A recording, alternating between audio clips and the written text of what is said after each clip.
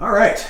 So I wasn't planning on making any videos on injection vulnerabilities for a little while until I went through some more logic testing. But honestly, I mean, I get probably 9 out of the 10 questions that I get on the Discord channel, or 9 out of 10 requests that I've gotten since I started making these videos are a question about cross-site scripting. And one thing that I've noticed is that almost all beginners seem to, for whatever reason, gravitate to cross-site scripting, maybe because it's just well known as a vulnerability. But there's a lot of nuance when hunting for cross-site scripting, especially in public bug bounty programs, that is never talked about. A lot of the videos and education material that's out there show you how to do these really complex types of payloads, or they'll talk about like getting in and popping or possibly filter bypassing and everything, but it doesn't do a good job of accurately representing what the experience is from the researcher to go and hunt for these vulnerabilities. So that's what I want to show in this video. I want to show what it actually looks like,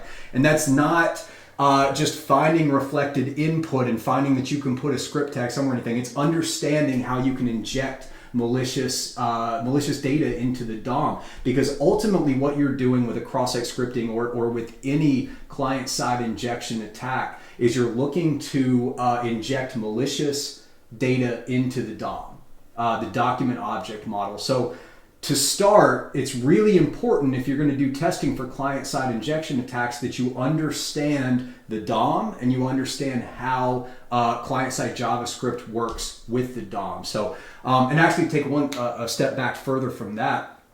In order to understand the DOM, you have to have a basic understanding of object-oriented programming. So just very quickly, as a refresher, hopefully, or just if you're not familiar with it, object-oriented programming is the way that developers will represent objects in real life through code, right? So a good example there is, imagine you're making an adventure game, right? And the user gets to create their character, and their character has different attributes, and they're going to go out to this world in this game, and they're going to get to fight enemies, etc. So if I'm going to build that game as a developer, the first thing I'm going to do is I'm going to sit down and need to create some objects that I can work with within the game. So I'm going to create that user character object, right? Now that character is going to have, and that's what we can call it, right? We can just call it a character object. So now that we have that, we would need to give it some characteristics, right? Some attributes. So for our example in the game, right, there's probably that character is going to have a certain amount of health, and maybe that's 100 for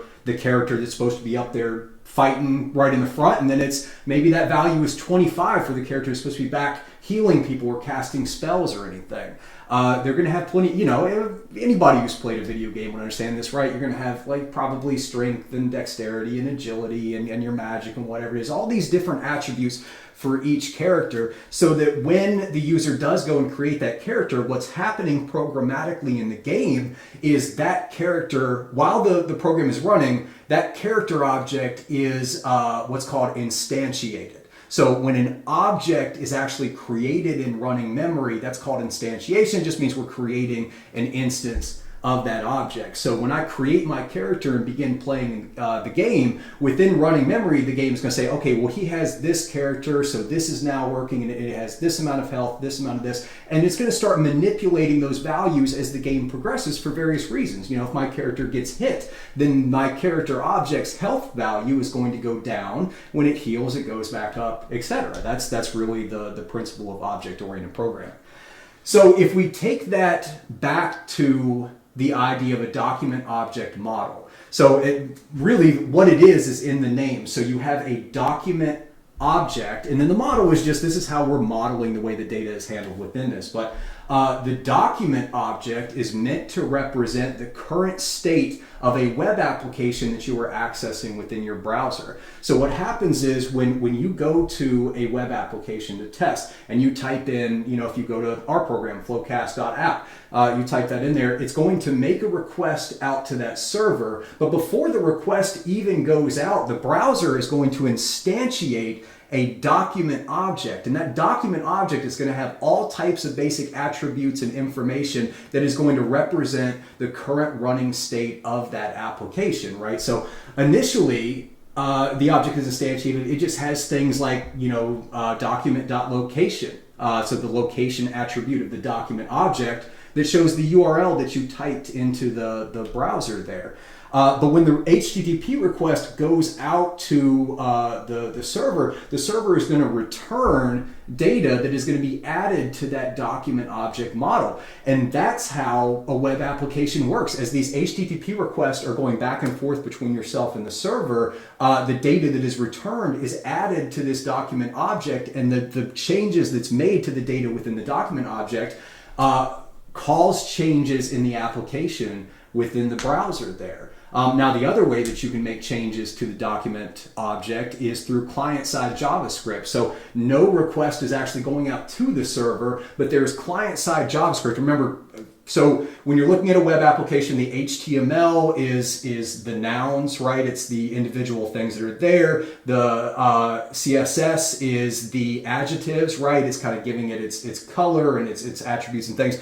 And then the JavaScript is the verbs. The JavaScript is telling the application what to do. It's representing actions. So the client-side JavaScript can actually accept user-controlled input and use that to manipulate the document object model as well without ever sending a request to the target server for it to send a response. So these are two different ways that we can manipulate the DOM.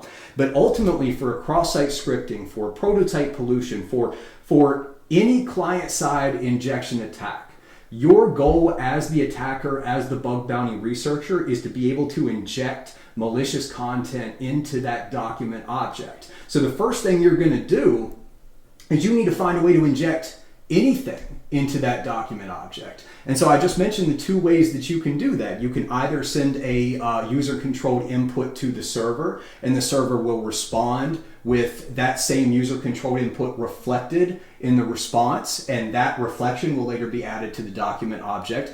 Or you can have what's called a source, a JavaScript source, which is a JavaScript method that is going to grab that user-controlled input directly from the DOM and then use that to manipulate another aspect of the DOM. And an example of that would be window.location.search, I think is how you get there. But right, so the dot search as part of the document object is going to access all of the query parameters in the GET request. If you do the dot hash, then that's going to grab everything with a hash fragment over it. So those are going to be our sources that would go into that client-side JavaScript. And then if that client-side JavaScript later passes that user-controlled input from the source into what's called a sink, which is just a vulnerable method that allows you to either execute JavaScript or write to the DOM, manipulate the DOM in some other way, and they don't sanitize or the user is able to get a malicious payload to write to the DOM through that client-side JavaScript, you would be able to deliver that attack as well. Now, in order to hunt for these client-side injection vulnerabilities, we're going to be taking three different strategies to do that. So, and this is something I want to start talking about more and more in my videos, right, is the strategies that we're using. And what I mean by that is, are we looking for a program with across all of the different subdomains within a program, and we want to find a program with a very large attack surface with a lot of different subdomains, so we can possibly find a hidden one of those? Are we looking for a program with authentication where you can register your own accounts? For the IDORs and access controls, we can really only employ one strategy, which is to find an application that allows you, or a program that has an application that allows you to register for accounts, and then you can go and test the boundaries. Client-side injection attacks are much more open, right? So anyway, so the first strategy that we're going to be focusing on is the one that I just mentioned. We want to do a very, very wide scope, and we are looking for any unauthenticated route that will allow us to inject some type of user-controlled input into the DOM. So what that means in practice is that, just like I said, we need to find a program that has a large number of subdomains that we can potentially test. And we need to work under the assumption, because this is really going to be the case, that the vast majority of unauthenticated pages have already been fuzzed to death, right? Client-side injection vulnerabilities are quite easy to find, or at least have some type of an alert that it could be there by automated scanners. So, if you're going to, we're going to do our testing on Starbucks program there. So if you're going to just the Starbucks login page and trying to test for client-side injection vulnerabilities, you're probably not going to find anything there, right? Because that's being scanned constantly. So our goal with the first strategy we're going to employ, which is the unauthenticated routes, is to find hidden subdomains or hidden applications somewhere within these unauthenticated routes that we can inject user-controlled input and manipulate the DOM in a way that would be beneficial to us. The benefit of finding any vulnerabilities, or the benefit of this strategy, is that unauthenticated routes can be delivered to anyone. They don't have to be logged in order to deliver that payload. So it's very easy to show impact to the program owner, right? If it's a page, even if it's an obscure page on some subdomain that nobody ever touches, well, if I can, ultimately what we're going to be doing with this, once we find a cross-site scripting, the way to weaponize it is you have to deliver that to a victim in typically a URL. You have to force them to go make this request that's going to trigger that action to happen in the DOM, because remember, the exploit is it's executing within their browser locally. It's not happening on the server side. So you're going to have to get them to execute that somehow. If they don't need to be logged into anything, and you can either get them to go to a malicious website, or you can deliver them a URL that would have that payload within it, and it will go and fire every time, that's going to have a significant amount of impact to the program owner. Whereas if it would only affect users that would be able to access that page if they had an admin role, and that's a very few amount of people, obviously it'll still have impact, but it won't be as widespread. So first strategy, unauthenticated routes. We are looking for hidden subdomains, hidden applications that may not have been tested by other users, and then or other researchers, and then we are going to try and inject user-controlled input to manipulate the DOM in a way that the developers did not intend. Our second strategy we're going to employ out of the three is we're going to be looking for authenticated routes, and within that, we're going to be looking for either hidden endpoints or hidden functionality. Because again, we have to assume that if you can go in and register for your own accounts, there's already been fuzzing done on basically every attack vector on most of the endpoints that we can find. So we want to try and first of all find some attack vector, some endpoint, some functionality that is not as easy to find, because that is going to increase our chances of being able to find an actual way to inject something into the DOM, into the client side, as opposed to testing pages that have been done often. They've been tested a lot, and you probably won't be able to find much of anything there. The third strategy that we're going to employ, and the previous two focus on reflected responses from the server, right? So with unauthenticated or authenticated routes, you're going to be sending a request to the server. The server is going to respond with data that somehow includes the user-controlled input that you sent to them, and that's going to be written to the DOM. So the third strategy that we have is we're going to look for custom JavaScript files that we can potentially inject into the browser itself. So that goes back to when we were talking about sources and sinks, right? At that point, no request is going to be made to the server. Now, I say custom JavaScript because if you're looking at the chunk files or any existing JavaScript library that's being used, almost certainly it's going to be tested and sanitized for any cross-site scripting. Now, you may find a 0-day CVE, but that's essentially what you're doing. If you can find a cross-site script, if you're looking for cross-site scripting in an existing JavaScript library, you're actually doing security research. You're doing CVE hunting. You're not looking for just a misconfiguration within the application. And so I see a lot of people when they're first starting out, they get in and try and find these vulnerabilities within JavaScript that's coming from React or Angular or these third-party packages, and they're essentially doing security research, and one of the most challenging things to do, as opposed to just looking for a way to manipulate the application itself to inject that data. So we're going to be looking for custom JavaScript files that ideally have somewhere, well, not ideally, they would have to have somewhere within that file to grab the user-controlled input and then somehow later use it to either execute JavaScript or write to the DOM. So we're going to look for that. Now, one additional piece of this that I kind of tie into that custom JavaScript, the third strategy, is we're going to be looking for NPM packages that do have a known CVE. So this is where you'll see those the scan results that will say jQuery has this vulnerability and these methods and everything, and we'll talk about how you can potentially test those. But what I want to make sure I talk about with that strategy, and the reason I tie it into the rest of the strategies, is in almost all cases you will find that the scanner that has recognized that vulnerability supposedly exists, it has recognized that a specific package is being used on the client side with a specific version. But it does not mean that they're actually using the vulnerable method, right? When you have a CVE of vulnerability in these NPM packages, in almost all cases, it's going to be a vulnerability within a specific method within there, right? So like with Lodash, with prototype pollution, the fact that they're using Lodash as an older version doesn't mean it's going to be vulnerable to prototype pollution. They have to be using one of the methods that at the same time does a deeper recursive merge without sanitizing the user objects as well. So I kind of fold those in there, but we will take a little bit of time to show how to test those. And I just want to make sure and set expectations that if you're finding those, because these are questions I get all the time, right? If you're finding those scan results in Burp or something else, does not mean you're vulnerable or you found a bug. In most cases, you have not. You'll need to go in and find out whether or not they're actually using the vulnerable method. And the real way to do that is typically through fuzzing. So if your fuzzers are not finding it, then there's probably not going to be too much there. So those are our three strategies that we're going to employ to look for client-side injection techniques.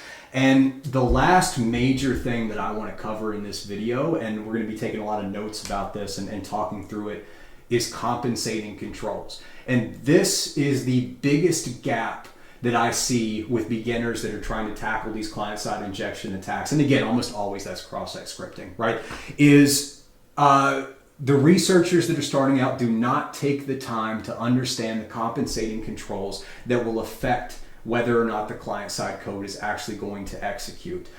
There's a lot of different compensating controls that can be put in place in an application to protect that application from malicious JavaScript firing. And it's always layers. I think this is a big part that people miss when they're first going in, is they see that their reflected input or their user control input is reflected in the response, and maybe it looks like it's not sanitizing the characters, right? They can see that greater than, less than in their script tag in the DOM, but yet the JavaScript is not firing, and they don't understand why, but they believe they found something. They're going to keep testing. The reason is these layers and layers of compensating controls. It's a principle called defense in depth that every blue team is going to have as a core tenet of their security practice, right? They want to make it as hard as possible to get that JavaScript to fire. They're not only going to try and stop those characters from coming in, there's going to be layers and layers within the browser itself when the request goes, etc. So in this video, we're going to be going through 7 different compensating controls that will have a dramatic impact on your ability to successfully inject malicious JavaScript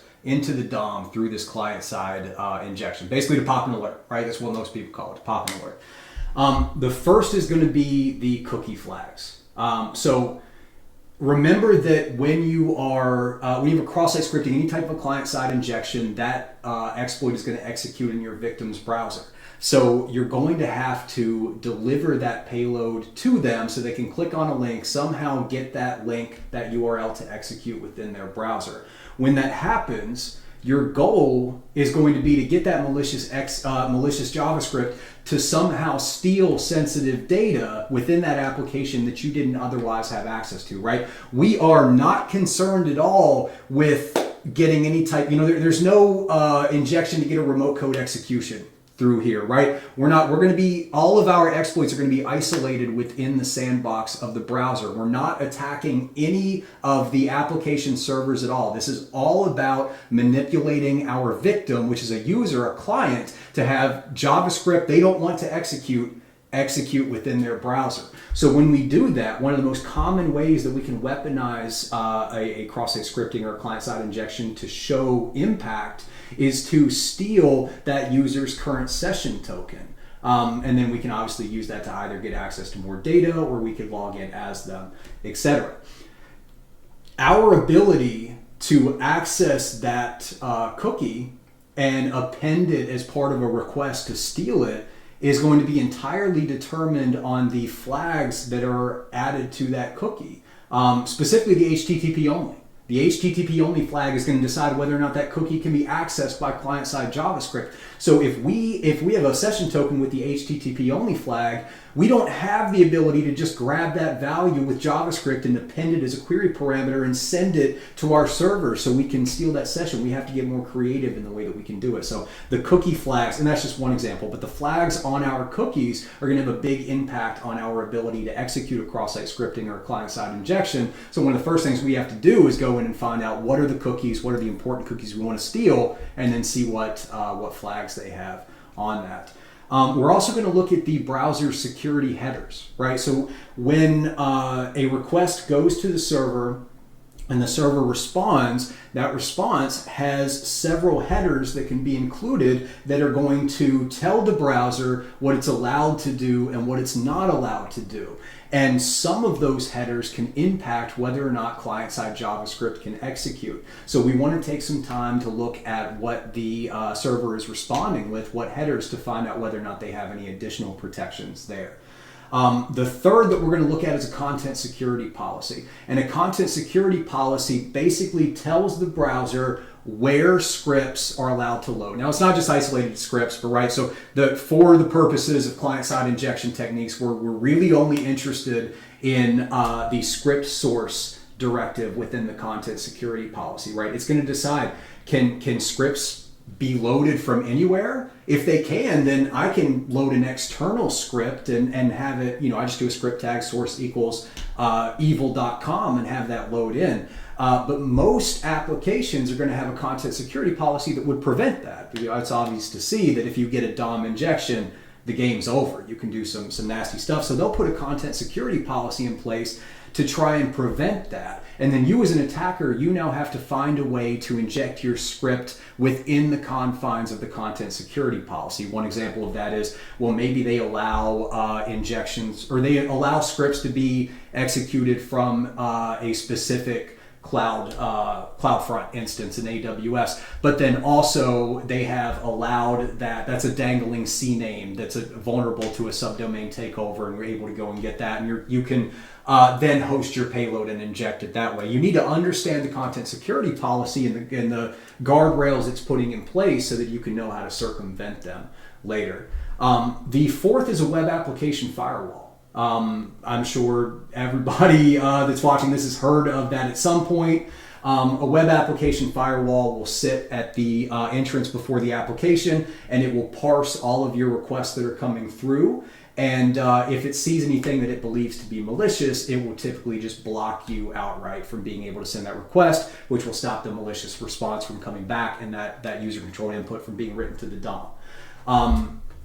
Very common expression in application security is if you want to make an application less secure, put a web application firewall in front of it. We'll talk a little bit about why that is, but first of all, obviously you can see that's not going to do anything for our third strategy, which is trying to inject something into the client-side JavaScript, because that request never leaves the user's browser. They click on the link and it loads the client-side JavaScript, but then the user-controlled input is all maintained within the browser. But then also it's always a cat and mouse game, just like with any other CVEs that you have. You're always going to be looking for bypass techniques and et cetera. So web application firewall is very, very common control that people are used to testing against.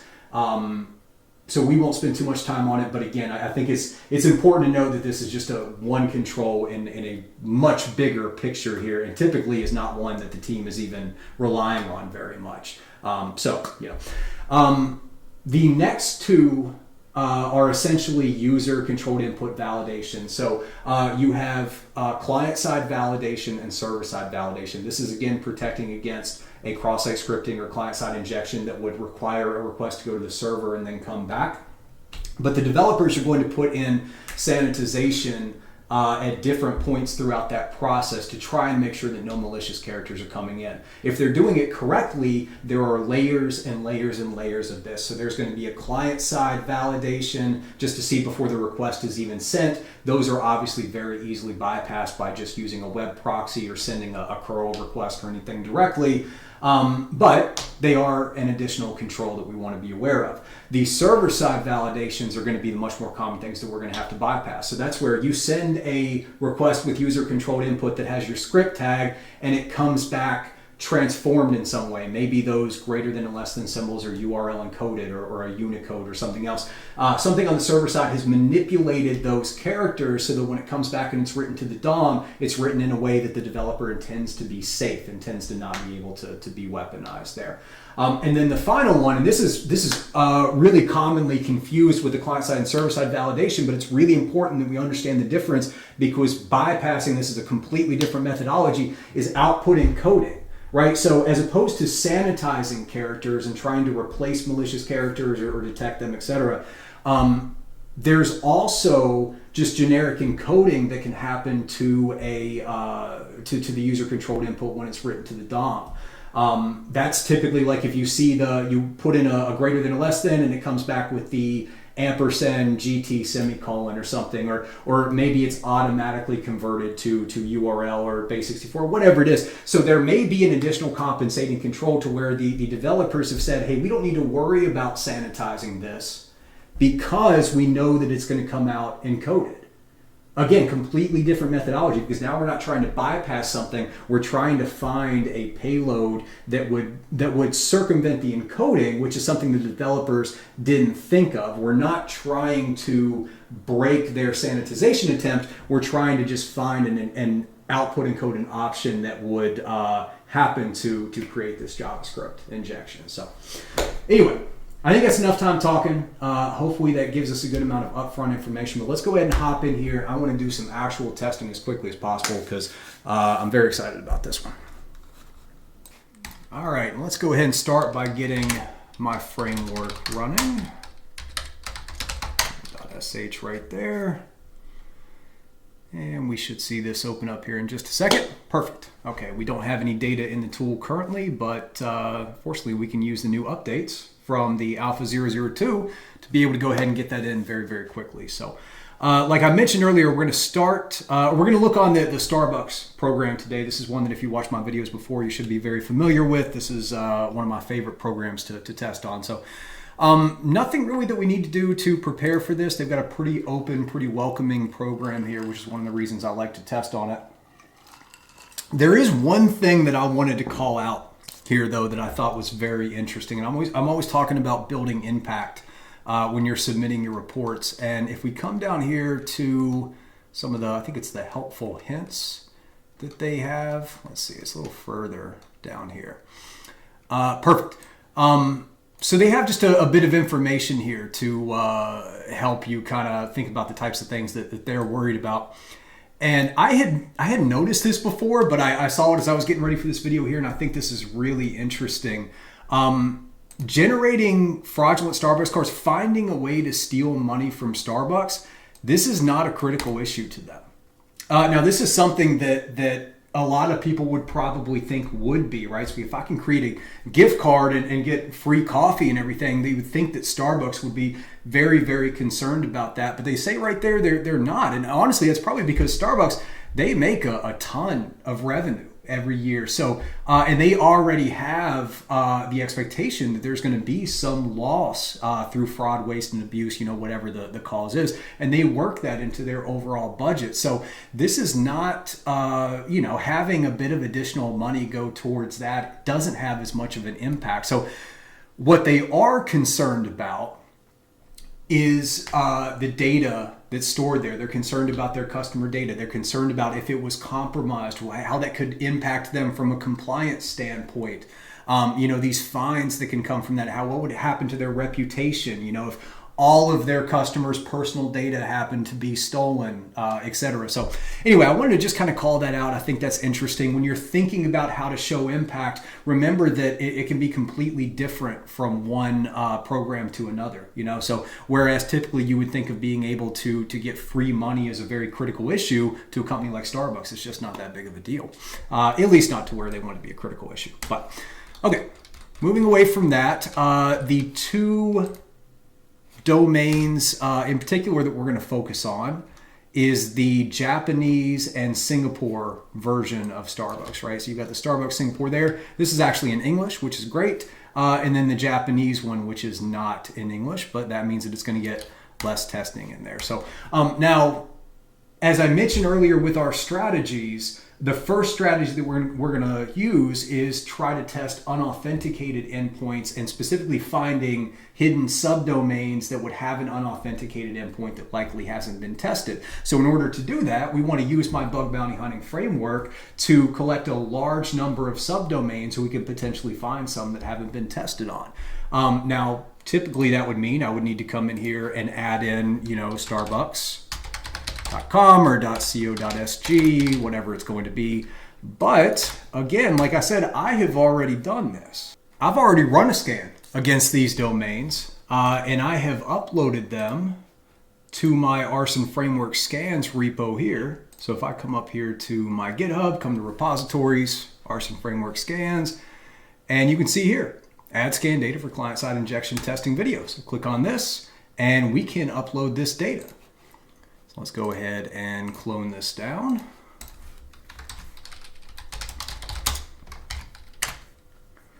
Should take just a second there. There we go. And now if we come back to the framework, I'm just going to browse for the scan file that I downloaded. And in here we have Arson Framework Scans, and we're going to go ahead and grab the data for our Starbucks programs and hit add. And that quickly, we have all the information we need to go ahead and start testing. We've got our Singapore and Japanese version here. You can see we've got 190 live URLs here, and then for the Singapore, 30. So much smaller attack surface for the Singapore version compared to the Japanese version. We're going to be looking at the difference, but remember, we're starting our strategy by looking across this the attack surface of both of these domains to try to find any hidden subdomains, any hidden applications that have possibly not been tested, and then from there we're going to try to find a way to inject user-controlled input into the DOM in some way. So we'll go ahead and start looking through these, and let's see if we can find a good candidate or start getting a list together to find good candidates to begin testing for that. Now, in addition to this, as always, we're going to go ahead and get our notes set up. Let's go back here. And I will do touch client-side injection.md. And we'll go ahead and open that up in VS Code here. All right.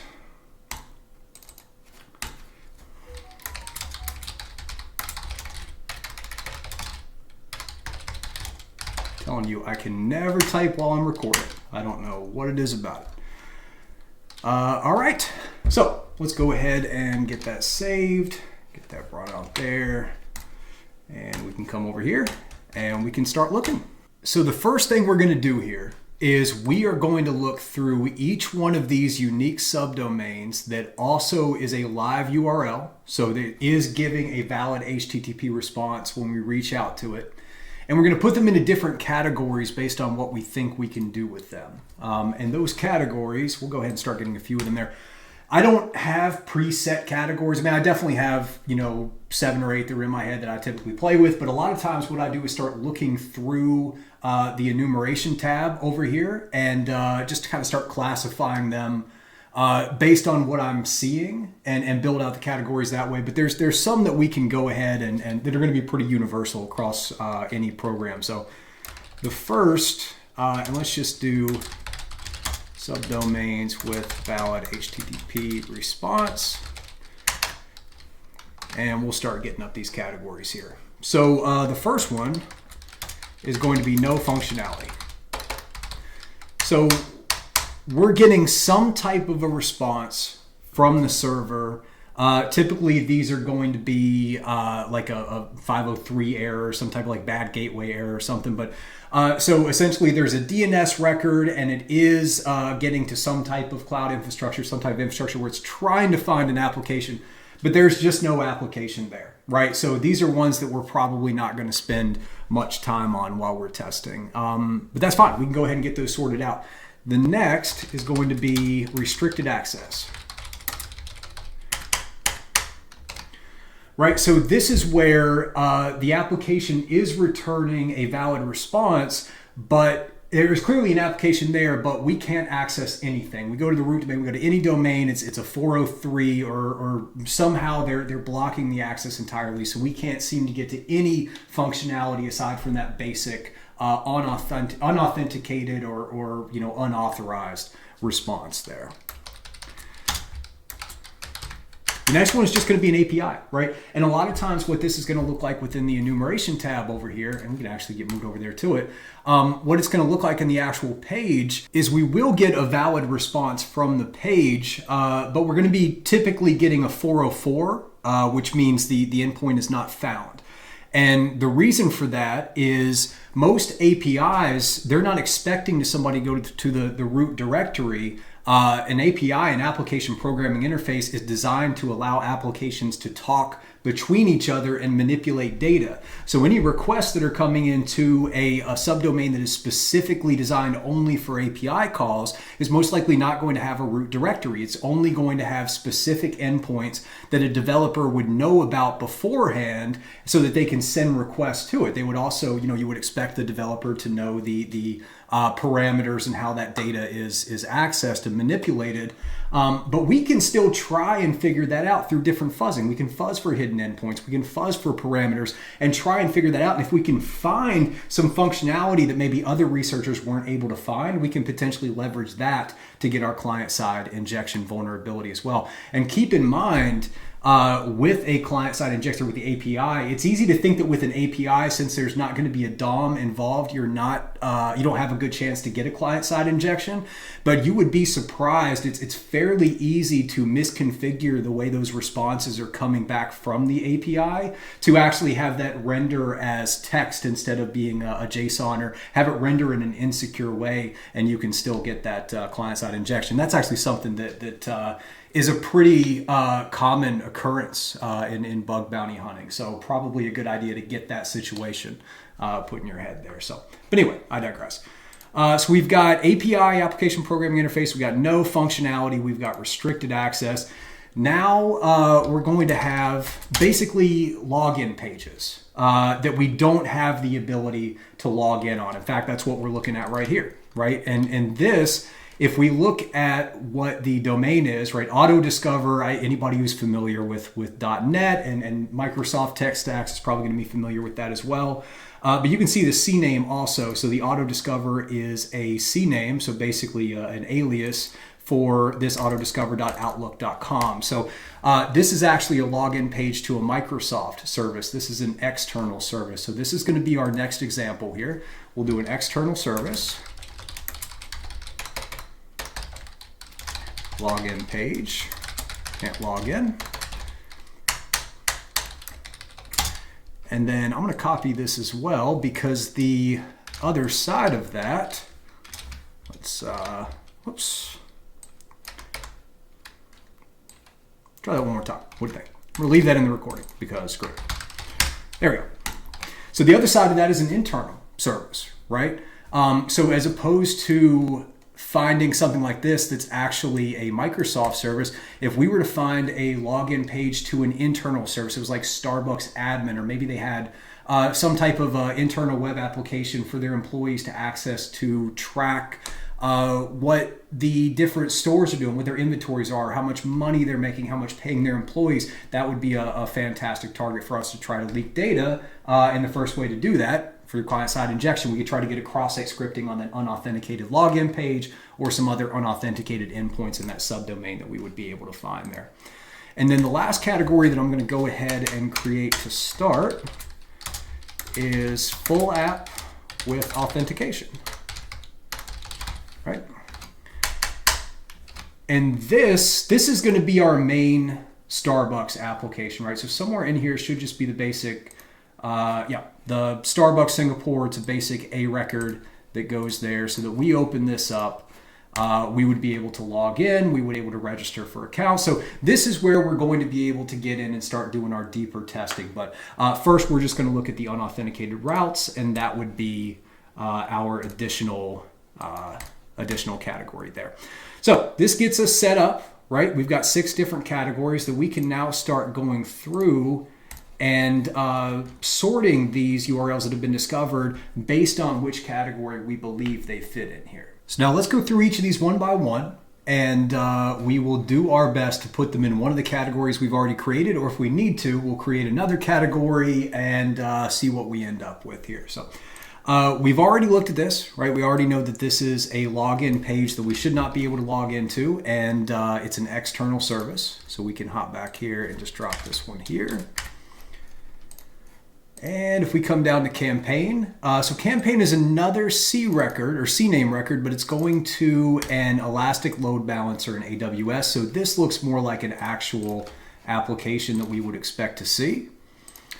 Looks like it's actually a redirect here to the www as well. So from what I'm seeing, I think this is actually, it's from an HTTP as well. I think this is probably just a hard-coded redirect. That's what it looks like at this point. So I'm going to put this down as the full application.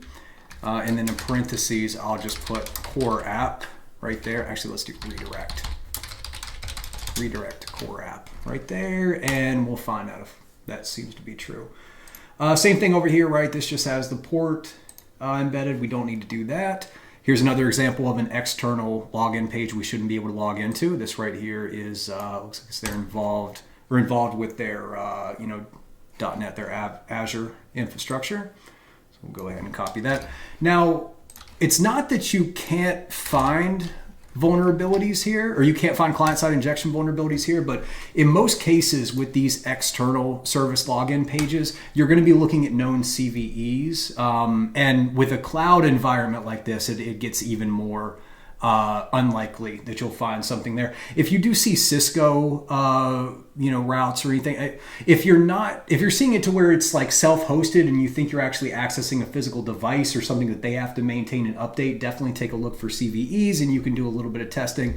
But I would not expect to find just a generic client-side injection here on an endpoint like that. Here's another one. Very similar. You've got enrollment and registration here, but this, once again, this is a C record for a Windows.NET domain. So this doesn't look like an external login page necessarily. It does look like endpoint not found. So this tells me it's probably an API, but a standard API. I'm actually going to put this under no functionality here just because it doesn't look like a prime target for our client-side injections. Anyway, it's probably not something that I want to spend my time testing on. Now the link discover, we're not getting any response at all from that. I'm not sure why this showed up in our live URLs, but this is also part of the Microsoft services and redirects over here. So we can just grab this one and put it as no functionality as well. I don't expect to get much from that. So far, this campaign at Starbucks is our only good target. We're hoping to find a few more, but that's fairly common. You may not find too much. So. Okay, and this is interesting. So you have a UAT in the domain, which typically is indicative of a testing environment. I don't know what the MOP stands for. That's not a typical convention. And this is a CNAME record, but it's going to this Starbucks domain with fastcache.net. Now we can, come over and do a search for fastcache, which is what I typically would like to do if I saw something like this. We do a little bit of research and we'll find that fast cache, this is a way to basically improve the performance of applications built on the .NET tech stack. At least that's what I found through a little bit of research. I'm not an expert on .NET by any means, or Microsoft in general. So somebody please correct me in the comments if I'm off base about that. But the important thing is, right, we come here and we're seeing a 403. So what this means for us now is this looks like a restricted access. Now it's still an external service, and even if we could get past this, it would probably just get us to a login page or possibly an API or anything. But really what this means to me is it's not a fantastic target. Right here, once again, we have an external login page. Hopefully this is starting to kind of give you an idea of how these categories make sense. This is always one of the first things that I'm going to do when I'm going through a target in general, right? This is one of the first things I do is I'm going through enumerations. I want to document and try and figure out what category each one of these fit into. Now this one, this actually looks legitimate. Let me go ahead and open this up and make sure it's going to open up again because it's another UAT. So this, I would imagine, is a staging environment for their shop, and it looks like a completely different application. Yep, in fact, I don't even see, well, there's the option to do a login page. So it may not be exactly a different application, but it's fairly close enough. I actually don't want to get that. Let's grab this here just to make sure we get the correct protocol. And this, I'm going to put this on the top here because this does look like a great target. Now it's got authentication. That's probably a shared authentication with the core application, but at least it seems like some additional functionality there. So that's our first good target. And we've got the shop as well. Okay, so here's your staging environment. You've got different featured items. Most likely, I mean, it may be that was just cycling through and it took the screenshot, but this one does look a little different. So this is the non-staging environment, but that is an entirely different target for us, right? Because they may have pushed out updates in this staging environment that have not made it to the core environment. We can find the client-side injections there. And that'd be a great thing to do for the owner of the program, right? Because now we can catch it before it actually gets into production. They shouldn't have any sensitive data in here, but we can still show them impact and say, hey, once this rolls out into production, it's certainly going to be able to be weaponized. So that's just a good, if we can catch something in their staging environment before it goes to production, that's a great way to kind of show that we're partnering with that company and trying to help them as much as they are helping us by allowing us to test. Okay, so we've got the main application right here. Now, obviously, we're still looking at HTTP right now, but I would imagine it's all going to redirect. And I'll just go core app, just so we can track that. And let's see what else we got down here. Back to a campaign. Shop. We've got a SIP endpoint here, which SIP can be voice over IP. A voice over IP protocol. I don't know if that's what it's referring to here. Looks like it's just not responding at all. So just get that added in there. That should be fine. Okay, and here's possibly an API. Now the naming convention is weird to do dub1 starbucks.com, but this is typically what I would expect to see for an API that's just strictly an API, right? Is there just no root directory? This also is an A record straight to an IP address, so not an external service, not anything else. So I'm going to go ahead and grab this and ask myself the question, is this an API? And we can come and fuzz for hidden endpoints, possibly find hidden endpoints, find a way to actually get user-controlled input going into it. Maybe this hasn't been thoroughly tested to where we can force this API to return an actual rendered script tag and actually execute JavaScript there. Let's see if we have anything else on this end. This looks like just another instance of the core page. This is most likely just the generic staging environment for their core app. So let's go ahead, and this is a restricted access. So we want to bypass that restricted access to try to get, somewhere that we can, some attack vector that we can inject something into the client. But I think that's about it. This is a fairly small attack surface. It seems like a pretty consistent tech stack, right? We're seeing a lot of stuff with .NET. We've got the auto discover, the link discover endpoints, everything that I would expect to see from a typical .NET application here. So I think we can go ahead and move on from the Singapore, and let's go to the Japanese version of it, which I have already done some poking around, and they have a completely different technology stack. I think it's really fair to say that these are completely different development teams, completely different technology stacks. They likely don't work at all with each other. So we can treat these like completely different applications. They may have different code patterns, different best practices that they're following here in the Japanese instances that the Singapore team are not following, and vice versa. So we're going to treat this like a completely new application, but we're going to do the exact same thing. We're going to go through these live URLs, these unique subdomains, and we're going to try to put them into categories to find any unauthenticated endpoint that nobody has done testing on yet. So we start out, we're getting these initial error messages on these, what looks like staging environments. This has like a UDP, so that's a, HTTP streaming HTTP request as opposed to TCP there, potentially. I don't know, that could be another internal thing. Let's go ahead and put these first two in the category that there is no functionality, is what it looks like, right? We don't know that for sure, but it appears that this is just a broken endpoint. Now what that could mean is they've registered the domain, they've set up the load balancer, but there's no application behind it. It also could mean that this is hoping for a specific header or value, or there's something that we should know to send with this request to have it not return this error. So that's another thing I'm going to be trying to do when I'm looking for an attack vector that no one's found yet. If I can circumvent these server errors, figure out what would make it not error, I can potentially find somewhere to inject user-controlled input into the client. This one, on the other hand, these are A records, but this looks like an S3 bucket. And then we also have the asset subdomain as well. So probably, yeah, Amazon S3 right there. So we're just going to kind of skip over that. That's an external service. I'm not interested in testing AWS's environment for the possibility of a client-side injection. This one, okay, here's another redirect. So they still are using Outlook over here. So likely still have, the Office suite, Microsoft Office, although it looks like they're not hosting anything in Azure, at least not the pieces that we've seen. But we'll drop this in as the external service login page as well. Let's keep going down. Now this is a very interesting one. So we have a redirect, and it just loads. Oh, it's redirecting to the login page. Okay, so this looks like an internal service that is leveraged. Maybe it's an internal service. It appears to be, but it's leveraging their core application's login page here.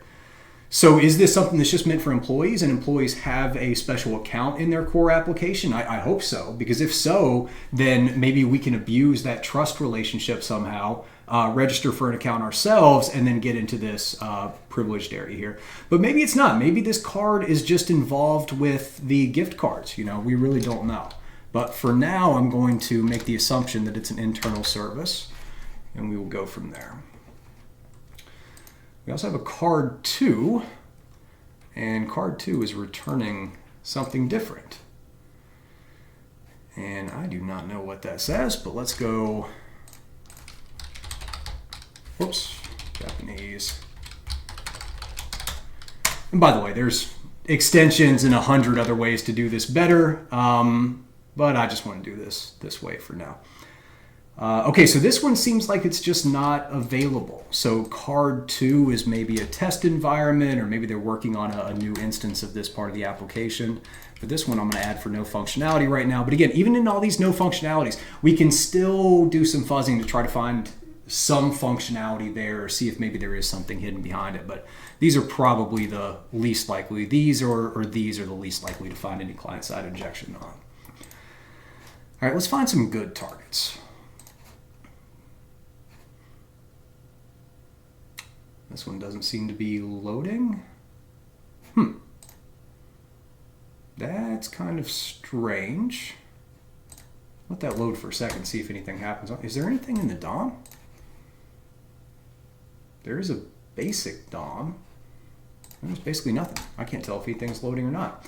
I'm going to skip that one for now, but I may come back and do some testing on it. Let's try the same thing here. This one doesn't even have a DNS record. It's just basic HTTP. Unless you've got the username and password for basic HTTP auth, it's not a very secure auth, but brute force is not going to be in scope for this bug bounty program, so there's not anything else that we can continue to do. All right, let's see. We have a few more of these. These are generic 403s. So let me go ahead and grab this here. This is going to be another one that is restricted access. We can try and bypass that 403 there. Lots of dev3, cart2, dev2, forbidden, forbidden. So a lot of other, oh, this is interesting here. Discover your favorites. Okay, so does this have authentication? I think it does share authentication. Yeah, it is sharing an authentication here, although I'm not authenticated right now, I don't believe. But completely different functionality. So I'm going to add this in.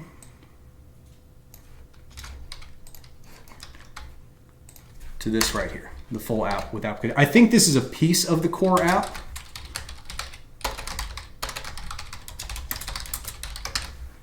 And we can come back and find out later.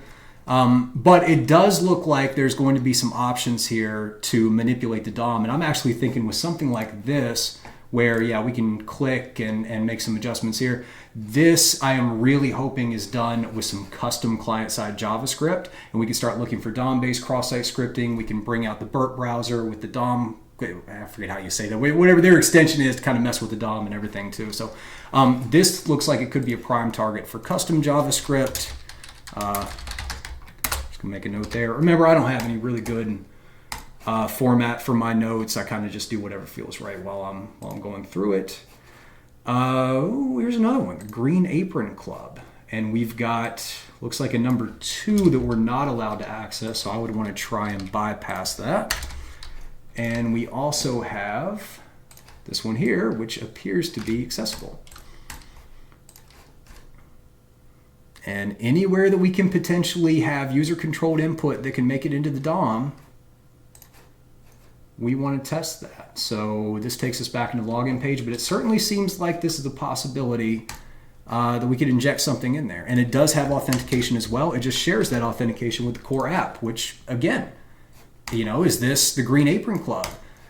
Does that mean that they are Starbucks workers? Is this an internal employee portal that you can log into? And in which case, if it's leveraging the session from the core application, and their employees are told, yeah, go register for the core application, then you can come, and it's essentially a single sign-on implementation to get in here. That's big for us as bug bounty researchers, because that means we can very easily show impact. We can target the session of the core application, but we can target Starbucks employees that would have access to these endpoints under the Green Apron Club as well, that are probably going to be more sensitive, have more sensitive data to them. So this is going to be a very, very good target there. We'll come through a few more. This is HTTP basic. Okay, great. And then here's the actual instance of it too, because this again looks like a completely different application. Now I don't know if there's authentication, but I'm going to assume there's, you know, it's at least tied into the core app there somewhere. And most importantly, there's probably going to be somewhere that we can inject into the client side. Let's come through and see if there's any more. But I think that gives us a good amount to work with, right? We've got some with no functionality at all. We'll do some basic tests just to try and see if anything can return a valid response. So here we're looking for just anything aside from these general, you can't do anything. And if we find that, we're going to try and get user-controlled input that's reflected in the DOM somehow. Restricted access, so we're going to do any type of 403 bypasses. We're going to try to do like the X forwarded for or anything there. Try and trick it to give us access to these pages. And then if we can find that, obviously, once again, hoping to find user-controlled input, injected, reflected in the DOM, and we'll go from there. This API will do some fuzzing for endpoints just to see if we can find anything. If we do find endpoints, we'll be looking for any endpoints that return JSON data with the content type text. It's a very common misconfiguration that we can find client-side injections in. For the external services, we're probably not going to touch these. I may look for a couple CVEs, but I'm probably just going to skip right over these. This internal service, we'll look for some additional endpoints. We'll do some general fuzzing, but not going to spend too much time on that. And then these URLs right here are going to be the main part of my testing. And actually, there's one that's missing here, is the core application for the Japanese instance here. So that should just be, gotta be here somewhere, right? That one kind of looks interesting too. We can play with that later. Also a product. Let's grab this so you can tell I'm doing this live like I typically do. I want to test that one as well. And then where's the core application here? There we go. No.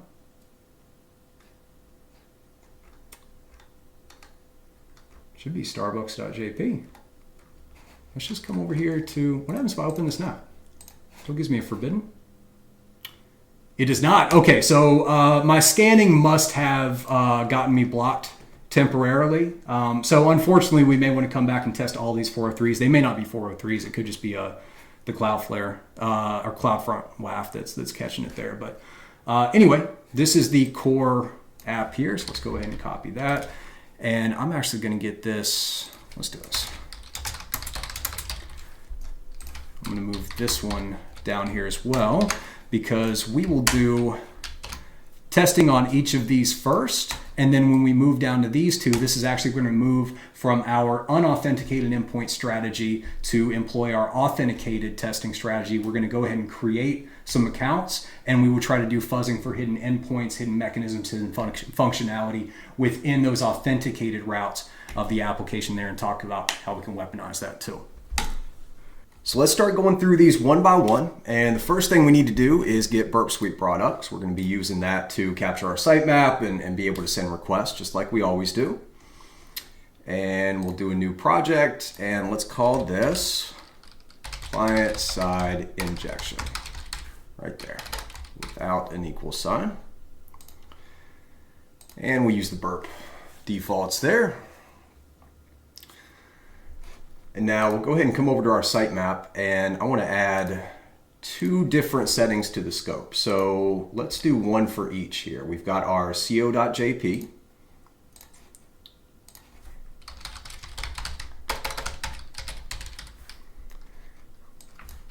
Copy that real quick. Yep, that's fine there. And then we also have .com.sg, so different top level domains there, different naming convention. We'll get that one added as well. And we'll leave both of these as in scope for now, .sg. But this is going to allow us to switch back and forth between them as well. So we'll get that set up. And other than that, I think everything within Burp Suite will be good. We may come in and add some additional resource pools if we need to. We're definitely going to add some extensions later as well, but there's not much that we need to do right now. So let's come back to our notes, and we're going to start by testing these no functionality endpoints. Now, these can be kind of difficult to test in Burp Suite because a lot of times if they're not sending a valid response, it's not going to be put on the sitemap and things. So we're going to grab it with the proxy, we're going to send these to the repeater, and then we're going to see if we can try and find any functionality from these endpoints that are seeming to not have any there. So let's come back over here, and we'll just pull up a random one. And let's see, got to make sure that all of our requests are running through Burp, and I'll go ahead and send that there. Okay, so we'll come into Burp Suite. Let's make sure that's going to our proxy. It is. Okay, so we have a 404 response saying that it can't find any endpoint. This may be, some type of API. We could fuzz for some hidden endpoints there. We'll definitely try and do that. But here you can see we don't see it on the sitemap. Actually, that could be because we don't have this here. But I think, yeah, even if we're filtering so we would show 404s, the proxy is not actually going to add this to there. So let's just send it to repeater, and we'll get the rest on here as well. Let me make sure I go to the right place. Now let's try this one. If I remember correctly, the link discover, yeah, that one didn't show anything at all. Yeah, and so this one especially, right? Like, it's not going to add anything to the sitemap because we're not even getting a valid response from the server. And this is part of the .NET stack, so most likely we're not going to find anything there, but we'll get it added to our repeater anyway. The SIP, I think, was the same. No response.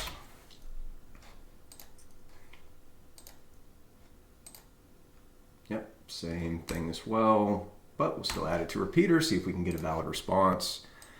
Now these, I believe, were a server error, if I remember correctly. So these are the ones that I'm most yes, it is the one. Okay, these are the ones that I'm most optimistic that we may be able to find some hidden functionality here, because I think that these may be looking for some type of a header or parameter, something to say that it's authorized to make this. The server errors, a lot of times this is a way to obfuscate that you're actually just unauthorized or it's an unexpected request there. So let's send this to the repeater as well.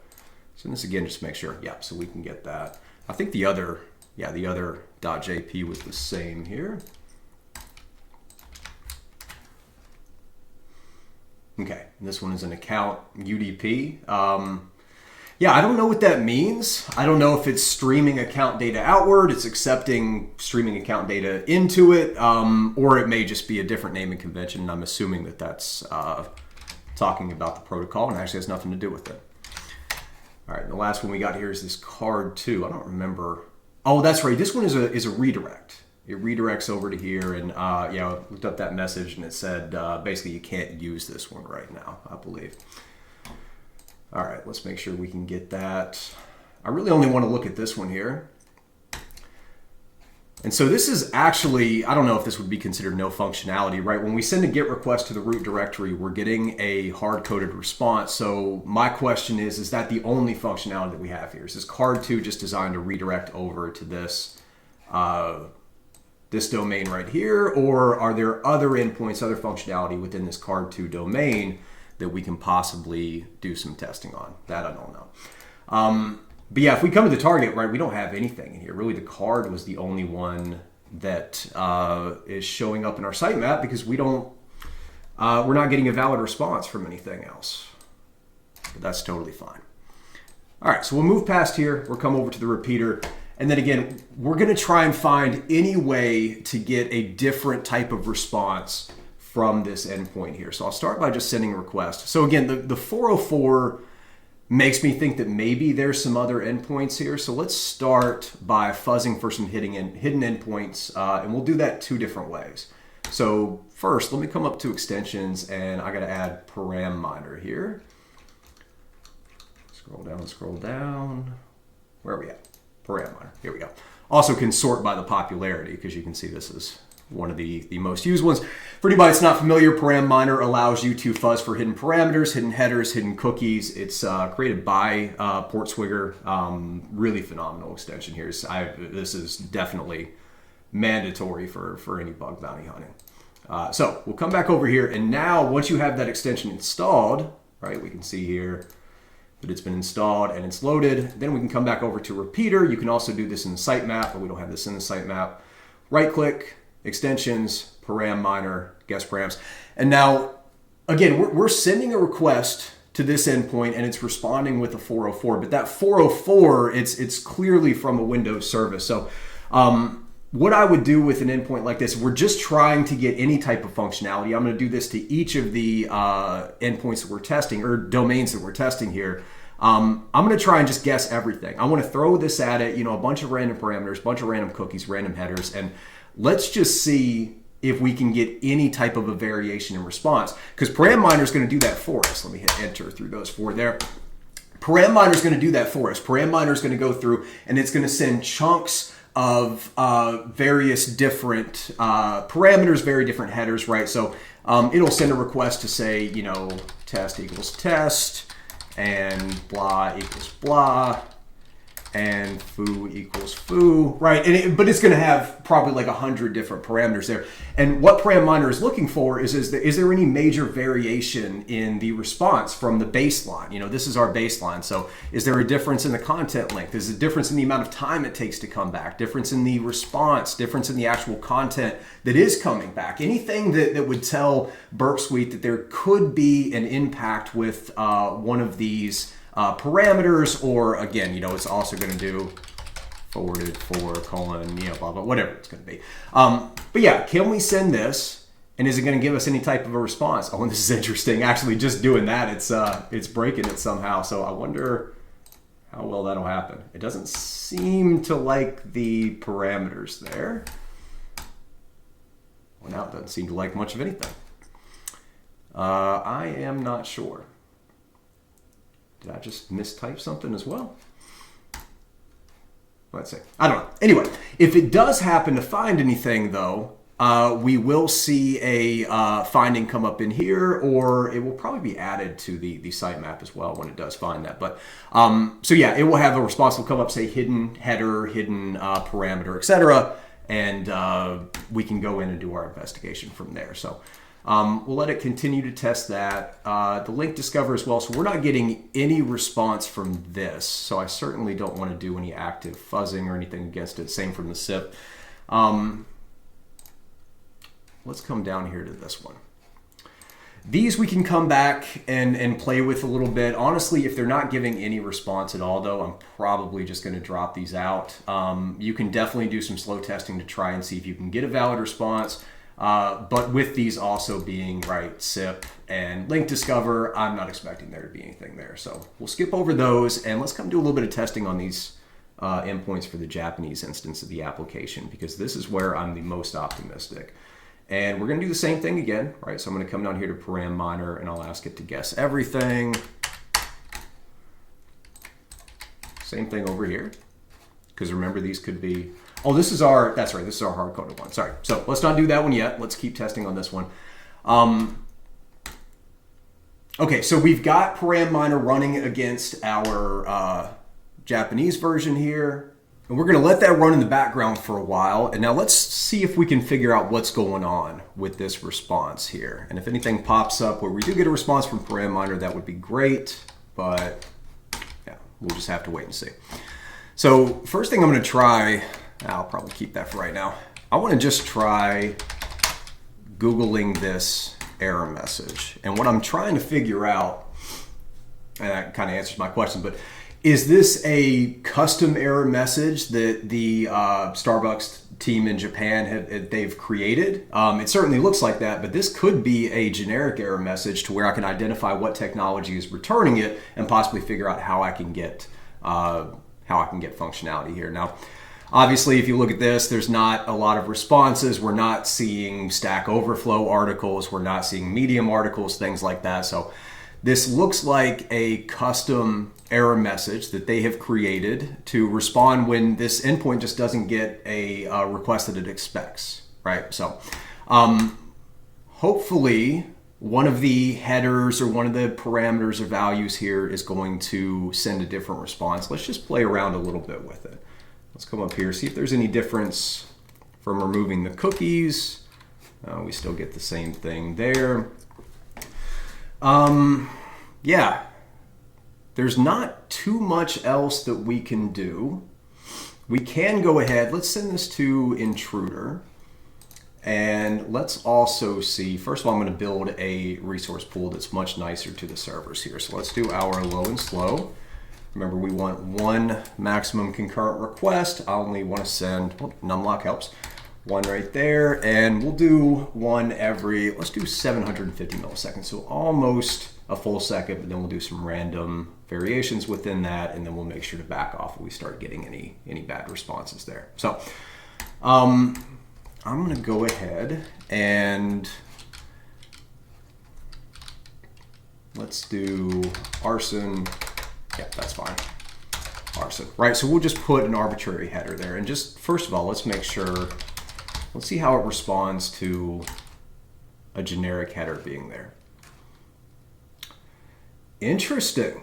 It doesn't seem to like that. What happens if I come back here? Doesn't look like we're getting any response at all. So the problem, I think, let's cancel this. Oh, let me say, hit enter right there, send. And now we're getting a response. Okay, so the reason that was happening, let me come up and hit this button here. So an HTTP request has a very specific, it's actually a byte stream. It's a stream of individual bytes here, right? So every one of these characters is a byte. We can be converted into hex there. So, and every line here is ended with this return carriage and line break. That's what the server is expecting. That's how it knows, because this is not, it just comes as a stream of information. It says, okay, this return carriage line break, that means, okay, that one's done. And now let's start reading the host header. Okay, that's done. Now let's start reading another header, et cetera, et cetera. The way that the server knows that the HTTP request is done is if there's 2 return carriage line breaks, one after another, at least if it's a GET request. If it's a POST request, obviously, then it's going to be looking for a body or things like that. But in this case, it's only going to be looking, or once it finds the return carriage line break, then it says, okay, the request is done, and now let's send the response. If we go back and remove that additional line break right there, which is, we actually had it like this before, then the server doesn't send a response. Because the server is waiting for that second return carriage and line break in order to send the response. And then it's like, okay, now I know everything is done. So that's the reason that we didn't get a response there. If we hit enter as well, now we see that we get the response. So that's just something additional to know. Didn't think I was going to run into that, but can be helpful if you run into it. So anyway, so that's fine. Let's see how it likes our arbitrary header now that we can do arson. See if that has any impact. And it doesn't. Okay, so that's perfect. So that means that we can do a little bit of fuzzing there. So I'm going to add, this is a payload here, and I'm going to add a second payload that's going to be endpoints there. So that will allow us to do some testing. And then instead of the sniper, I'm going to use pitchforks. We can use a different set of payloads for each one. So let's come over to the payloads. The first one that we have, right? The first one that we have is our endpoints there. So what we want to do is simple list. We're going to load this up with the seclist, right? Seclist discovery web content. And I'm going to come over here to the raft. And we're going to do directories. We'll do raft small directories. The reason for that is I'm just hoping to find any type of variation. And I think the directories word list is going to give me the greatest chance to do that. So we'll add that in there. And then for the second one, remember, our second payload is going to be this header. Let's come in and see if we can find any headers to use here.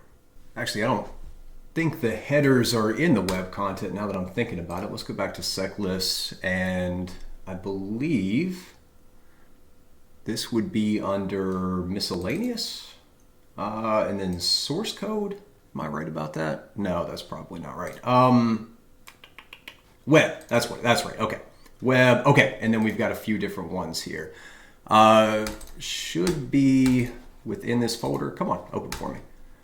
Perfect. Okay, and then I know we have some that are, okay, so we've got an IP address, non-standard examples. We've got fields and examples right there. So I think what we want to do is the fields, if I remember correctly, that should be the server names. It is, perfect, okay. So we'll go ahead and get that one loaded up. We've got the non-standard and the standard. I think that's good. That'll give us 67 payloads there. So, okay, so we have two different payloads here. We're going to be fuzzing for endpoints. We're also going to be fuzzing for hidden headers. We are doing 2 of the different word lists there with the pitchfork. So it's going to run them at the same time. And then we're going to do our low and slow resource pool. So this is just slowly going to send these requests as well. Hopefully something will pop up that we'll see a variation. But again, anytime we're doing this automated testing, we want to get it running in the background just to kind of help us. We never want to overload the servers. We don't want to overload our own machine as well, although we can always reboot that. But it's good to have this running in the background while you're testing so that you can come back at different times and see if you do see any variations that could potentially point to some hidden functionality. So we'll go ahead and hit start attack there, and we're just going to let this run in the background. And you can see our baseline, right? In fact, let's come up here to the columns, and I want to take a look at the response time as well. But you can see our baseline, right? We're getting a 400 status code. We're getting, taking around under 200 milliseconds for the response, which means this is almost definitely being kicked back very quickly. There's not a lot of processing happening on the other end. And then we've got our 885 for our response. So any variations in those numbers, any errors, any timeouts, anything like that could tell us that there could potentially be some impact to the request that we're sending there. So let's go ahead and minimize that there. The pitchfork is going to end quite quickly. So if that one doesn't work, I'm just going to start one more after that. Doesn't look like we're getting, ooh. Interesting. Okay, let's send this to the repeater. You see that we have a variation in the response. When we send a GET request to the login, we are getting redirected to this HTTPS. Are we using HTTP for this one? Or how is that one working? Thank you, robot, for calling in the middle of that and then hanging up. That's great. I'm going to leave that in the recording because that stuff is really, really annoying and it happens all throughout the day. So that's phenomenal. There's a redirection here. That's what I'm looking at. Okay, so follow the redirect. We still get a bad request, but now, is it every time? Okay, so this is a little bit of different functionality, right? We're getting the response directly from Google. So this endpoint that we thought had no functionality, now we've actually found through our intruder that if we send, and I wonder if we need that header as well. Let's try that. Let's come back over here. It's doing accept language twice. I wonder if that has something to do with it. I'm guessing not. I'm guessing it's just the login. So let's get rid of this here. Let's go all the way back, right? Just this, get rid of the accept language.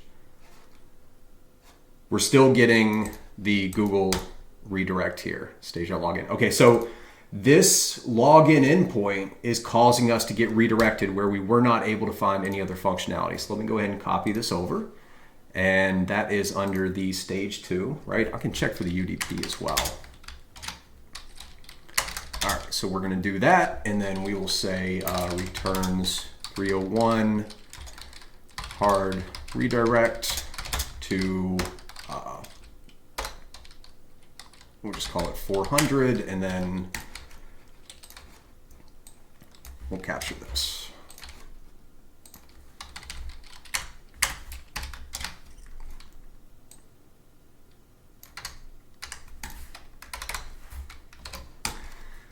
Okay, so now under our no functionality, right, we have found some type of functionality. We don't know what it does. In fact, it looks like it doesn't do much of anything, but this is, we went from having a URL that we felt we could get no interaction to now we found that it does have the ability to interact with it, and specifically if you make a request to this login endpoint. So I want to know now, is there other hidden functionality with other endpoints, right? Is there an entire application here that we can start to interact with if we can just find the endpoints that the server will respond to? So let's go back to our intruder again. We're going to get rid of the attack that just ran with our pitchfork. And instead, we're going to come through and we'll just do a sniper here. We'll run through for each one. And if we come back over here, so this will do a total of 40,000 requests. We're going to keep our resource pool in here. Everything else will be the same. You know what? I'm actually going to get rid of this too because we're already fuzzing for headers. I think that's fine. Let's just get rid of that payload. And let's just see what happens. Because we found the login endpoint, let's just directly do some fuzzing for the endpoint. So I'm going to let this run in the background. Again, I want it to be very low and slow. And I'm actually going to move on to another URL, but the great thing is we're starting to find it. We're starting to dig in more and more. And this is what you're going to do. You know, it's up to you whether or not you feel like this is a good use of your time while you're doing client-side injections. You know, you may want to come in and spend a lot of time fuzzing into these endpoints that have no functionality because other researchers are probably going to skip over these. But there may be nothing there, and you may be going down a rabbit hole, and you may spend hours and hours and not find anything. So it's really up to you whether or not you think that's a good use of your time. But we'll continue testing on this one. I would imagine that this, well, potentially has similar functionality. Let's come over. Do I have that one? I don't think I have that one captured in here. Let's try that same one, and then we'll move on to our card too.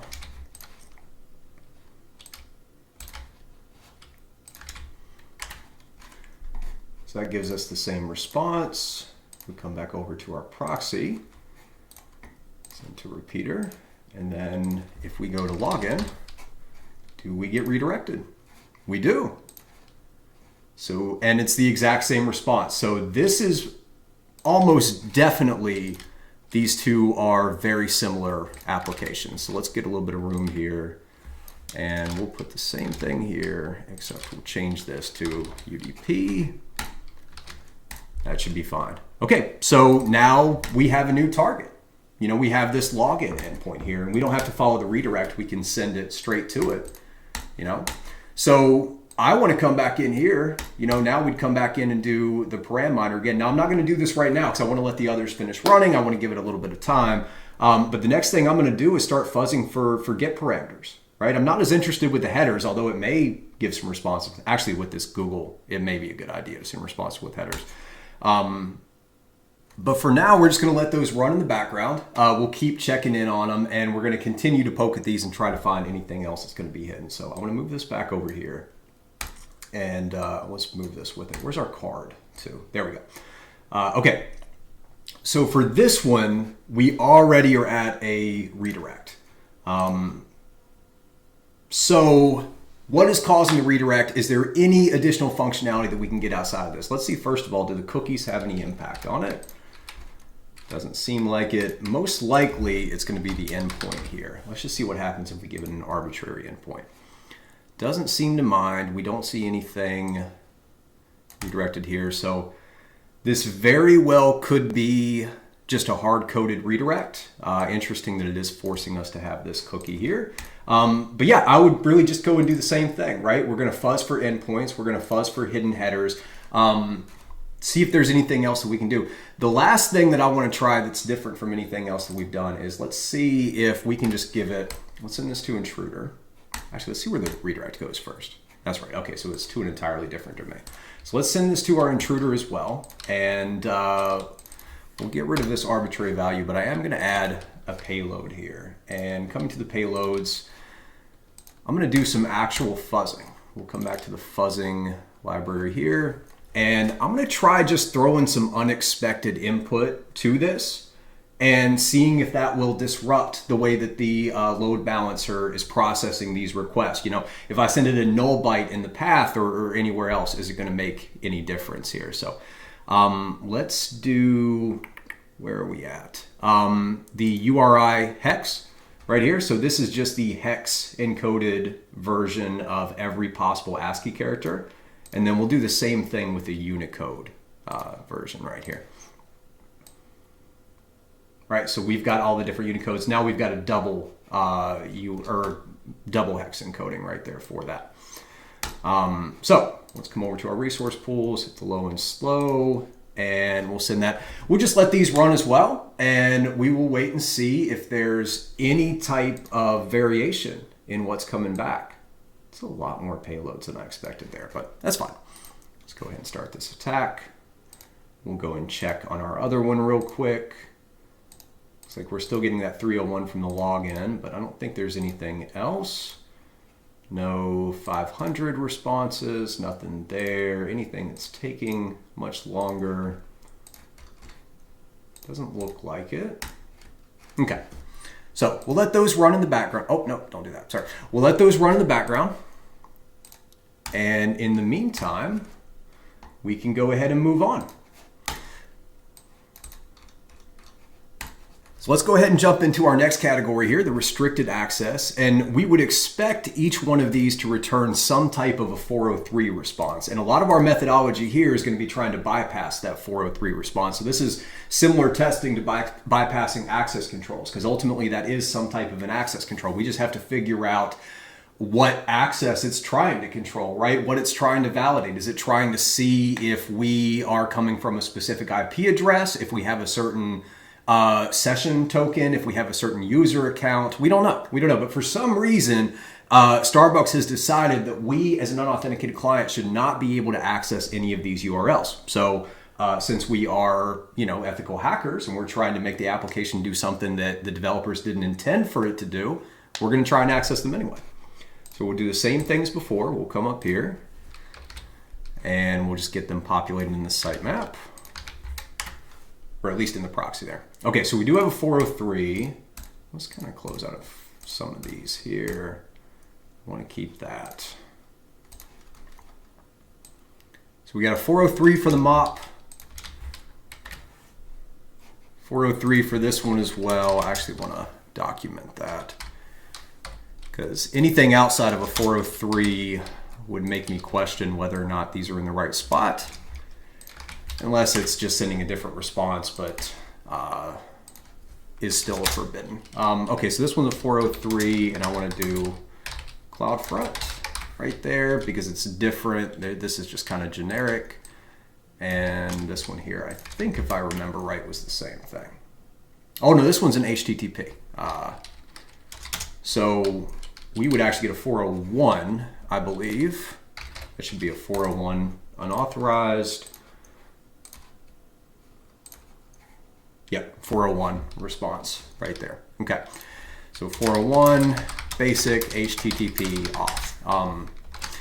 And unfortunately, there's not a lot that we can do to get around this.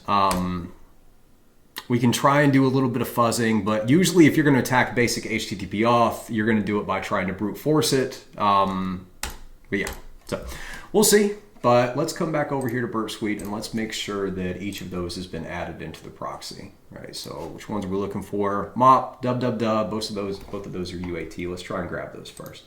That's right here. And we are getting the fave icon from that. So that's good. It's letting us at least get to the application itself, I would think. Unless the load, it looks like it's coming back from the load balancer. So maybe the load balancer is loading up the fave icon too, maybe from a cache. But anyway, I digress. Okay, let's send that. We've got the UAT, send that to repeater. The dev was another one, correct? Yeah, the dev was the one right there. And then this is our basic auth. Send this to repeater as well. So if we send this with the basic HTTP, it just goes straight to the unauthorized from the repeater. So we can do some fuzzing on that. Let's get the responses on each of these just to see. Again, CloudFront right there, so we could also attempt to bypass that. And here we just have a generic 403. All of these are coming back from the load balancer, right? We've got a bit of a variation here. Got another hop header. So definitely want to do some testing on some hop by hop headers to see if we can get some different functionality as well. This one's coming from the ALB, this one from CloudFront, this is basic HTTP auth. So we have 4 different URLs. We're being told through all of them that we should not be able to access this for whatever reason, but we're going to try and access that. All looks like it's different technology or something different that we're actually trying to test. So let's come up here to our extensions. Probably the easiest way to do this. So we come up to the top.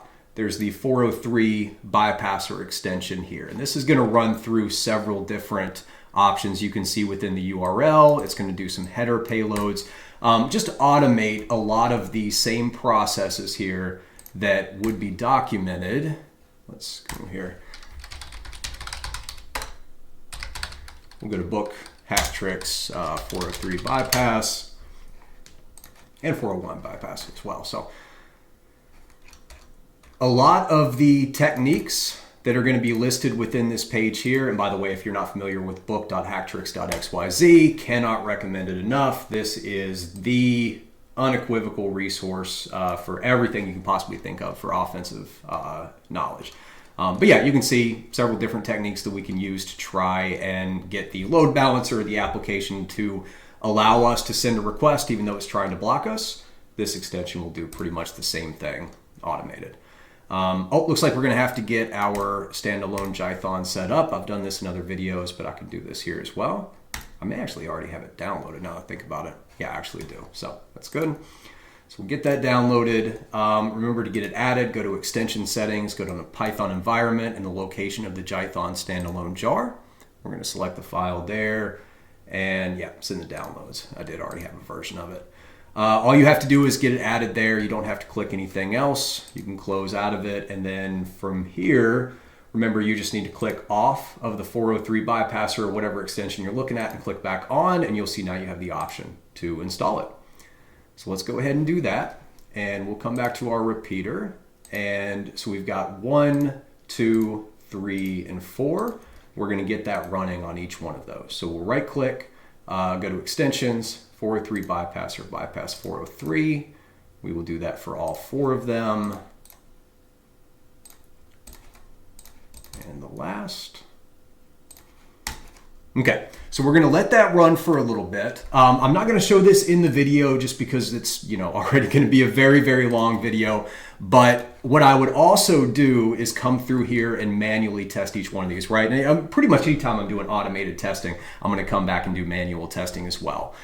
So I'm not going to show it in this video, but I strongly recommend coming here to book.hacktricks, come to this 403 and 401 bypasses, and when you're trying to test if you can get any functionality with these restricted access URLs or endpoints that you're finding, you can use these techniques to try and bypass that. So we'll go ahead and let those 403 bypass scans run for a little while, or 403 and 401, I guess. And in the meantime, well, we're going to move on to API, but before we do that, let's jump back and just check in on a couple of those intruder scans that we had running for this no functionality, because I think these three up here, we're not going to get much of anything, but these two could potentially have something there, especially obviously this has some different functionality. Ultimately, what we're looking for, I'll come back to this one first here. Ultimately, what we're looking for is some way to inject user-controlled input that's going to be reflected in the DOM. So here, right now, we're just looking for any type of a response outside of this generic, hey, we can't get any functionality at all. If we find that response, then our next job is to be able to go through and try, or at least try to find some way to inject user-controlled input and have that be returned by the server. So, but the first step for these no functionality endpoints or domains is that we need to find any type of a valid response. So some of you may have already seen, looking up here, that after our scan is run, we actually got two pretty big variables here. You know, everything else, let's get rid of that one there. Everything else is returning a 400 response, and the length is is 940 characters. That's our server error thing there. So we were looking for any variation to where we might be able to get some type of other functionality, and we found two endpoints that return a 200. So we've got this verify endpoint as well. This is very interesting, right? It just is verifying success as the response. I don't see, obviously, anything that's being reflected in the DOM yet, but maybe there's some additional parameters that we can send to be able to make that happen. You know, it clearly seems like it's verifying something.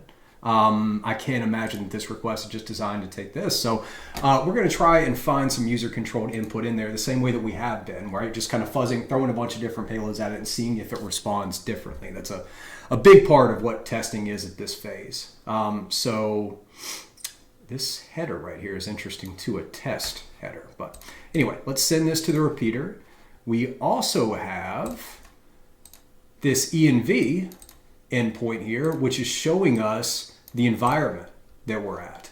Once again, we don't have anything that's being reflected, but maybe there is something. Maybe they're waiting for certain get parameters, or maybe we can send a post request or a put request and have this do some type of different functionality. You know, I don't know. So, but we're just getting deeper and deeper, right? This is all part of the process. If we wanted to, as part of this first strategy where we're doing the unauthenticated testing against a wide scope, we want to just keep seeing if we can dig further and further into this. And then obviously each of these targets that we find would be something that we could test for any other type of injection testing or really anything else as well. This is really recon enumeration. What we're doing at this point, we're just focusing on the client-side testing strategy.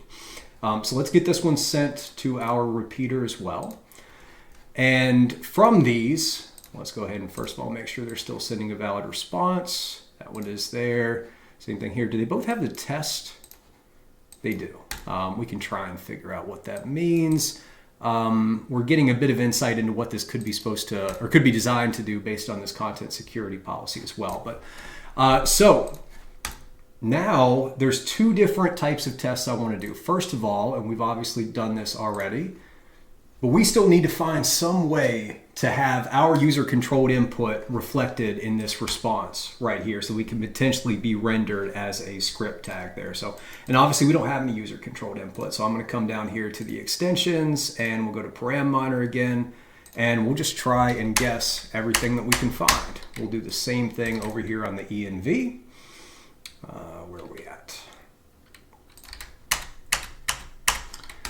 And hopefully something is going to come up there. Another thing that we can do is we can come down here and change the request method. So right now we have a get request. Get requests are typically done for read, although obviously you can do, you know, parameter stuff is not always done for read, but typically that is a convention. So what I'm hoping is that potentially there's some other functionality based on if we do a post request or a put request that would be more indicative of the server expecting user-controlled input to come in that would later have to process. So, and we can just do some generic stuff here. We'll also try this. I know that doesn't have a 0, but that's fine.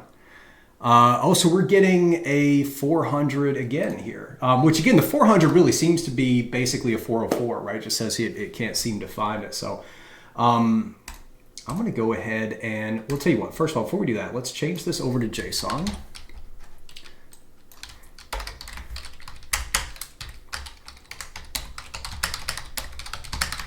And let's just see if maybe it's expecting any JSON input. Doesn't seem to make any difference. Because it's responding in JSON, I'm going to assume that that's the format that it's looking for. So in addition to this, I'm going to send this back to intruder. And let's go ahead and set this here. And we're going to do the same thing again, but with a post request. And this is what you're going to do. When you're doing this unauthenticated testing on a wide scope, you're really looking for any type of hidden functionality, hidden endpoints, a way to inject or a way to send user-controlled input to the server that's being processed that hopefully other researchers haven't found before. So it's a constant process, right? And there's no roadmap for it. You're going to come in and you're just going to keep digging in further and further. And when you find something, it'll tell you to go look, or you could potentially go look for something else, etc. So, I'll try to show as much of that as I can in this video, but it's always going to be unique. Ultimately, I always say just get dug in like a tick. If you continue to do this, eventually you're going to find some stuff that people haven't found before. Let's come back up here to discovery, web content, and I'm going to go back to our Raft small directories like we were doing before.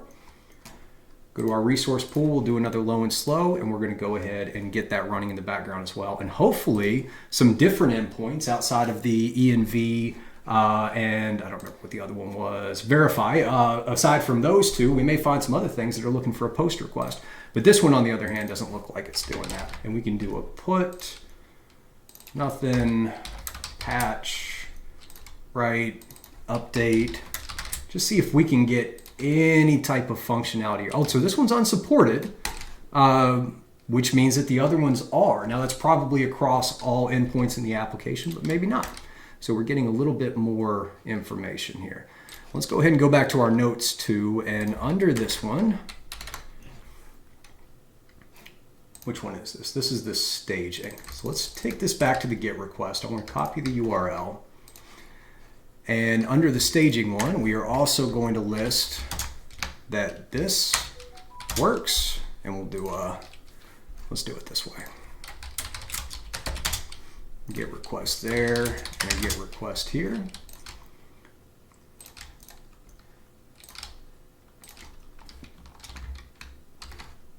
Okay. And now we know that we can potentially use those as injection points, but we have to find an attack vector somewhere on there. So we're going to continue to let that run. We've got one other intruder that we were looking at here, and this was for that card redirect that we had. And we did get an interesting response from this one as well. If I come over here and send this one to repeater. So most of the Unicode that was hex encoded is coming back with a 400, so the server is having trouble actually processing that. Same thing with a null byte. So that's interesting, right? It does seem that it's processing it, and it seems like this is breaking something on that end. And then other than that, we typically get the same 301. So we have 301. It's a hard-coded redirect to our SB card info endpoint there. The one outlier that I found when I came back and looked through these was our GET request to this %2 echo. And that's an interesting hex encoding. If we come over here, well, we got a repeater now. Let's just take it to repeater. Let's take this and highlight it. You can see that that is a single dot decimal, right? So essentially what we're saying is this is the current directory here. So when we send this, now what we get instead is a 302. We're not getting our 301, right? So this is a 302. This is actually taking us to the same route. So if we follow this redirect, it's going to strip out this %2 echo, and it's going to now send us to our 301. Does that mean that we can potentially find an attack vector in here and inject something to the client side? Probably not. I don't see anything like that. That's probably just the behavior of the load balancer. Yeah, I mean, it's almost definitely coming from the load balancer. Here you can see that it's setting a referrer header. So potentially if the referrer header was used somewhere else, we could possibly do it. But it is good to note And I want to come back here, and I'm still going to go ahead and get that documented, because you never know, as we continue to dig in and test these, you never know what you're going to find, right? This may end up being a great way that we can find some hidden endpoints on this domain that we weren't otherwise allowed to access. You know, that's what it's talking about when you come up here is, now we're not seeing that this path is necessarily blocked, but having a hard-coded redirect on the path, that is similar to have it being blocked. You know, there's no difference from the developer standpoint. The question is there anything behind that to find? Can we trick the load balancer into sending us somewhere, letting us access a page that we shouldn't be able to access? So we're going to try that as well. I'm going to come back, and actually let's get these closed out, because that one's fine there. We'll go ahead and save this in the project file. I think that'll be good. We'll get one more in here. Just discard that one, because all we need is the %2 echo. And we have our other scan that's running there. Now we're going to send this to the intruder. And just like we have been, we're going to try to find some hidden endpoints. But we're going to do it with this %2 echo in the front and see if it sends us to somewhere that otherwise we wouldn't be able to get to. And once again, I'm just going to stick with my raft small directories. I think that's fine for this demonstration. But obviously, if I was really testing this endpoint, I would come through and do a bunch of these, right? This would be days and days and days that I would be going through and looking for this, just trying to find one place that I can inject code that probably hasn't been tested yet. And then if I get really lucky, maybe it's reflected in the DOM and everything, but we got a long way to go before we can get any type of client-side injection. So we'll let that run there. We can take a look at our other one real quick just to see if there's any major variations. We're still able to get to our login page there, which is what we would expect. It does it with a post request though. We have a response. So that is very interesting too. Let's just take a look real quick. Come over here to repeater, send, follow redirection. Oh, what do we have here? Let's show this response in the browser. Okay, come up this way. I'm going through Burp. So it's redirecting us to the login page that we've seen before. So this is where we're going to do our testing down here. So there is a connection between these two, and sending a post request to that login endpoint seems to redirect us here. So is there a way to inject something into this DOM going through this endpoint? You know, I don't know. Let's do this.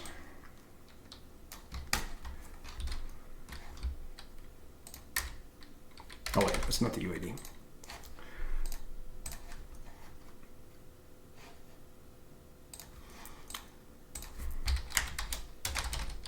Oops.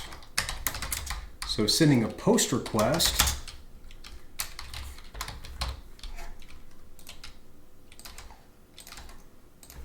to that endpoint there, and we will go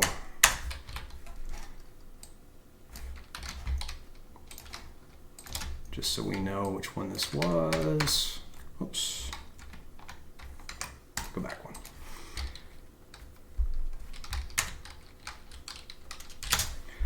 And our note is that redirects to login page at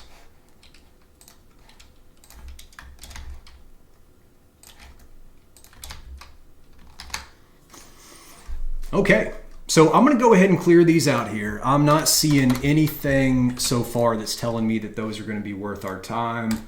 I can do the same thing here in Burp Suite, right? These are the ones that weren't returning much of anything. But we're starting to get a picture together here. So all of these could potentially be attack vectors. We'll come back and start scanning for reflected input in a bit. We have our 403 and 401 bypass that's been running for a while on these two domains. Unfortunately, I do not see any luck there, but we do have a couple secret headers that are being found on this staging environment too. So this seems like one, as I mentioned before, I had pretty high hopes that I was going to be able to find something here that at least expand the functionality a bit, and we're starting to see that, right? We send a GET request to this verify endpoint, and we get that 200. If we send it with the proxy connection value, here we get, oh, there's no response at all. So if it's just an arbitrary value, you can see request 2 goes straight to request 3. So the proxy connection, nothing comes back from that. But in request 3, we don't do the proxy connection. Now we do get a valid response, but it's forbidden, which means we've probably sent too many requests there. Because we did see, remember, while we were scanning, it gotten blocked. So I do feel like there's a web application firewall in front of this. So we also have the transfer encoding seeming to have an impact with that. So this looks like a good target for HTTP request smuggling as well. Any type of desync attacks could be potentially effective here. But yeah, we see that we have the ability to do that. So for client-side injection, along with this, do I have the ability to do an HTTP request smuggling attack that's also going to, that second request is somehow going to inject something in the DOM that would not have worked otherwise. But that would be going down a whole rabbit hole there. So we'll avoid that for now. I don't see any other information for the 403 bypasses, so it doesn't look like we're going to get lucky there, but we'll continue to let those scan. Again, we would do a bunch of manual testing as well, but I think we're starting to get some things put into place.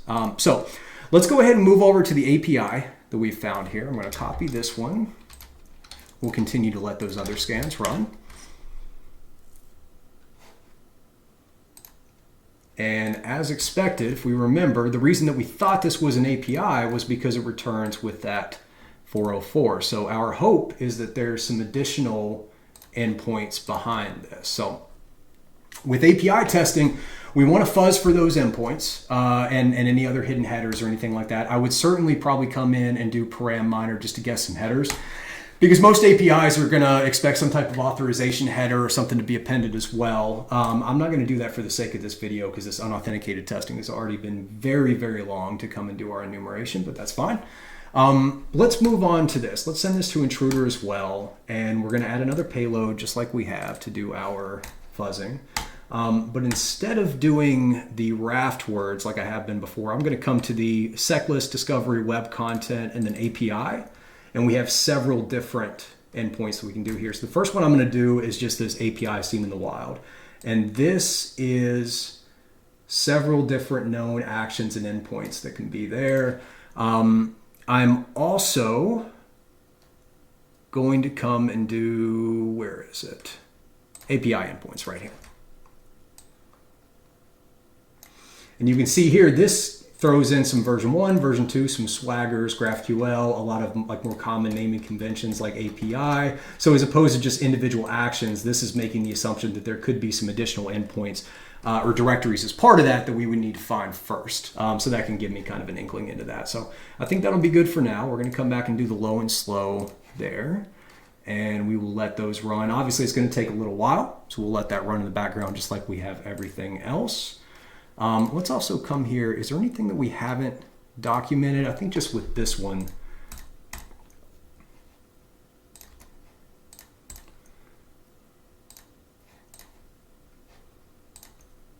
Where are we at here? Yeah, I want to just finish documenting that. So let's do a GET request to that. And well, that's what I started to do here. That GET request does a 302 to this, which is a 301. Let's go ahead and follow this real quick. 301 to this location here. Just clean this up a little bit. I think that's good. All right, and that'll just kind of help for me, right? I know that if I send this, then it goes to a 302 through a 301. So we're gonna let this run and see if we happen to find any other API endpoints that we haven't found yet. I think that one is down there, and we can come through and sort real quick and just see if we are finding anything. No changes in status, no changes in length, nothing yet. The other thing that I like to do with the API endpoints is try and find any type of public documentation for it. And let's actually just grab the domain because that should be fine right now. And let's come up to Google here and API documentation. Now, I would use several different ways to do this. No, you don't even know my location. But really, I'm just, there's no roadmap for this. It's really just trying to find something within Google, within Shodan, within any type of public resource to be able to figure out what this API is. Now, this is, kind of interesting. We got a blog post recommending that they make their APIs public. That would definitely make our job easier. But I don't think that they've done that. And I'm not seeing a lot of additional information. So, this is, ideally we'd be looking for something like, let's say maybe Swagger documentation, Open API documentation. This looks like their own sitemap that was mentioning Starbucks.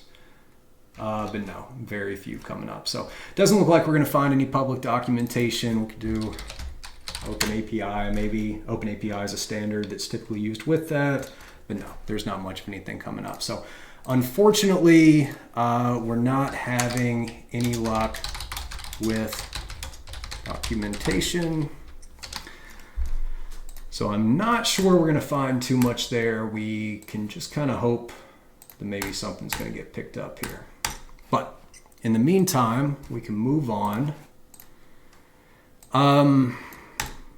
We can move on to our external services there. Now, like I mentioned, we're coming in here. We're probably not going to find too much with this, because they're known services. They've got entire teams that are working on specifically just protecting against this. These are their unauthenticated routes.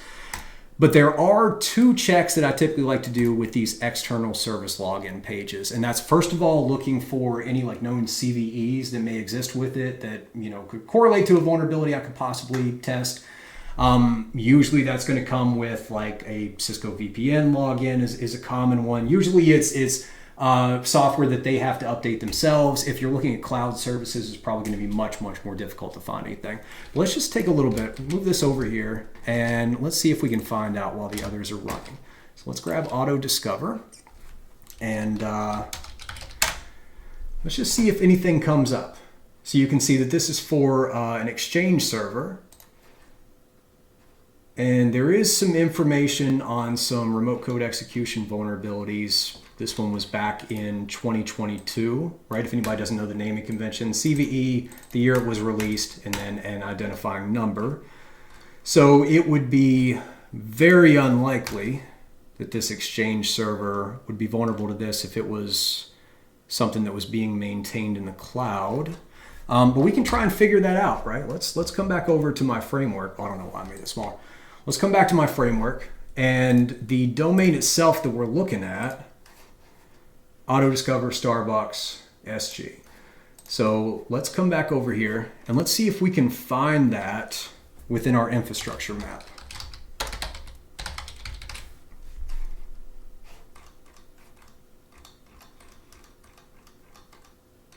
And the hope would be that AMAS picked this up. It was able to identify a DNS record and an ASN, and we can very quickly identify whether this is in Microsoft's cloud environment, which is where we see a lot of their stuff is hosted, right? Microsoft Cloud. But ideally, we can find an ASN that is something that they own themselves, which means it could be something that they have to maintain and update themselves. That looks like one there in Hong Kong. So we're distributed all over the world. We've got some Google Cloud. We've got some Amazon. I'm not seeing anything stand out there. Let's see if we can find the actual DNS record to it. And I don't see that coming up as well. So I'm not very bullish on this being anything that they can maintain themselves. Okay, so here you go. Here's a couple of the ones that we were looking at. Here's your Autodiscover. This is it, right? Autodiscover, Starbucks.com. Perfect. Okay. Yeah. So all we have is the CNAME record going over there. So it's an Outlook.com, which, if I remember now, we looked at it before. So I wouldn't expect to see any CVEs that would be able to target this. I would certainly go through and try some of the other ones. We can maybe try and figure out what this one is here.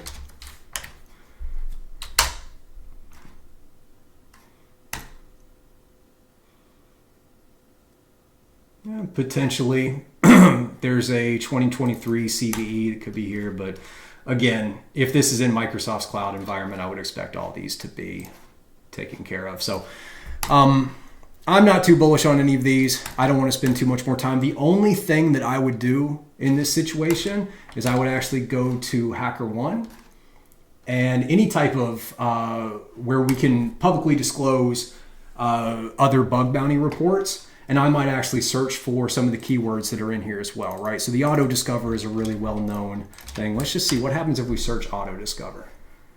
We do see one blind XXE that came through. It's written all in Russian, so that's going to make it pretty challenging to use, but we can at least see this.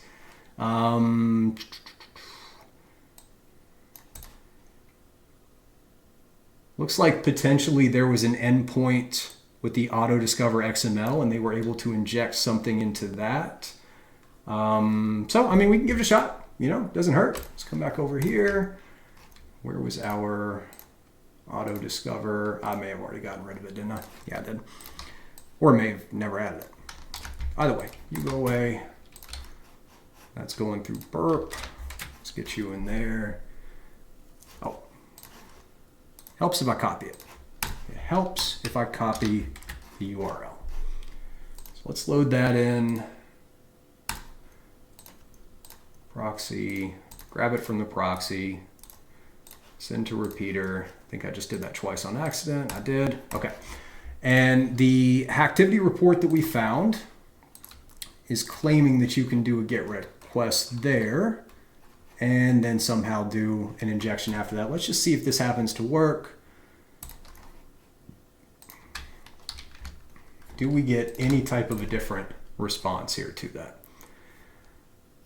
It is moved, so we can go forward there. And we have a 401. Okay, so let's copy this URL. We have to do some more research into what that CVE actually is.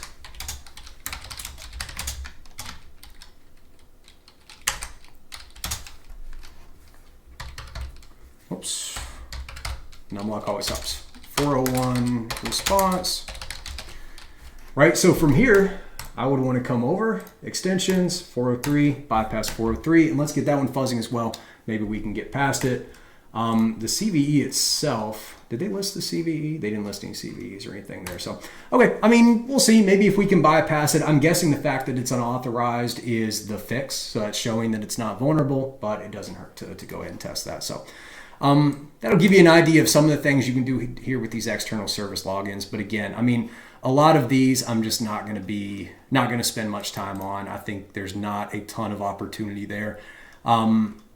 Once we get further down here to these targets, this is where we're going to get a lot more opportunities to actually find injection points. Before we do that though, let's go ahead and check out our one internal service login page that we found. So we'll copy this. I can go ahead and move away from this report here. And this is doing a redirect as well.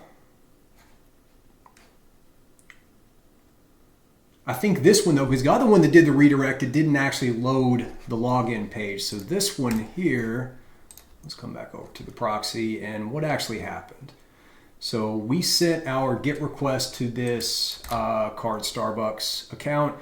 It loaded a significant amount of JavaScript files before it did anything. Oh, wait, no, it redirected first, sorry. So we had a 301, and then once this page was loaded, now all of a sudden we're loading a ton of client-side JavaScript. So, or not, client-side JavaScript. So this may not be a great option for our first strategy for the unauthenticated testing against our wide scope here with the sending a request and servicing a response. But with our third strategy, remember in the beginning we talked about strategy one was what we're doing now. We're trying to find hidden subdomains that nobody has tested, and maybe we can inject something to the DOM that way. Strategy two was to go get dug into an application with full authentication. We're going to try to find hidden endpoints, hidden functionality. And then option three is going to try to inject something directly into the DOM. We're not even going to send a request to the server. It's all going to be processed by this client-side JavaScript. So to see that when this page is loaded here, we have all of these different big JavaScript files that are being loaded, I'm immediately wondering, do I have the ability to eject something through this card Starbucks JP domain that will be processed by this JavaScript in some way to allow me to inject either JavaScript to execute from the existing script, or write something to the DOM and have the JavaScript execute that way. So other than that, we're just eventually redirected to the login page here, which we're eventually going to be doing some testing on this as well. So looks like we also got an OAuth implementation. I think the best thing to do for this one is I'm going to come back and redirects to, I'll just grab the domain from that, that'll be fine.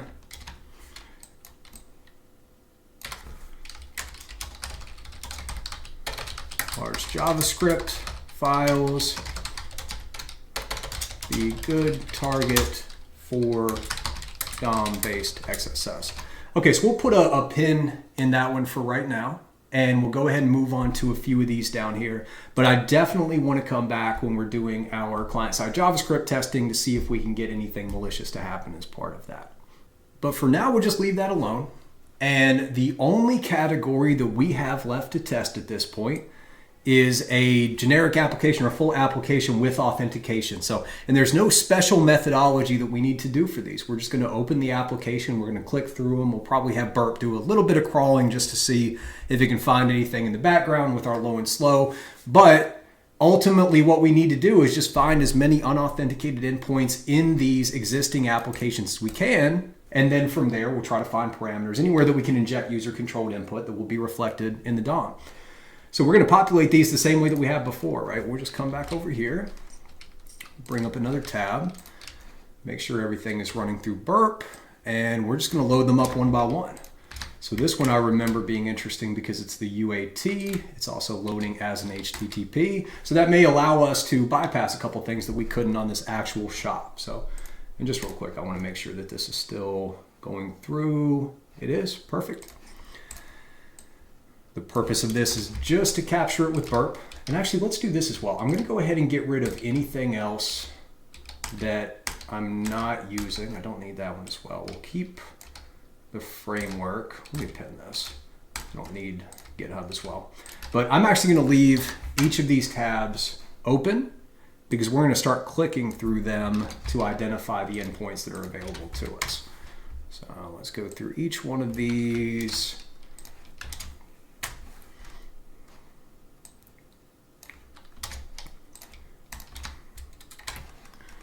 And I think that's probably good for the purposes of the video here, right? So we've got a few different options. So let's come back over and take a look at our sitemap real quick. Obviously, it's starting to expand out a lot more. We've got some other grayed out domains, which means we haven't actually made a request to them yet, but the crawler, the spider actually. So the request and response in the DOM that are running through the proxy is automatically identifying that there is a request in the DOM that goes to this URL or endpoint there. So we're getting a lot of good information there. Let's just go ahead and come back over here now, and we're just going to click through anything that we can find.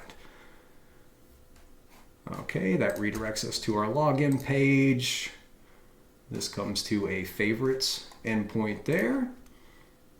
It doesn't really matter what we're finding, just anywhere that could potentially have user-controlled input. Not exactly what I was talking about, but interesting timing. This looks like the user registration page, which we'll do that in part 2 when we're actually going in and doing our second strategy, which is the authenticated testing, looking for hidden endpoints, but we won't worry about that for this one here. This goes back up to the top there. We've got a few different options. So actually a good amount of endpoints here. I'm hoping, let's see what our sitemap is looking like. Is this mostly a JavaScript heavy thing here? Not bad at all. If we come and look at our sitemap, right, we already have several different parameters we're starting to pick out, although they're mostly that. In fact, I think they're all that NID, so that may be our only injection point through that, but that doesn't mean it doesn't exist. Let's go ahead and get a basic crawl running against this here. Unauthenticated crawl. We're just going to come down and tell it to, I will crawl for 30 minutes. right? And just, you don't need to stop if there's any application errors, and we'll go back and do our low and slow as well. So again, with this active scanning, with the crawling and everything coming from Burp, we're not going to rely on that. We're not going to be hammering all the servers with a bunch of requests, but we can use it to slowly crawl in the background. And who knows, it may find one or two things that we haven't found yet. Right, so that's why I'm running that there. We'll click through a little bit more.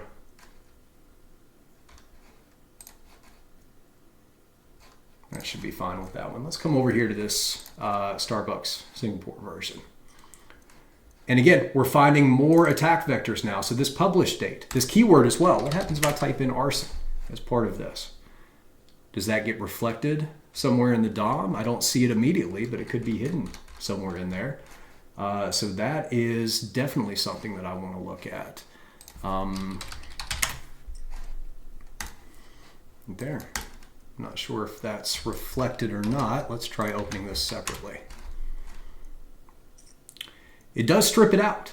You can see there that we have our keyword as arson, but if we come over here and when we load that URL, right? So if I come in and load this URL with arson, you'll see that it will do the search, but then all of this gets manipulated. That's being manipulated by client-side JavaScript. That's being processed as part of the DOM. That's not happening with any requests that are going out to the server. At least it's very unlikely that it's going out in that way. So that can be an excellent opportunity for our third strategy, right? To try and inject directly into the DOM. That keyword here may be processed as, something that could be passed through to the DOM. But I think what's more likely is that this keyword may be processed and could potentially execute as JavaScript, right? So we're not looking at a DOM-based cross-site scripting, but maybe we're looking for a client-side JavaScript injection. It was passed to an eval or something would be perfect for that. So that's one of the things that we're going to look for. Let's try and we'll add this to the cart as well. Sure. 100. How much of this do I need to do?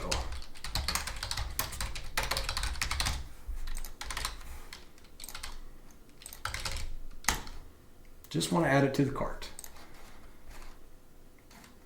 Okay. So again, this looks like a fantastic opportunity for some injection opportunity. And this is all, we're not even logged in yet. So we're able to get to this point and add all of this data to the DOM, right? Here's reflected input. We're starting to find reflected input within this. And this is going to be available to us in here as well. Let's move away from that one. And this one is the shop. Is this the regular one or the UAT? This is the regular shop. And here you can see several different options for attack vectors, right? Any of these with parameters here, all of these are going to be attack vectors. Anywhere that we can see this going through and being reflected in this response, we are going to be able to test for client-side injection. So this is where I was saying these are obviously going to be rich with attack vectors, whereas the other targets that we were looking at are not.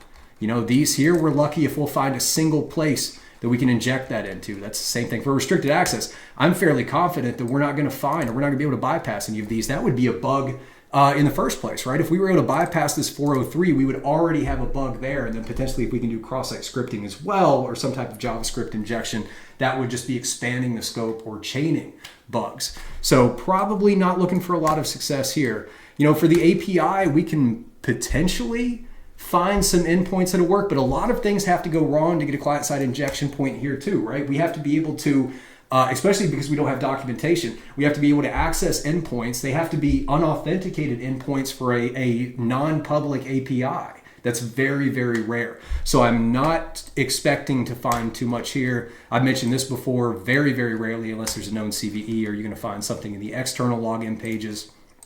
This one didn't show too much.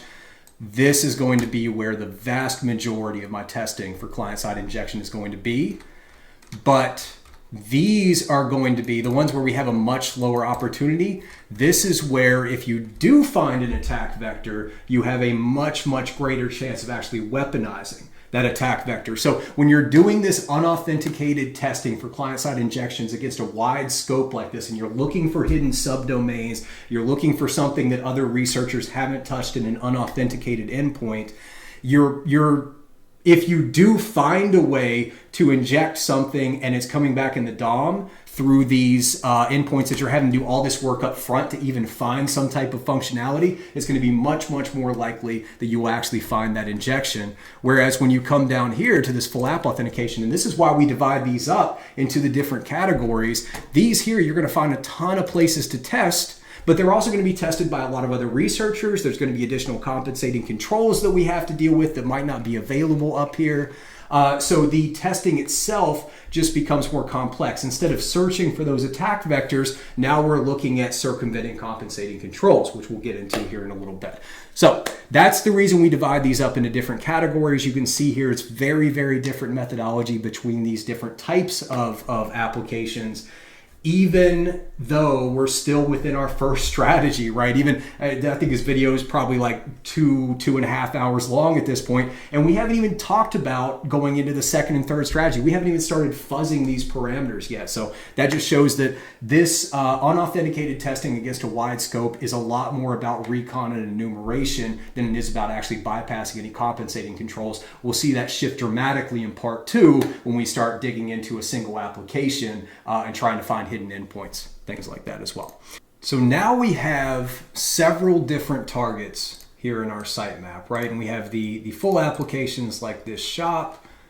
We have the hidden endpoints that we've discovered like these. We've got a good mix of everything that we found. And anything that does have any type of a valid response that we may be able to inject user-controlled input into the DOM through would be in our sitemap here. So we're going to continue this process that I've shown, or I'm going to continue this process I've shown over and over and over again. But the last thing I want to do before we do a little time skip here is go ahead and get a scan running specifically to look for any user-controlled input that's reflected in the DOM. Because remember, that's step 1 of us going in and finding these client-side injections. So let me go ahead and highlight everything that we have here. And I'm going to right-click, and I'm going to come down to scan. And we'll hit audit selected items, and you can see all those individual pages that we've discovered since we've started doing this video are listed within here. So we're going to test all of the individual attack vectors on each of those just to see if there's any user controlled input reflected in the server response. That's the only thing we want to look for. And the way we're going to do that, we're going to come to scan configuration here, and we're going to go to new, right? So we can come in and do whatever we want. And we're going to just call this reflected input scan, right? So we can leave a lot of these mostly open. I do want the audit speed to be thorough, and I want the accuracy to minimize false negatives, right? So we want to get as many correct responses as we can. We'd rather the scan take longer but be accurate. Most of everything else we can do. For the issues reported, right? Instead of coming down and just selecting individual ones, we're going to select an individual issue here. And then what you can do is actually highlight all of these. This took me a little while to find out, by the way. You can highlight all of these, right click and disable them there. And then we are going to be looking for just one specific check right now. And that is reflected input reflected in the response. I'm going to have to find it in real time because I do not remember what it starts with. Here we go. So here you see 4 different scan checks, right? There's the input reflected in the response, and there's reflected and stored, and then we've also got suspicious input transformation. So these 2 right here are going to check through every attack vector to see if we can force the server to respond with any user-controlled input that we could potentially control, and then ideally we would see that rendered in the DOM as well, so it could potentially be an injection point. So we're going to go ahead and highlight these. These will not actually test for cross-site scripting. There's other checks for that, but we just want to see if anything is reflected, because the first step in getting a client-side injection, any type of client-side injection, is just seeing that user-controlled input injected in the DOM. So this is going to find every attack vector, send a unique string, probably like an MD5 sum or something, and then if it sees that unique string returned in the server response, it will go ahead and let us know, so we don't have to do all that manually. And then the other 2 we're going to highlight is this suspicious input transformation check here. And what this does is we'll send certain encoding. So remember, one of our compensating controls is output encoding. So this is going to allow us to test and see if there's any encoding transformations that are going on. You know, if we send a URL encoding, Is it registered somewhere having been decoded, is being processed in that way? Do we see the opposite? Do we send a string and see it come back with like a Unicode or base 64 or anything like that? So this will automate those checks for us, make it much easier for us to find. And everything else should be pretty easy. So I don't want to have this fail out. Let's do this. Let's say if there's 250 consecutive audit checks that don't work, we've definitely got a problem. But other than that, we're going to let these go in. And then we can pause if, let's say, 150 right there. And then we'll just do one right there. Everything else we can keep the same insertion points. We want to insert it to everywhere. We can do some modifications to parameter locations, but we don't usually need to do this because we're already going to be hitting everything, not for these types of checks. We don't want to ignore any insertion points. Yeah, that's fine there. That's fine. JavaScript analysis, it's already going to be doing this. I will give it 60 seconds as well, just so that it can take a little bit more time, especially for the static analysis. We'll see what comes up, and we'll just leave that the way it is. So I'm going to save this to the library so we can use it again. And now we have our reflected input scan. And then finally, we're going to come and do our low and slow right there. Because again, we don't want to be hammering all those endpoints. This scan is going to take a very, very long time to complete. We are not going to rely on this as our only method of identifying the user controlled input that's reflected. But this will hopefully, we'll let it run for a day or so. And then hopefully we'll have several different responses that we can come in and do further testing on. So let's go ahead and come back to our notes. And we're going to come down here. I'm feeling pretty good about what we found. We've got several different options in each of the categories that we can come in and do testing on. Ultimately now we need to find attack vectors within these applications. Then we need to identify the compensating controls within or that will affect that attack vector. And then finally, we will actually attempt to do some client-side injection. And again, that attack vector is any user-controlled input that's reflected in the DOM. So go ahead and get that set up in our notes. And for each one of these, we will identify the attack vector. We'll take some notes about it. We're going to go into the application where that's being rendered. We will find the compensating control, and then we'll see if we can circumvent that. But I'm going to go ahead and let everything run for a little bit, and you'll do a quick skip forward in time here for your experience, and we'll come and start digging into these findings. All right, we are back. It's about 24 hours since the video cut there. And I've basically just been going in and doing the same thing you've seen me do for the past, again, probably about 2.5 hours, over and over and over again, right? Just going through, continuing to fuzz into these, looking at every different category. Now, I haven't added anything additional to my notes, but you can see my sitemap is dramatically expanded here. So we have a ton of other subdomains that we can continue to test. And I would just continue to do this over and over and over again. So all of these grayed out subdomains are another target that I can potentially get in there and do everything that you've seen me do up until this point. You can continue doing this over and over again. That's why I'm separating these by strategies, because again, this is when we get into an individual application, it's going to be a completely different methodology. So it's really important that we go through this recon and enumeration methodology first, because this is how you're going to find those endpoints that nobody else has touched, and then potentially get that client-side injection from that. So one thing I want to do here before we start moving everything else, let's do this too.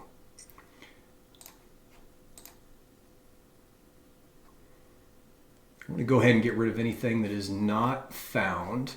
And then I'm going to select another big group of these just like we did before. And I'm going to go ahead and run one more scan the same way that we did before.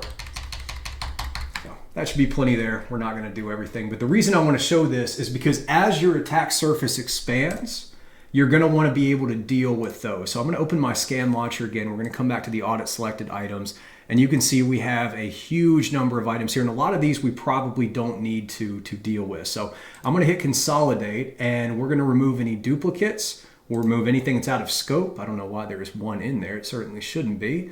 You can potentially, I would say definitely leave the no parameters open, because an attack vector can be a value in a header, it can be an attack value in a cookie.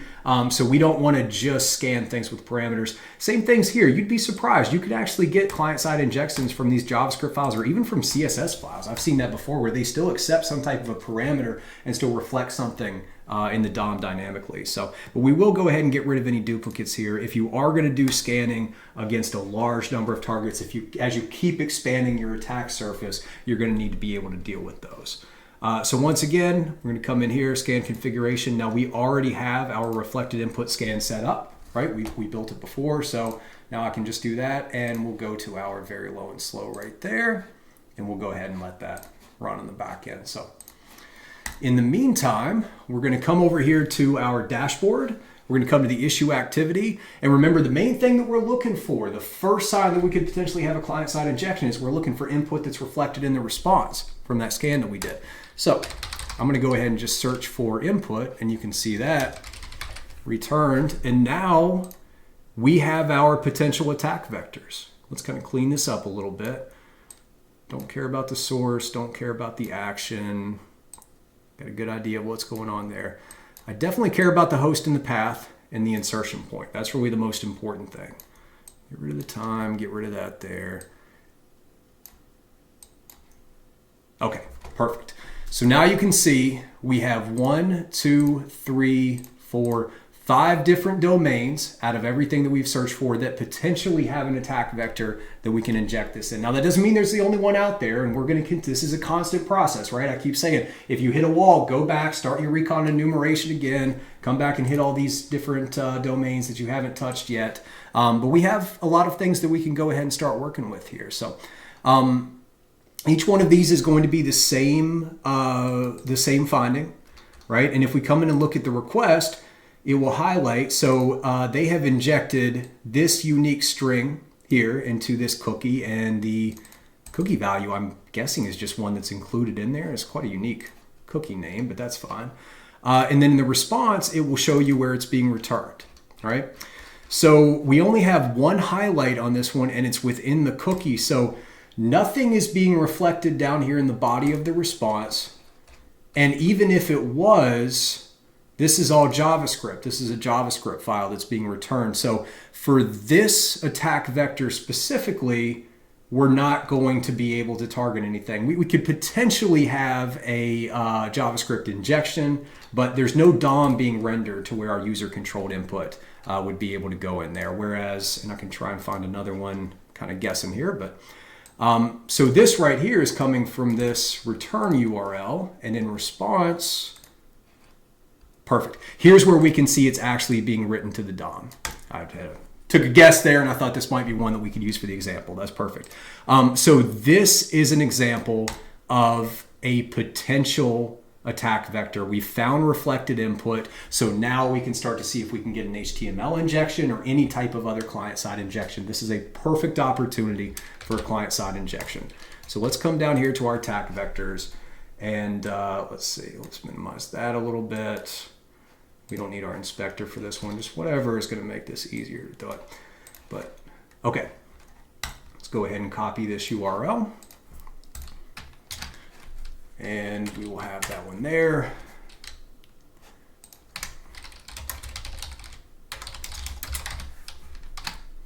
Okay, and that is automatically reflected in the DOM. So let's continue going through these. We'll come back up at the top. Once again, we have a JavaScript file, and in the response, we can see it in the cookie. Now this is actually really interesting. If you look here, we've got a cookie value, and it ends right there. And in the response, we see that value, but it's being appended in this larger cookie that looks like it's storing data, right? We've got this pipe character that looks like a delimiter. We've got a 1, and then some type of a SHA-256 maybe. That looks too long for an MD5 some, but anyway. So this data, this definitely has the potential to be a stored cross-site scripting. If this data was being stored somewhere and then later rendered in the DOM on a different page, there's a possible opportunity there, but I'm not going to dig into that just for the use case of this video. Here on the auth login, we have 3 different options. Look at this, we have the code challenge method parameter, and the redirect URI parameter that are all being reflected there. And it looks like they're being added as parameters to this.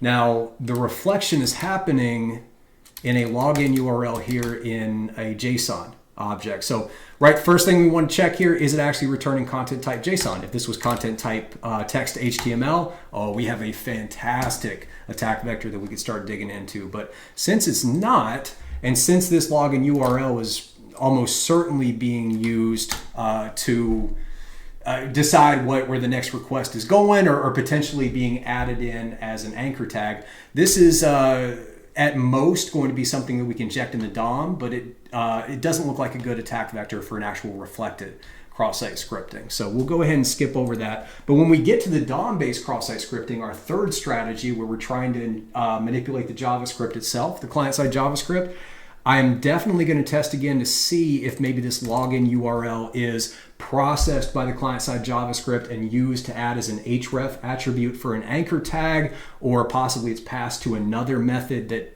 makes an AJAX call, and maybe we can get some type of client-side injection on that end.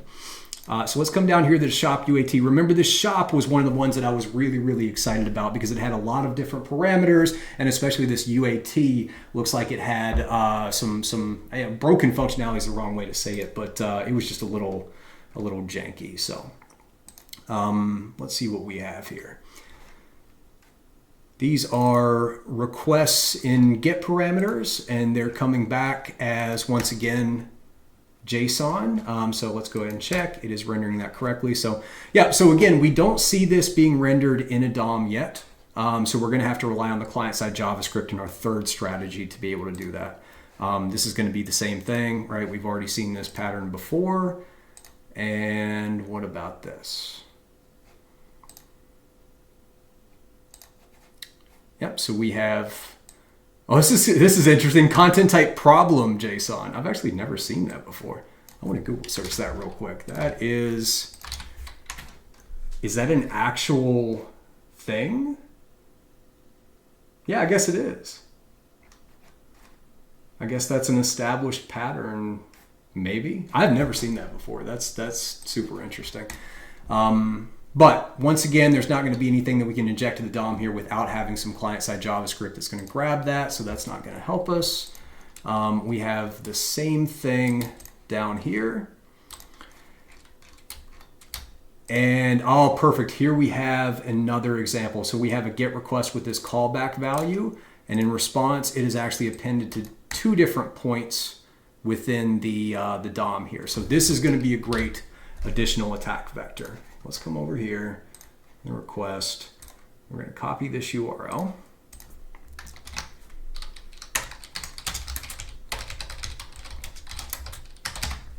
Okay. And I need to make sure that we know what's actually being reflected. So for here, it's going to be that value. And down here, it was the end of this. So that was starting at the 6 and ending at the S right there. Okay, perfect. So that gives us two targets. We're going to hope that the scan that we're running while it's going is going to find some additional targets for us. But in the meantime, let's come into here. All right, let's get rid of this extra one. This will work. And we're going to start to identify what the compensating controls are that are going to be affecting this attack vector, because at this point we have everything we need to get a client-side injection. The question is just, are they doing anything to prevent us from doing it? When we start to send these malicious characters and when it's actually written to the DOM, what have they done to stop it? So we'll dig into the two of these and see if we can't figure that out. And just to make this process easier, let's go ahead and hop back up here and, well, actually tell you what, let's get it in here.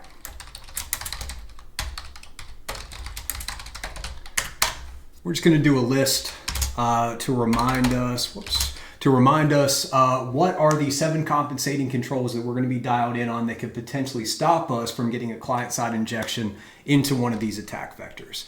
So the first one, right, is the cookie flags. Are there any cookie flags that will prevent us from stealing the session? Both of these domains have authentication, right? These are our main endpoints. So we want to go in and see if we can steal the authenticated user session there, or any other cookies that may be helpful. Number 2, are there any browser security headers? that are being returned that would prevent us from doing that. What about a CSP, right? Is there a content security policy? It's there. That content security policy would prevent us from actually weaponizing the client-side injection if we were able to get it. What about a WAF, right? A web application firewall. This is almost certainly something that we're going to run into. We've seen CloudFront kicking some things back. We've seen getting that 403 when we've been sending too many requests to the Japanese instance of Starbucks here. So that's almost certainly something that we're going to have to deal with on the barrier to the application, right? They've also got the validations, right? Remember, client side and server side validation.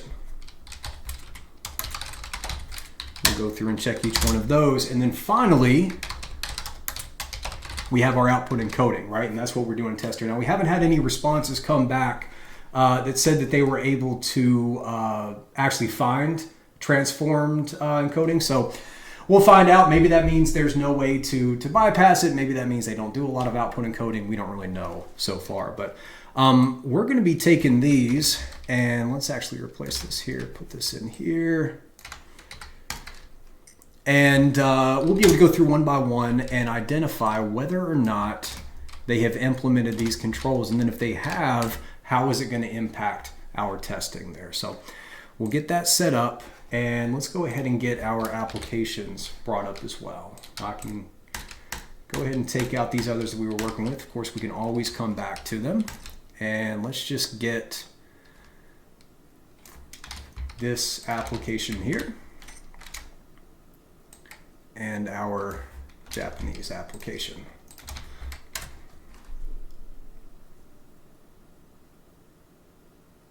Hopefully it just takes a second to load. There we go.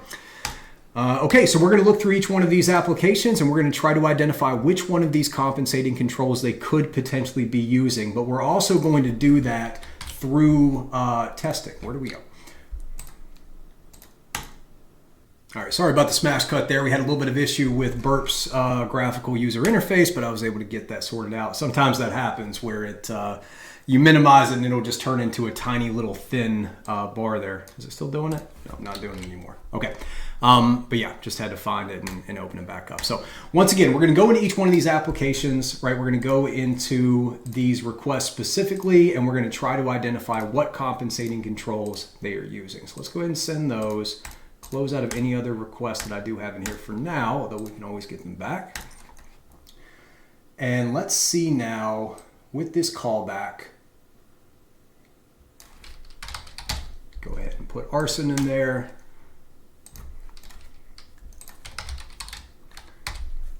And there we see the two places that it's being reflected. So that is one attack vector. And our other one here.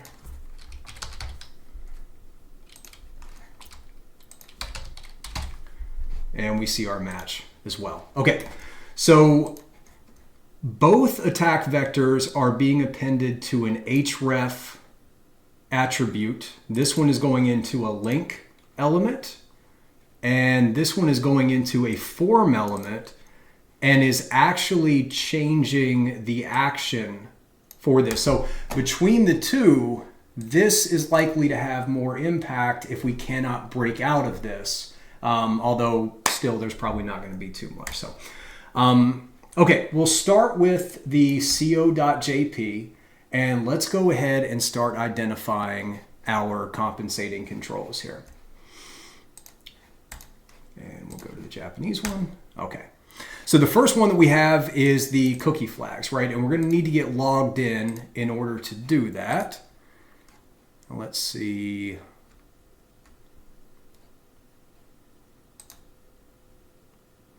Go ahead and get brought up to the profile page here. Okay, and now we have the opportunity to log in. Now when I record part 2 of the client-side injection videos here, when we're going to do our second strategy on authenticated testing and looking for hidden endpoints, I'll go through the process and show how to register for an account here. But just for the sake of this video, I'm going to go ahead and just get logged in so we can identify what types of cookie flags and everything else we need to deal with. So let me get logged in there. And that's the first thing we're going to look at. We're actually looking down here. The first thing we're going to look at is our cookie flags. Do we have any flags specifically on the session token. So let's go ahead and get our developer tools brought up, and we're going to come into storage, and you can see we have a very large set of cookies here. So let me go ahead and sort these by the HTTP only. And I'm specifically looking for anything that said as a session. Now, it doesn't mean that the other ones I don't care about, but at least for right now, when we're looking at weaponizing and building impact, it's most likely going to be this session token and or whatever this other token is here. I don't know what that is. The name of it is an MD5 some, but yeah.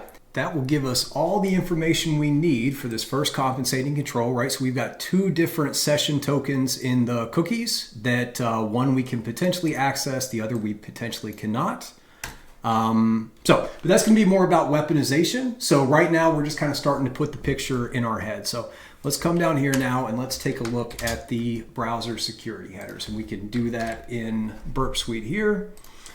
And really any one of these, now that we're authenticated, any one of these authenticated routes here, let's try and not do a JavaScript response. Where's just, here we go. This is the request to the actual reserve page. We want to make sure that we're doing a page that actually has a DOM that loads, because that will, the content security policy that returns it may be granular depending on the type of page or especially to the domain, but yeah, it just depends on how it's implemented here. So this should be an endpoint that would show us what compensating controls as far as the browser headers and the content security policy we're going to be dealing with now that we, once we get down to start actually trying to inject into it. So we'll take a look at the response and start to pick out some of these security headers first. Right, so we've got the X-frame options right here. Actually, we've got two up front. X-frame options, and then the XSS protection is almost definitely going to be something that we want to be dialed into. Oops. So this XSS protection header, there's a few different options here. I think this can be 0, 1, or 2. I'm trying to remember exactly what the difference is. I know that 0 means there's no protection, but this will actually provide it with a little bit of protection. So this may restrict us, it may not. For now, we're just going to go ahead and document it. We do have some cache control as well. Not typically thought of as a security header, I wouldn't argue, but I want to put that just because if we do get any type of client-side injections, one of my favorite combinations of vulnerabilities is a client-side injection combined with web cache poisoning, because if you can find a way to poison the cache with a response that has that alert firing, you have dramatically expanded the impact. Now you don't have to deliver that payload to a victim. You just have to poison the cache, and everybody that accesses that page through the cache is going to get that malicious JavaScript to fire within their browser. So I always want to pay attention to the cache control headers as well, just to see. And now, skipping ahead a little bit here, but typically find these at the same time, we've got two different, or sorry, not two different. We've got our content security policy. Now, the content security policy is listed as report only. That is very, very good for us. Let me go ahead and bring all of these down here, and we'll just get that pasted in so we can use it later. But the report only content security policy, that means that it's not actually preventing anything from happening. This is, oh wow, and even within this content security policy, we have very permissive, like script source, unsafe eval, unsafe inline. This is exactly what we're looking for. This content security policy, first of all, the report only, it's only going to alert them when we're able to bypass this, or we're able to do, or when we do bypass it, right? But then they also have an incredibly permissive settings here. You know, the script source, like I mentioned before, is what we're going to look at. Unsafe eval and unsafe inline is exactly what we want to see. And let me actually come in here, copy this out. Let's do this just to kind of demonstrate my point. Let me go to the Google Content Security Policy Evaluator, and let's just see what Google thinks about this. I think it will work with just pasting the header. Yeah, so this, yep, we have script source. Look at all those warnings. Unsafe inline allows the execution of unsafe in-page scripts and event handlers. That is exactly what we're trying to do. They are not going to prevent us from doing this. Even if it wasn't report only, if this was an actual content security policy, it's not going to stop any of those scripts from loading. And look at all of the other pages we can potentially load it from. Any Twitter page, we can load that in. And you can see here, we can host JSON P endpoints from here. So we can use this as a delivery system for external scripts if we can possibly write onto the DOM a script with a source tag as part of that. Ajax Google APIs. I mean, we just have so many options here that we can use. So as far as client-side injection testing, if I see a content security policy like this, I am very, very interested. It really feels like it'll be worth my time. In fact, for our second strategy, I'll probably focus a lot of my testing on this Starbucks, the Japanese Starbucks, if that is the one or if the only one that has this content security policy. This is very, very exciting. Okay, we've got a couple other things in here, a couple other security headers. We've got our no sniff content type options. Right, so what that's going to do is it's going to make sure that the browser doesn't try to guess what's called the MIME type or the content type. So, and that can just cause unexpected things to happen, right? So in our request here, it doesn't list, it tells you what to accept. If, where's a post request? I'd have to find a post request, but basically if we were to send something without a content type that had some user controlled data, it may try to infer that and infer in the wrong way, and that could have unexpected, potentially malicious consequences if we don't have this header. Not a huge impact, but it will, it could have something that would affect our testing. And then we have the HSTS header right there as well. So that just means that this domain and all other subdomains, you're going to have a valid certificate in order to be able to access, etc. We can see here for our caching too, it's happening through CloudFront. That's good to know. Where was our other cache one? Here we go. Just want to get that next to it. Okay, and I'm fine with that. The security headers, aside from this one here, which actually, if this is configured in the wrong way, it can actually cause cross-site scripting to happen. That's a whole other video. These are not going to have a huge impact, but it's kind of just putting the whole picture to me together. This content security policy is going to be very, very impactful if we can actually find a way to write to the DOM.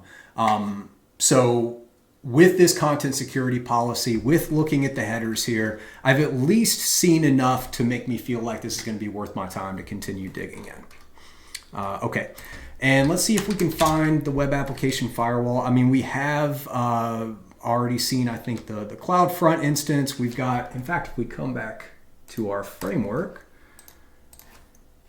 if I remember correctly, let's go to the Japanese, go to Enumeration, and the last screenshot that we took should be, where was the one for the dub? Yeah, so this is our web application firewall. We can open this up here, and we should see a valid response. We do. Okay, so we do have a CloudFront WAF right there. And let's go ahead and do GitHub WAF bypass. There's a great repo right here, the awesome WAF that I'm going to go ahead and bring up. And then when it gets to the point where we may want to try and bypass this, we can come back and use the information here. Here you can see the detection method, and then doesn't look like we have any way to actually bypass that, which is not surprising, but we'll do a little bit more searching. So just for the sake of it, let's go ahead and, guess we can't copy a link from there. That's fine. Okay, not going to use that right now. CloudFront WAF. Okay, so that's the upfront work that we need to do for the compensating controls. Now we're going to come back into Burp Suite. We need to get into our repeater here, and we're going to start sending requests with a payload, and we want to see if there's any client-side validation, any server-side validation, and are they doing any encoding to the output when it's actually being written to the DOM there. But before our request actually reaches the application code where any of this validation or output encoding could happen, it's going to be evaluated by this CloudFront WAF. And almost certainly what the WAF is going to do is check for any potentially malicious strings that are coming through within this request. So one of the things we want to see first of all is this WAF configured to try and catch those type of attacks so that we can see, because this may be a compensating control that we have to circumvent to get any malicious JavaScript to execute in the first place. You know, everything that we've done up until now for these compensating controls, this is trying to identify how we can weaponize this cross-site scripting if we do happen to get JavaScript or any type of client-side injection. If we do happen to have, find an injection that works. So this was kind of evaluating whether or not it would make sense to even try to get a client-side injection to get this against this point. There's enough misconfigurations here that I'm interested. Now we've got to actually put it into practice, right? So if we come back over to our repeater and we see that our payload here is arson, let's see what happens if we just do the most generic cross-site scripting client-side injection payload that we can think of. You know, is it still going to be taken through and written on the DOM, or is the web application firewall, and almost certainly it's going to be validated and encoded, or is the web application firewall going to prevent that HTTP request from reaching the application at all? That's what we need to know right now. So I'll just do script alert 1. We want to be as generic as possible. We want to use a payload that we are almost certain any web application firewall would catch. So again, script alert 1 in script should be good, and it looks like we got it. Let's come over here. We'll show response in the browser, and we should see we do. Okay, so one of the compensating controls that we are going to have to circumvent, and this is almost always the case with public bug bounty programs, is a web application firewall that's checking for those common strings, right? So for now, we're just going to document this. Let's get Burp Squeak back over here, and blocking basic strings, and I will go ahead and put the payload that we put in here, just so we can remember.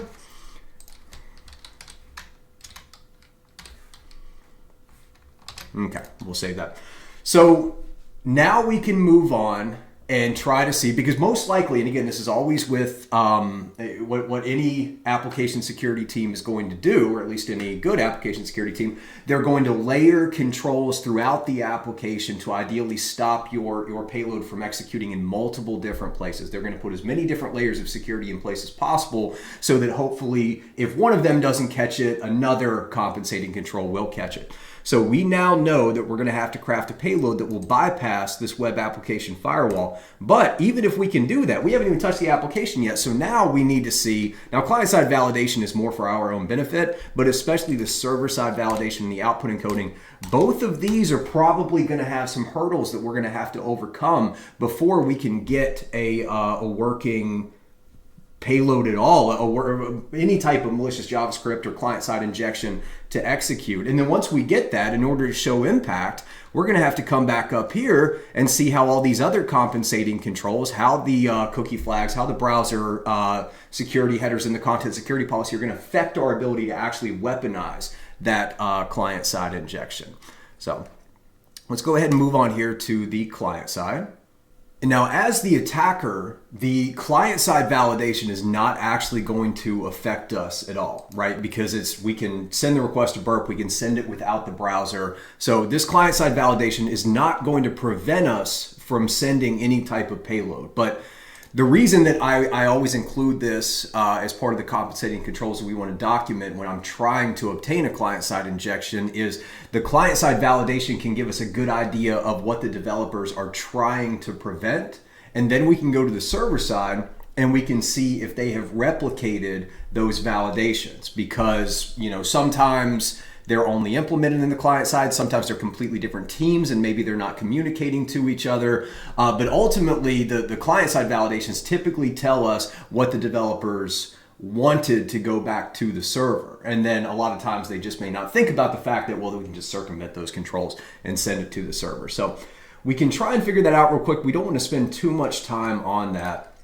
And especially looking at this this request, you know, it's an API call to the getNickname.php, right? It's got a callback thing. So this looks like something that is just executed automatically as part of the typical browsing. If that's the case, there's not going to be any client-side validation, because client-side validation is only going to be applied to some type of a form or input field where the developers expect a user to be able to input anything in there. If the developers are not expecting a user to control it, or if there's no user input at all, then there is no client-side validation. And then once again, we're going to be delivering this payload through a URL, so we have to make sure that the way we're delivering our payload is the payload will execute without needing any interaction by the user. If the user has to go enter anything into a form in order to execute this client-side injection, it's just not going to be helpful. So, but let's just real quick, we'll come back over here. Let's get rid of our request that has the payload in it. I think this was response. So when we just load the page itself, it just kind of gives us this generic error here. That's totally fine. Let's click back, and I just want to see in the proxy if that get nickname endpoint comes up. Let's actually come over and copy this. And we can filter by a search term. So let's apply this.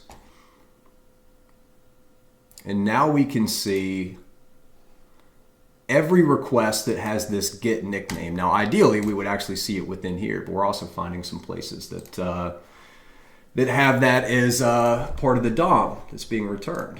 Let's just kind of click around, and hopefully we'll see where that request is coming through. I'm guessing it has something to do with like the My Page. Oh, we got logged out there. So maybe when we log back in, that's one of the requests that's coming through. If it'll let me log back in, certainly taking a minute there. Not seeing it coming through. Let's go to my profile, go to My Page. Still not calling it. Well, based on the fact that the request is going to an API, everything that I've seen shows me that this is not a request that's coming through with a form. It is designed to go and access more information, specifically the nickname of the user, information about that user itself. So I'm going to put no client-side validation API call.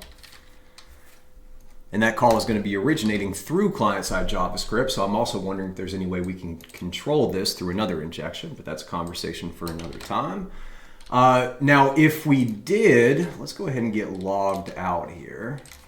And we'll go back to the login page. And I just want to show if this request did originate from a forum or something else where there would be any client-side injections, then what we would want to do here, click back on this and it should take us to the login page. It does.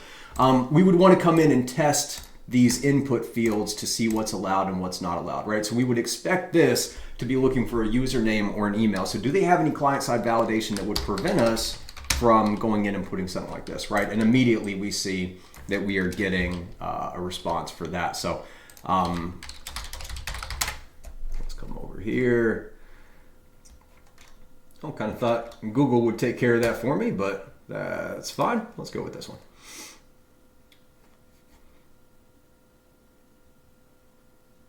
Okay, so some type of translation to say the email address format is not correct. So they are validating for this. If we wanted to go through this, so I would want to check for all types of different characters because we get this great immediate response, right? We can come over here and we can do test@test.com and it's immediately okay. All right, so what happens if we put this? It doesn't like that.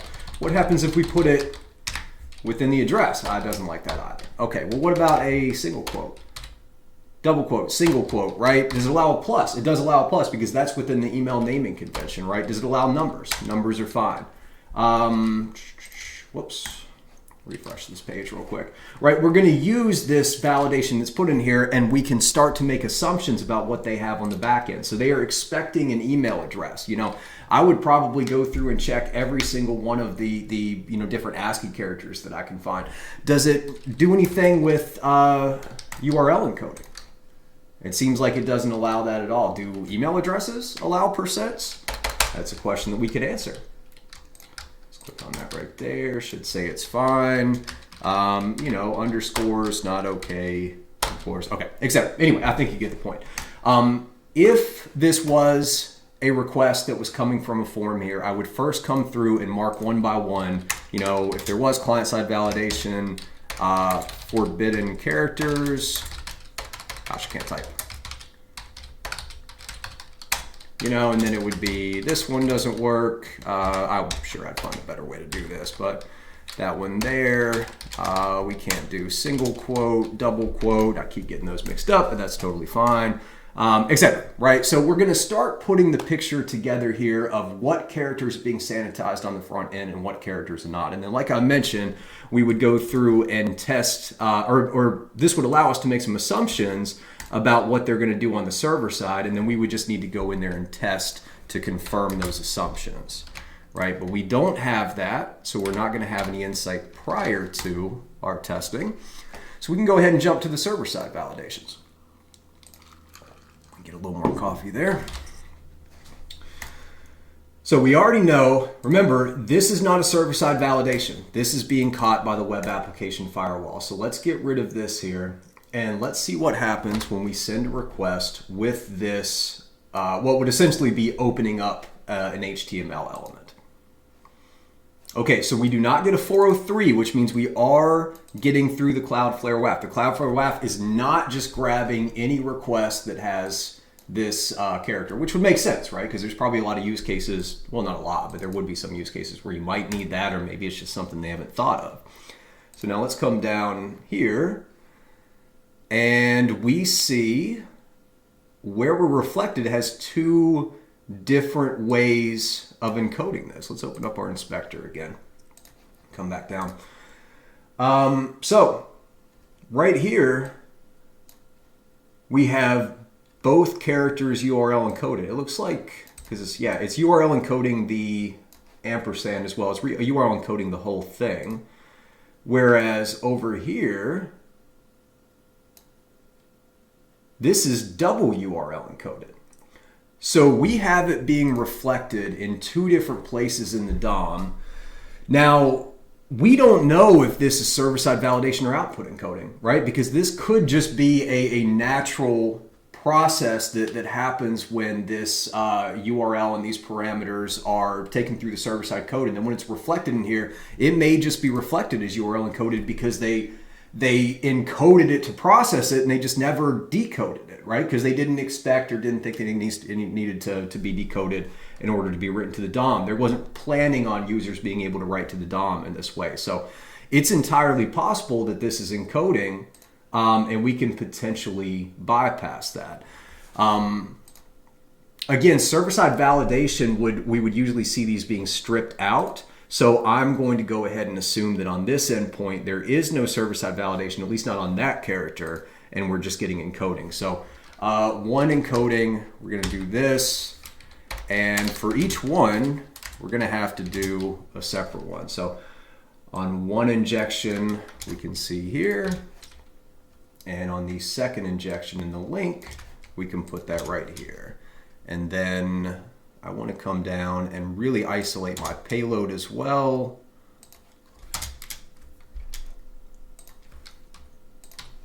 Oops. Again, whatever notes you want to take them the way you like. This is just kind of what's working for me right now. We'll do a space there and a space there. Okay. Now we can put URL encoding, and over here we have double URL encoding. Perfect. So that's just one character, but it's giving us some insight. You know, it's the fact that these are different there may be some way to play with that, right? What happens if we were to send this URL encoded here, you know? So we've already got the %3 Charlie. Does it URL encode all of them? No, it stays at a %3 Charlie. It doesn't modify it at all. So we don't know what that means, but it's certainly interesting. You know, that means that there is some additional logic on there, because if it was just converting everything to a URL, then to URL encoding, then it would encode this most likely. So they're probably decoding it and then encoding it, and then this must run through twice. So that could be a way to potentially weaponize that as well. What happens if I send a double URL encoded?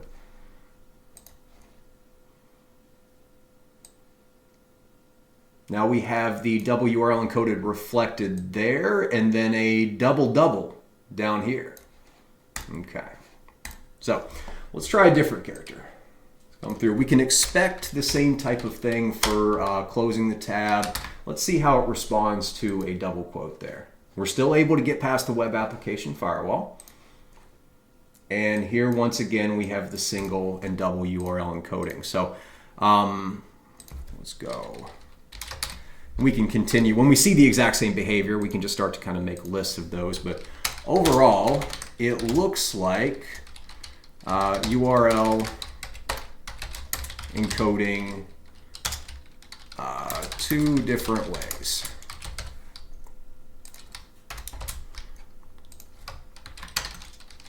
One is meta element single URL encoding, and the second is link element double URL encoding.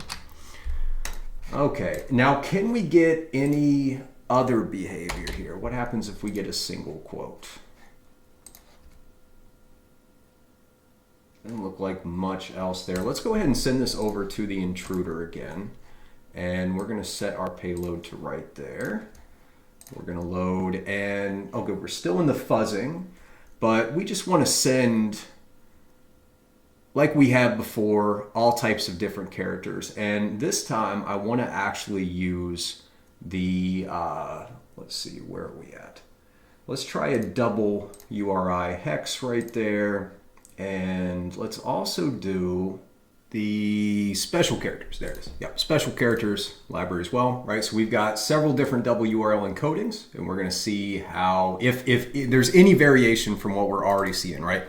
That's what I'm looking for, because we're just about ready. We've got two things to bypass. We've got a web application firewall that we're going to need to try and bypass some filtering there, and then we're going to have to try and find a payload that will have an output that's not encoded this way. So I just want to see if we send some of these double URL encodings, if we send a bunch of these different characters, do we see any variations to this encoding? Is anything being stripped out? Is there anything that we're missing about what we need to know before we start trying to bypass these and inject JavaScript into the DOM, right? So we'll come over here to our resource pool. We're going to do our very low and slow once again. We're also going to make sure and keep our canary, which mine is usually arson. A canary is just a unique string that you can use to easily search for the DOM, because we're going to be able to automatically go to that and see very quickly as we scroll through the results whether or not there's any major variations to it. So let's go ahead and let this run for just a minute, and we'll come back, look through that, and assuming there's no major variations, we can go ahead and start working on bypassing some of these compensating controls and get some JavaScript to execute within the DOM. All right, that took probably about 3 minutes, 3-4 minutes to run there. So let's go ahead and come back over, and we'll click on this. We're going to go to the response, and then like I said before, the reason we have that canary, we'll come back in and hit auto scroll once again. We're going to do arson, and now we'll be able to go straight to exactly where our payload was injected in the DOM for each request. And now we can very quickly just cycle through, and we're looking for, again, any major changes. Now, sending this with no payload, yep, we're getting the same type of thing, right? We got the single URL and the double URL. So are there any variations? I'm going to go ahead and click through this, and it doesn't look like we're seeing any major changes. Scroll through, scroll through. So again, this just reads to me as output encoding. You know, any of these were being decoded and for whatever reason they were, well, not for whatever reason, they were trying to prevent a malicious payload from being processed by the server-side code, so they're stripping certain characters out or doing any major modifications of certain characters, then we would expect to see variations in this. So this is really solidifying my assumption that this is only output encoding. I don't really see anything here that would tell me that this would be server-side validation.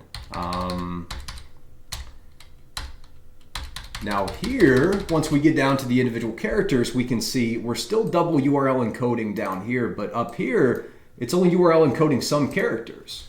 So we can start to get an idea of what characters are allowed and specifically which ones are not allowed, right? So this actually reads to me more like a server-side validation because we have certain characters. Now, are these just the characters that are built into the email? I don't think so. Right? It seems like some of these were strategically chosen, although I don't know what the caret there would be. Absolutely. So the fact that some of these are URL encoded and the others aren't, I don't know, because that could also be that they're using different libraries. Oh, look, the underscore is not URL encoded in either one of those. So are they using a library that's just choosing certain characters and this one's much more strict, or maybe it's running through twice? It's kind of hard to tell. I don't see any reason why that would not be URL encoded, right? A comma should never be in a URL. If this was being run through a library that was actually, that was just designed to do URL encoding for, to make sure that the URL wouldn't break, I would not expect to see this. So I think there's enough evidence here for me to make the assumption that, oh, look, we do have some server-side validation now, because now when we send a dot, now this, instead of being double URL encoded, just has, oh wait, or was the ampersand always there? Oh, the ampersand was always there, sorry. But now we're not URL encoding the dot in this one. So again, it's kind of hard to tell exactly what this is telling us, but there are some variations. I think that the top one here, because the dot is supposed to be in a URL, I think that's why that's not being URL encoded here. I think the top one that we have is server-side validation, and the bottom one is output encoding. I think this is being output encoded as well, but it's not, this is obviously being processed multiple times. That's why it's coming out with the double URL encoding.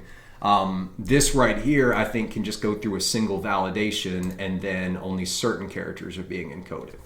So, and I could be completely wrong about that. As we go through this, we're constantly trying to figure this out. We don't have that insight into what the developers meant. We have to continue to assume. But based on what I'm seeing here in the responses, I'm actually going to take this one and strip it out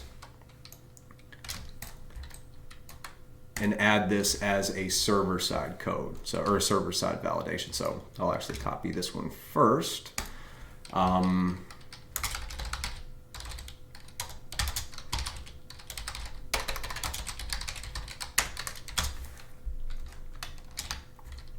Can do this right here, and then we'll go ahead and grab this.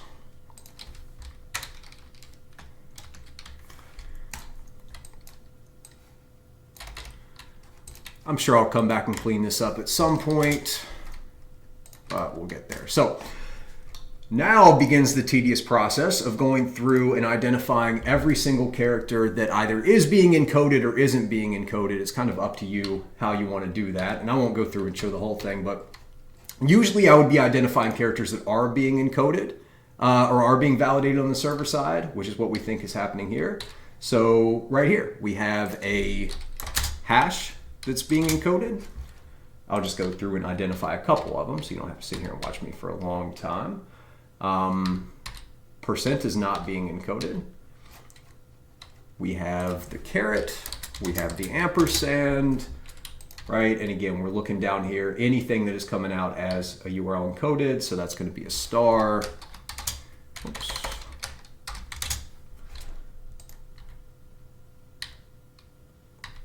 Parentheses are not being encoded. Nope, nope, nope. A plus is. And let's get one more, and then I'll be done. We got plenty of them here too. Curly brackets right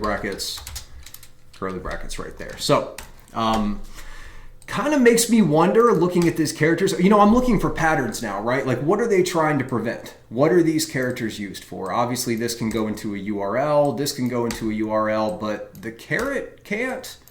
The star is not usually going to have a big impact, the curly brackets as well. So the question we have to ask ourselves here is this validation, if this is server-side validation, is it designed to prevent client-side injections, or maybe are they trying to prevent some type of server-side injection with the, you know, some type of code injection in that server-side code based on the language that this is written in? You know, we know that this endpoint is a PHP endpoint. Some of these characters here would have much more of an impact if they were injected into some type of PHP expression than they would if they were injected into the DOM. So, and that's something you've got to always think about as well, right? This server-side validation, they're not just trying to prevent client-side injections, they're trying to prevent server-side injections, database injections. Any way that you can get malicious characters to have something on anywhere within the application act in a way that they did not intend to. They have to try and prevent all those types of attacks with these validation. And that's why it's so difficult to do that when you have these granular validations, and that's why it's possible for us to potentially bypass that as well. So now we've identified most likely 3 different compensating controls that we're going to need to bypass in some way to get a client-side injection on this target. Now the first, we mentioned the web application firewall. It's a string check, so we'll go through and test all types of different variations of strings to try and bypass that. And then here, whether it's server-side validation or an output encoding, we don't need to bypass both of these. We just need to get our payload to render in one of these injection points, right? So we have our attack vector, which is coming through the URL here, specifically at the end of this callback get parameter. This is our attack vector. It then travels to the application and is affected by multiple different compensating controls before it eventually is rendered on the DOM, right? So we'll go through, we'll see if we can bypass that, and then if we can, and we can get any type of JavaScript to execute, now we get to come back here and deal with these compensating controls to try to find out how we can weaponize it to show impact on the program there. So we know based on our testing that when we send a payload to the application, before that payload reaches the application code and is processed in any way, it's going to be evaluated by this web application firewall looking for malicious strings. So we need to start by testing this web application firewall to figure out what types of things it's intercepting, what it's looking for, to see if we can potentially bypass that. So let's get this minimized over here. We'll come back to our instance of Burp Suite. Now, the payload that was being blocked before was this basic cross-site scripting payload here, right? So we're just sending script, alert, end script, everything that you could possibly think of. This would be a very, very easy way for a web application firewall to catch a potentially malicious request there. So we send it through, we see that we have a 403. Now what we need to figure out is, why is the web application firewall picking this up, right? Because it almost certainly has some type of regex check or something to see, you know, if the request contains this, then return a 403. Otherwise, you can go ahead and redirect it on to the application itself. So before we start looking for any ways to bypass this, we need to figure out what is causing this. Let's get our notes down here. Didn't mean to put that. So I'm going to put catch right here, and we'll start to document what is being caught. And then I'm going to come back over here and I'm going to put bypass. And this is where we can try to identify some strategies that would allow us to bypass the catches that we're finding here. So let's see, let's just get rid of this, and we're going to start testing individual characters, right? Is it just going to block everything that comes with a open or close bracket? No, definitely not. And I would be pretty surprised if it did that. So what about the entire script tag there? It's pretty common for a web application firewall to catch requests like this, because why would a user need to send a script tag, at least in the GET request here? It's pretty uncommon. So let's see if that is blocking it. What happens if we just get rid of everything else here? If we just send the script, okay, we're getting the 403. Now, is it the entire script? No, it doesn't like it with that. Is it Looks like we do need the whole word script. I'm guessing it's going to require that open though as well. It does. Okay. So if we have an open and script, we're getting the 403. Most likely because we could potentially put source or something here and it would fire without everything else. At least could potentially do that. Let's see, what about image? Is it blocking on any type of elements? No, it's okay there. So it's not, okay, we do know that we have one catch here. Perfect. Oh, that's going to change all of our stuff. Okay, let's do that just to make it a little bit better. Okay, perfect.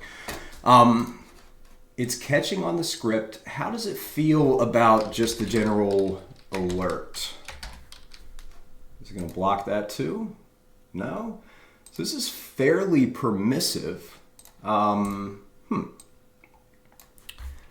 wonder about SVG. That is blocked as well. Okay, so we have a catch for a few of the more common ones.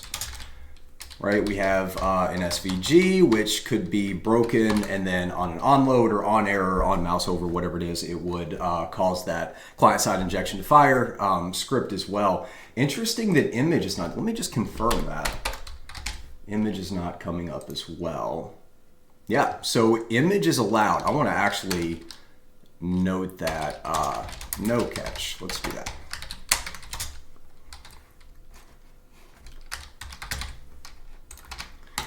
Yeah, because the image tag is very commonly used to do client-side injection. I'm surprised to see that that one's not being blocked there. But okay, so let's come over here. We'll put script back in and we'll get our 403.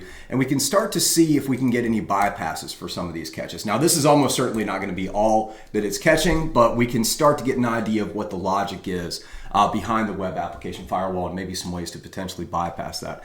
And I want to go ahead and bring up a couple of resources here too. So let's come back over here.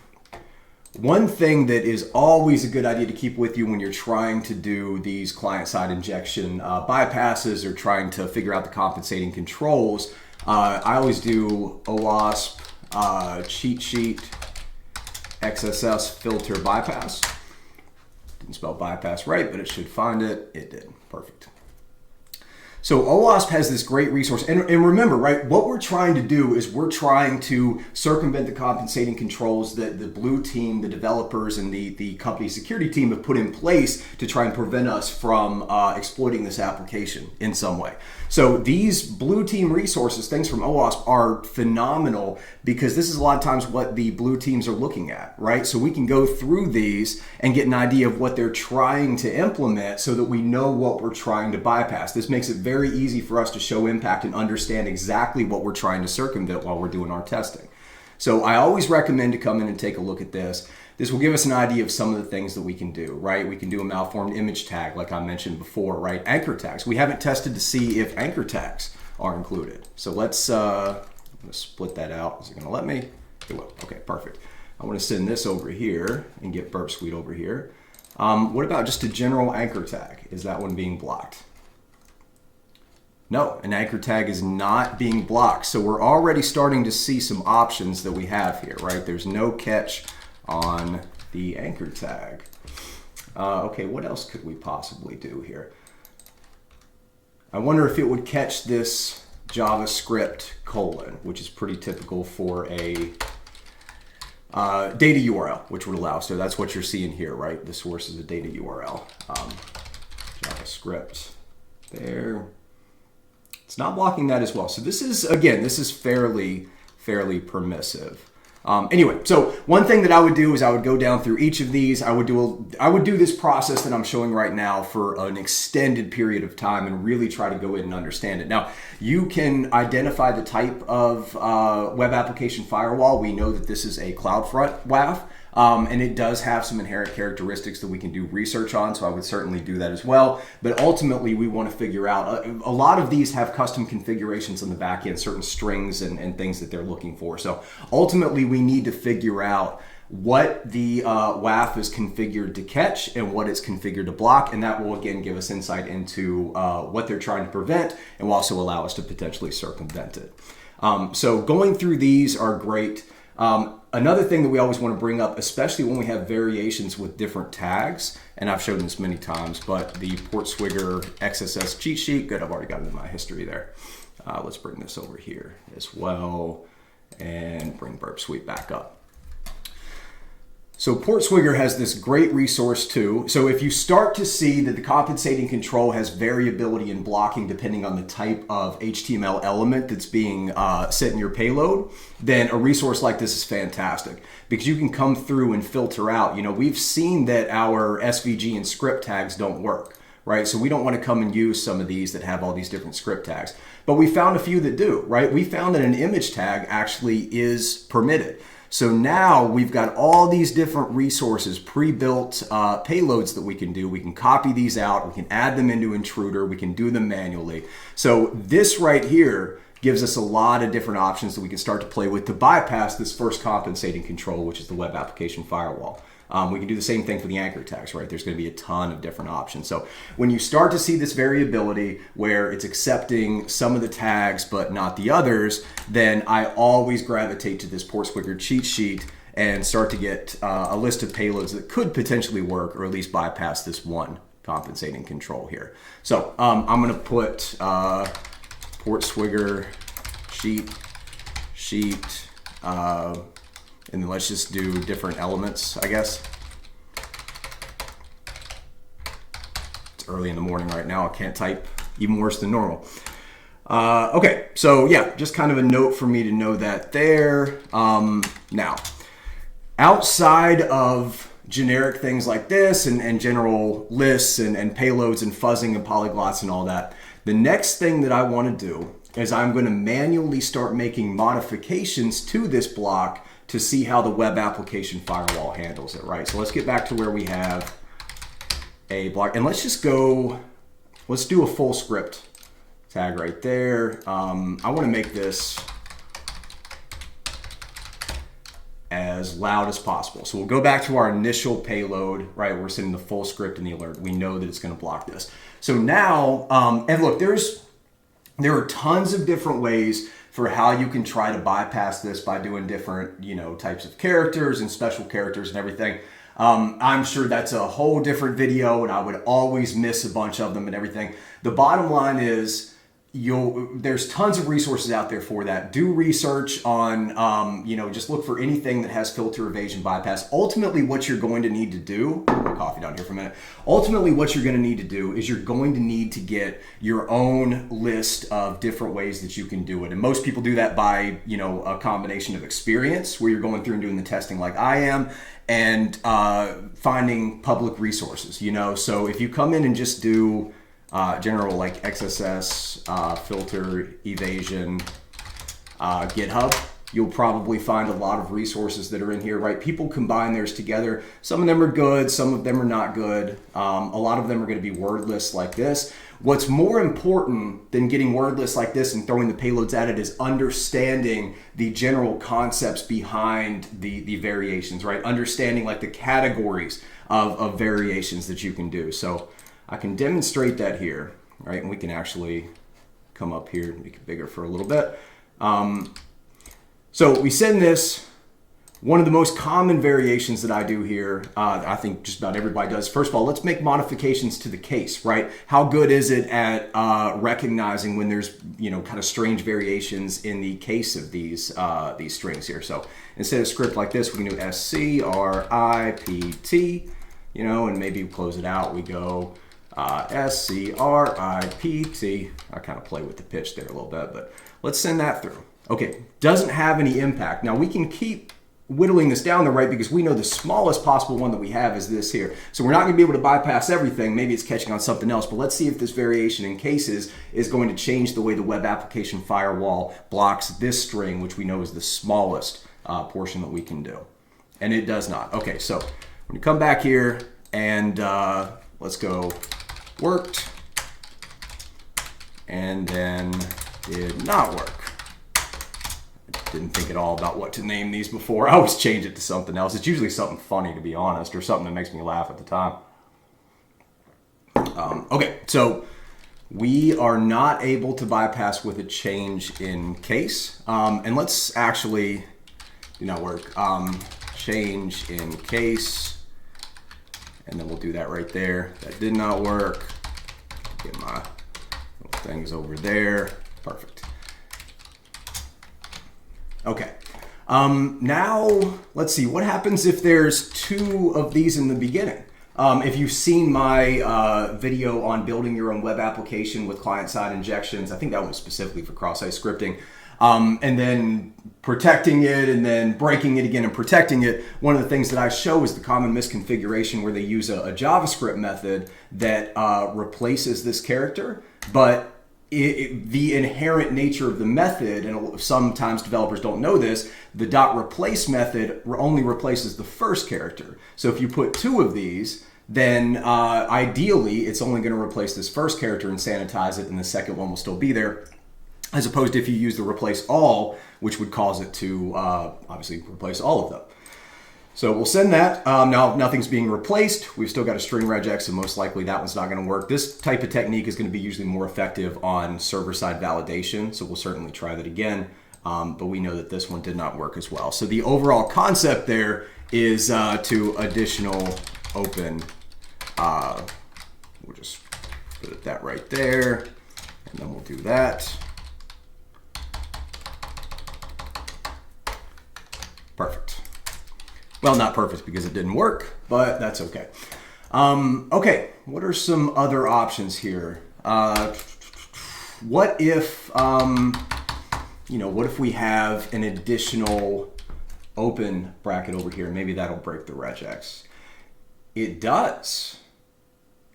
Interesting. Okay, so if we send this with an additional open bracket, I wonder if the case is having any impact here.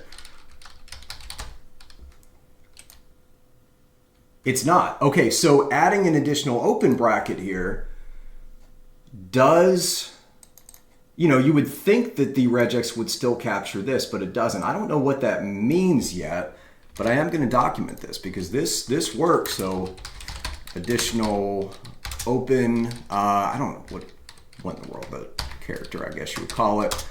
Well, obviously it's a greater than or anything, but I keep wanting to say element or open tag or something, but it's not the whole tag, right? It's just the first character in that tag. So, okay, we'll go ahead and put that there.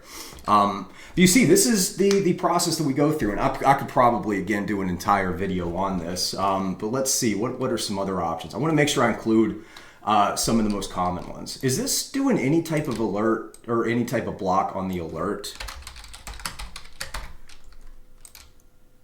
It doesn't seem to be, okay, because one of the ones that you can do here, and we can go through this more in the client-side validation, but you can do backticks instead of parentheses. I wonder if it picks up that.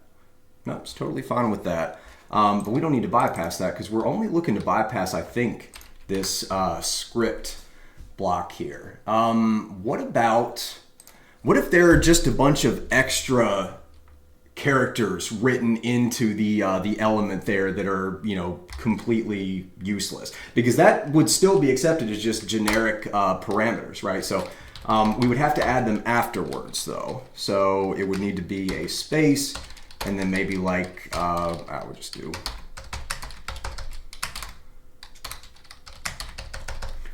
let's just see how it accepts that. We're still getting a forbidden. I would imagine too that the reason this worked, if I put another one there, it's probably still going to block it. So maybe the reason this worked is because there's no way for this to render in the DOM. I'm going to make a little note of that. Can this render in the DOM? Let's do...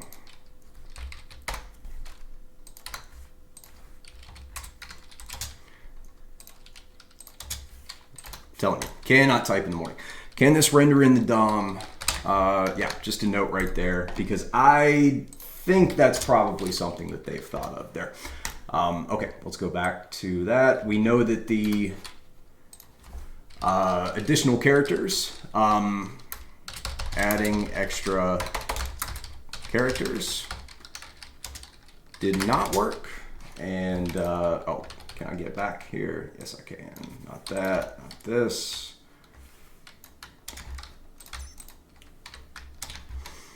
Okay, so that's an option there. Let's see. Typically, we would try and, or we could try and concatenate these as well. You know, so if there's a way that we could possibly do, you know, something like that. We are able to bypass that, but again, will it render in the DOM? I would keep that, you know, same type of thing here. Because it all depends on how this is processed, right? If this plus is turned into a space and later that white space is removed as some type of try-catch or additional thing, then that could work there. It's possible that we could put, you know, this could be processed as individual strings. So maybe when this goes through the server itself, at some point it checks to be a string, it would convert this over and then combine them. But again, it's going to be a bit of a stretch there to get anything like that. What about this? One fun one that I really like is line break. So I think I've mentioned this on this video, although gosh, it's been so long since I started recording this one. If I haven't mentioned this before, maybe it'll just be redundant, right? But there's return carriage and line breaks as part of, you know, just any generic HTTP request. And these convert into hex to 0 delta and 0 alpha, if I remember correctly. So the carriage return right here is going to be 0 delta, and then the new line character is going to be 0 alpha. So one fun thing that we can do is see if we can break this up. Instead of with trying to do a string or a plus and concatenate, can we break it up with a new line character or a carriage return character that could potentially, it would allow us to bypass the WAF, but once it's actually written to the DOM, will just be thrown out, or it could be thrown out before it's written to the DOM, but it also just might not be processed on the DOM there. So we can do that with our URL encoding, so %0 alpha, and let's see if this will allow us to bypass this check. It does allow us to bypass the check. Now we will need to see, let's do this.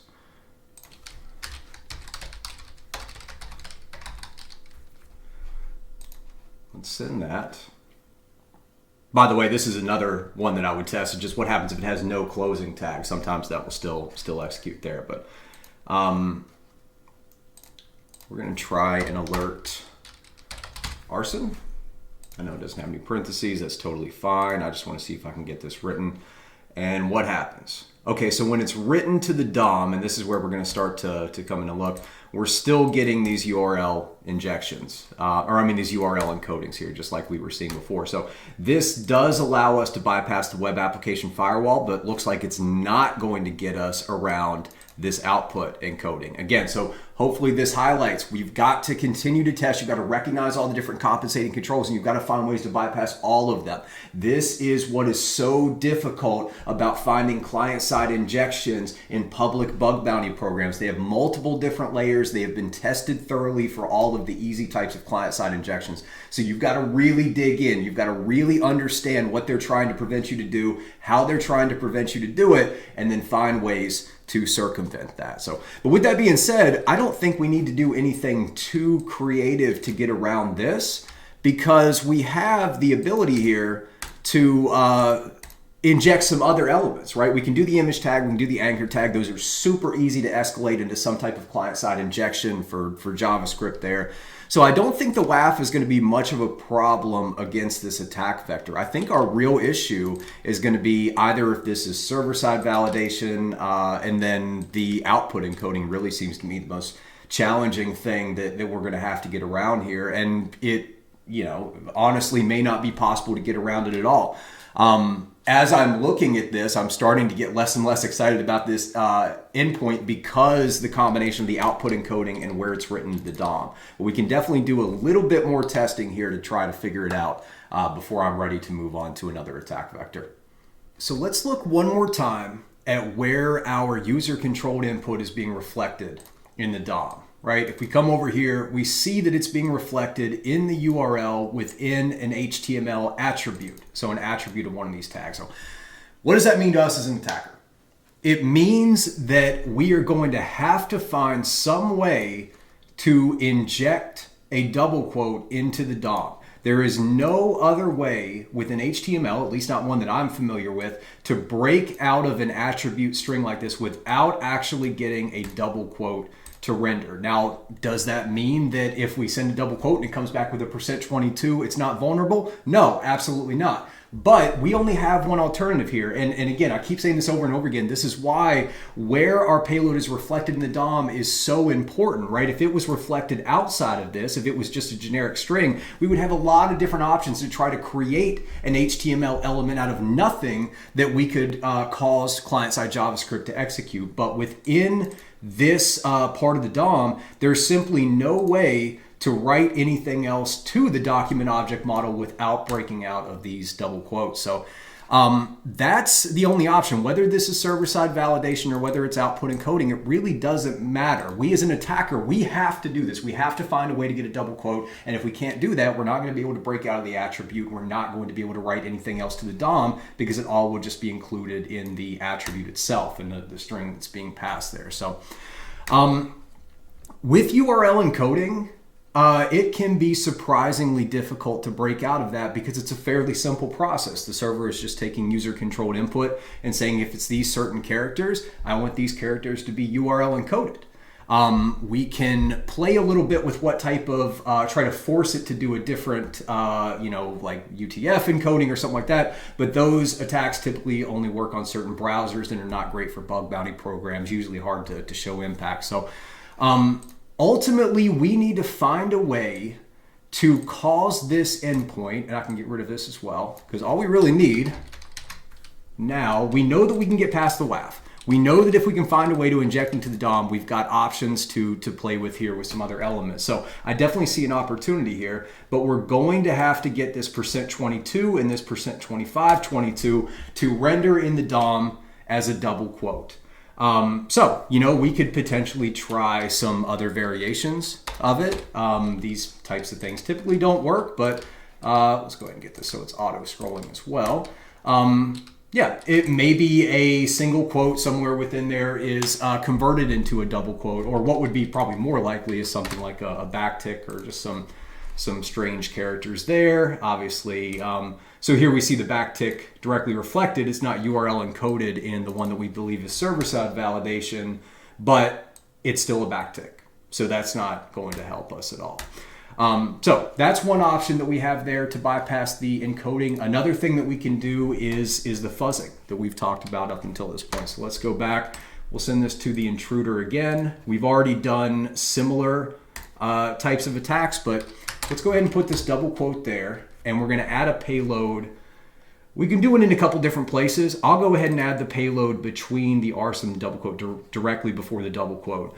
And we want to come and use any of our fuzzing word lists here that we believe, we're basically trying to break it, right? There's a very simple mechanism within this application to take this user-controlled input and convert it to URL encoding before it's returned and later written to the DOM.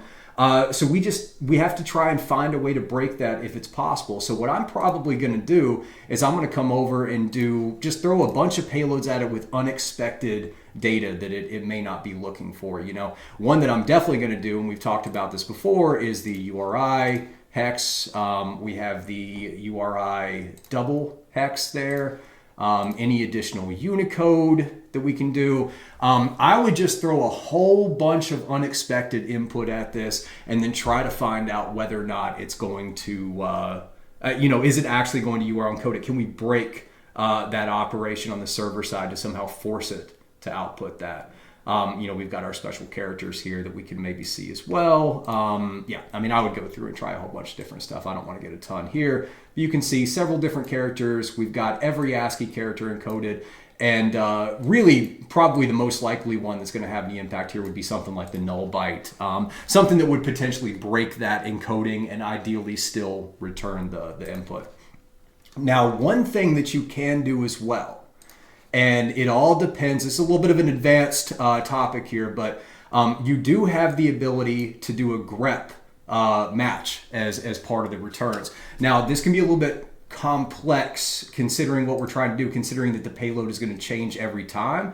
But if we're able to write a regex within this that can identify when we have arson and then, whatever the input is going to be, so we do a regex to put in there. But more importantly, we want to alert whenever we have our canary and the character that we're trying to see in the response, right? So we would change this to a regex. We would go in and put, potentially like any character between these two, and then we would have to actually close it out. So we would have to do, and then after that, it's going to be, a double quote and a close bracket. We'd have to find some way to make sure we're not getting a lot of false positives. And again, that's probably a video for another day, considering how long this one is already.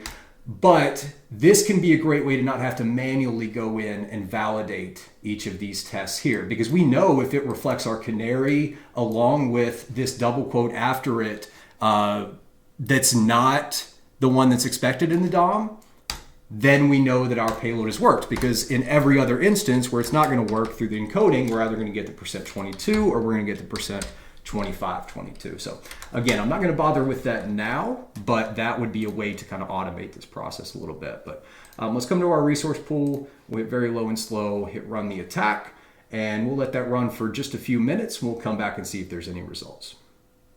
All right, so that scan took about 10 minutes or so. We've got everything done here. So just like we always do, right, we want to try and find any major variations with this. So first of all, it looks like we really only got 400s and 404s coming back. So either it's not finding anything or we're getting a bad, well, the 404 is fine.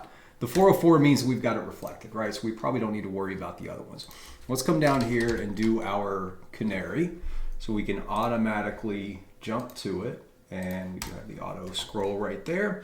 So we know that a 404 is the correct response. Everything else in here, all of these 400s, we're probably not going to need. So let's see. We're not going to be able to filter them out though, unfortunately. Yeah. So we can do, obviously if we did the grep, it would pick it out. We could do show only highlighted items right here. And then that would kind of go with that, but I think that's fine. We'll just kind of sort it by the 404, and then we're just kind of going to have to start scrolling down. Now this is interesting that these unique characters are not being, any type of URL encoded or anything. They're just coming down as a question mark. But ultimately what I'm going to do here is just scroll down, and I'm looking for anywhere that we have our double quotes reflected as opposed to a %22, right? And it's going to be different for everyone, so we're going to just have to scroll down. These larger payloads make it a little bit more difficult, but my hope is that something within our payload broke this to where it's going to do a different output. And actually, we see an example of this now. Look at this. So typically, we see this, our payload that we sent. Here's our double quote at the end of this along with the unique string, and now all of a sudden, we're not using double URL encoding. Remember before we were getting the %2522 every time, but now all of a sudden we have this. This is a server-side validation, right? This is specifically being sanitized from something. So that tells me that we've affected something. I don't know what, right? We've got to figure out what that is, but we're not seeing the same type of encoding that we saw before. It didn't affect this one at all, but for some reason, something to do with that double encoding caused this to come down somewhere else, and the double quotes are being processed differently. So that's the type of things that we're looking for. Any variation in where the URL encoded double quote should be reflected, and then, do we see something different? Ideally, we're going to see that double quote reflected somewhere. So great that we're already seeing something. Look, here's some more like that. It's not being double URL encoded. If we scroll down to some of the more typical ones right here, now we're right back to that %2522. So what is it about these unique characters that is causing that to break that ends up with these question marks? I'm guessing it's the, some type of output encoding on the back end that is breaking, and we're ending up in a try catch to say, okay, we don't want it to return a server error every time, so just return these question marks and then run it through some type of validation or something. So by sending these double quotes, now we could have, or sending these unique characters, we now could have the ability to send some additional payloads here that could help. So I do want to go ahead and get that documented under here. And this is in our second one, right? The WRL encoding? It is, right? So we'll take a note and we will say, in fact, we'll tab this out a little bit just for the sake of it. Or wait, no, we're already out, aren't we? So that's the right place. Okay, so sending unexpected characters, and I will kind of do this right here so we can grab them.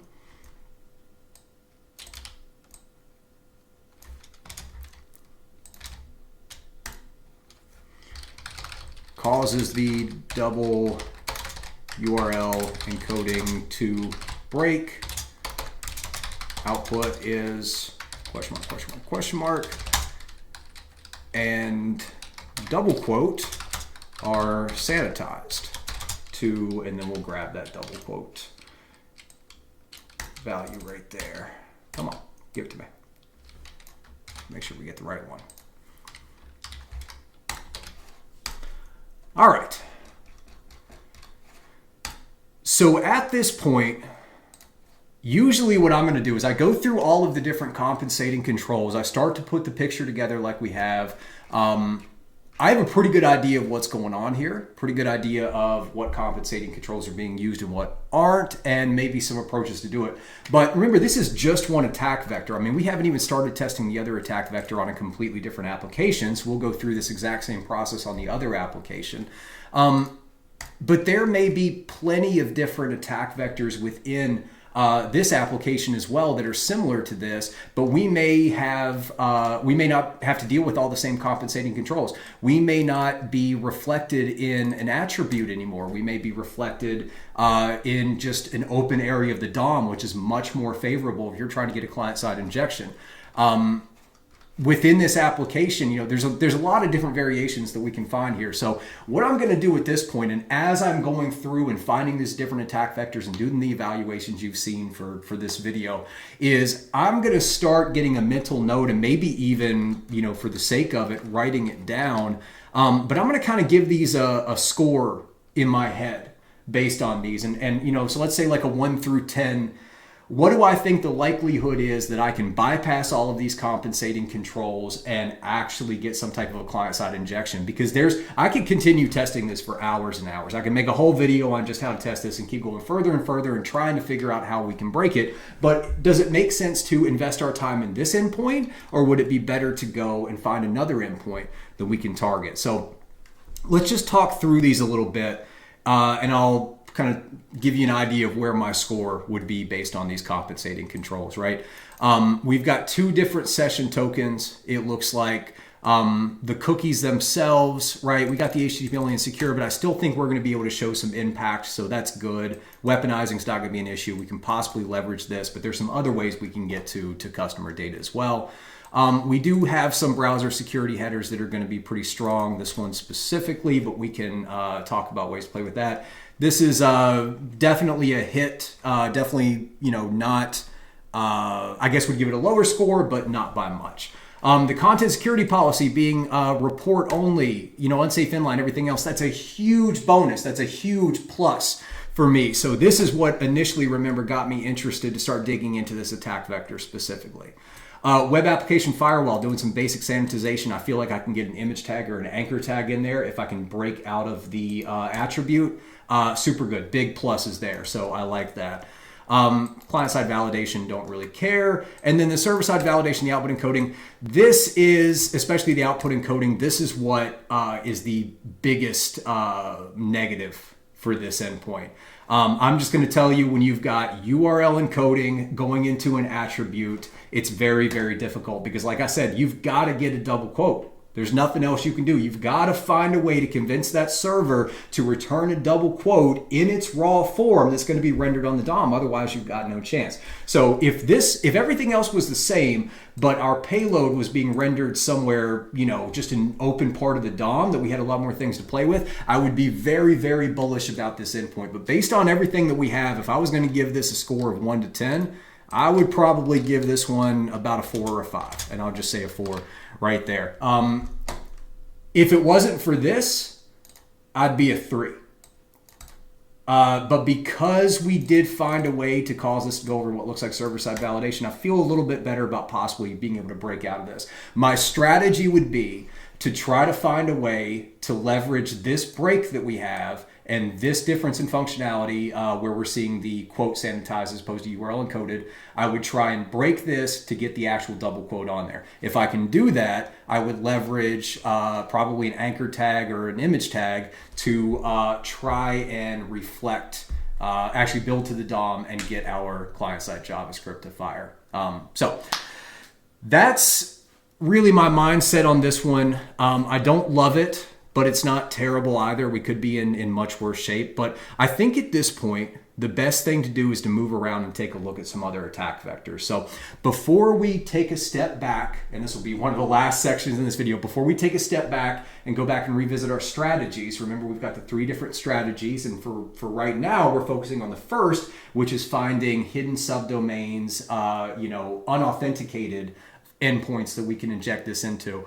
So we're going to take a step back and look through all those results from all the different places within these applications to try to find an optimal attack vector to inject in.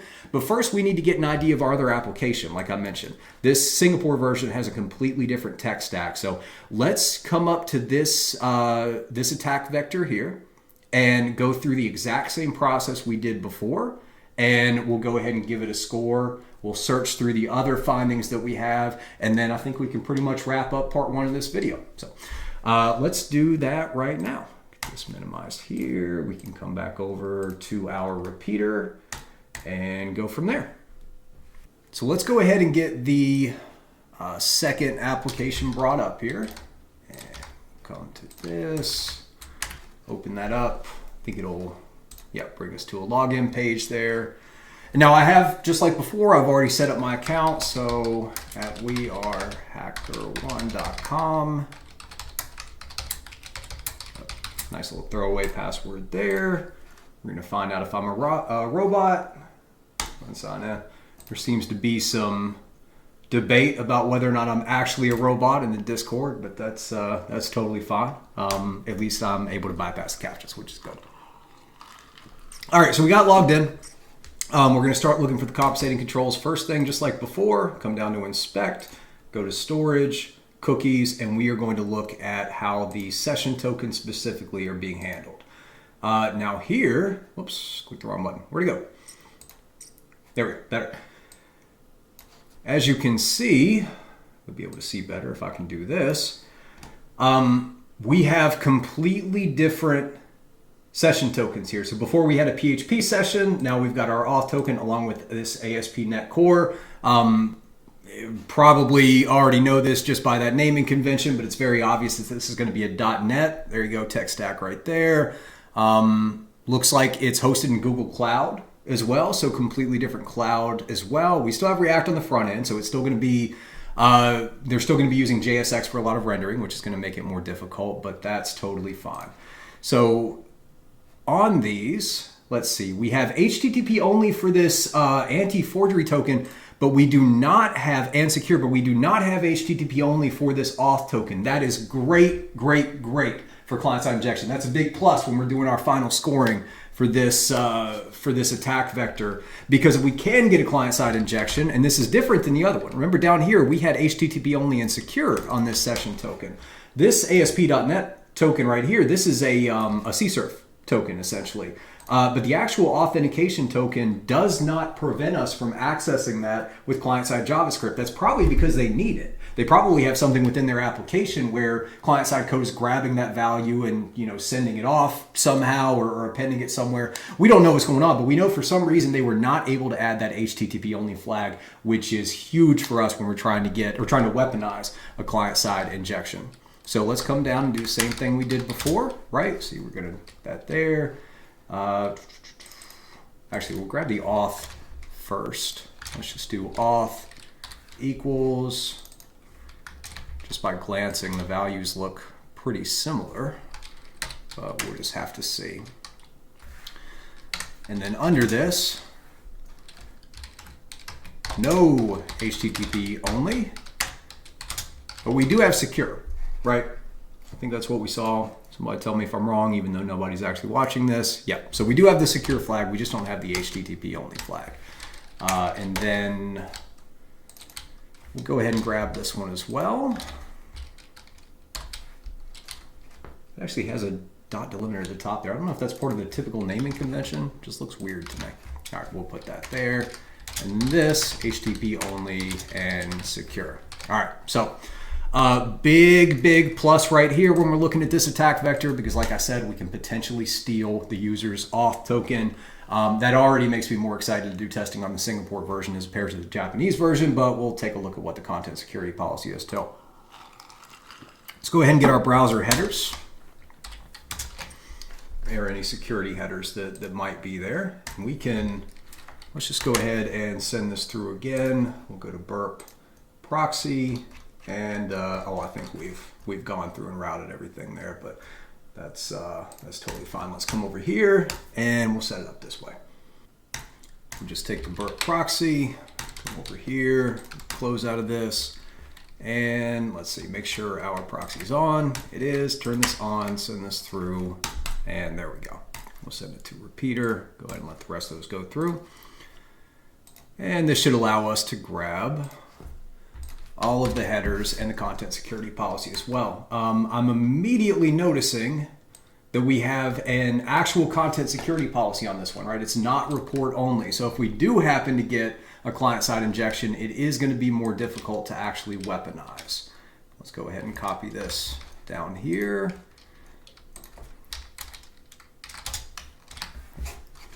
Actually, better way to put this is how I did it below, where we just do it within a code block.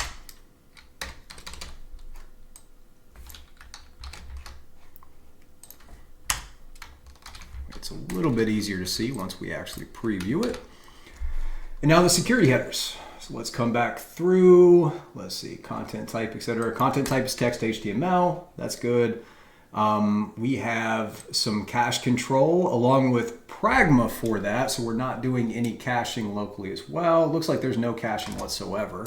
So that's going to take away some of the options that we had before. Let's see, this one should come over here. If you remember, I was talking about using web cache poisoning to potentially be a delivery method for our reflected cross-site scripting that would dramatically increase the impact, because everyone that hit that poison cache response would be a victim as opposed to one individual that we just delivered the payload to. But considering the cache control on here, I don't think that's going to be possible.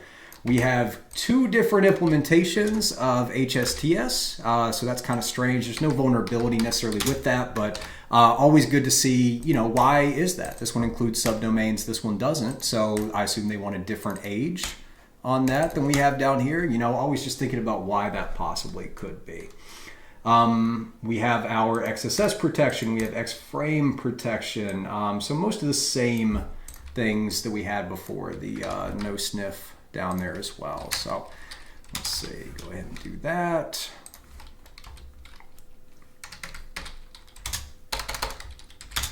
And same thing down here. Perfect. So going through this again, because again, these first three compensating controls we use to decide whether or not it's going to be worth our time to continue digging in, right? We've got a strict content security policy. We've got a lot of strong security headers, but we've got an auth token, a session token without HTTP only. That alone is enough for me to at least spend a little bit more time testing, because if I can get this to work, we're going to be able to show a lot of impact. We're going to be able to get some money off this, right? That's where you can do you can steal that cookie and do a lot of fun stuff with it. So plus I'm going to continue anyway just to demonstrate a lot of things we want to demonstrate. So let's come back here, and then in repeater, we'll find our request again.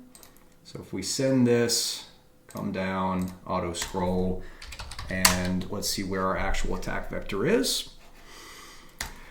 Okay.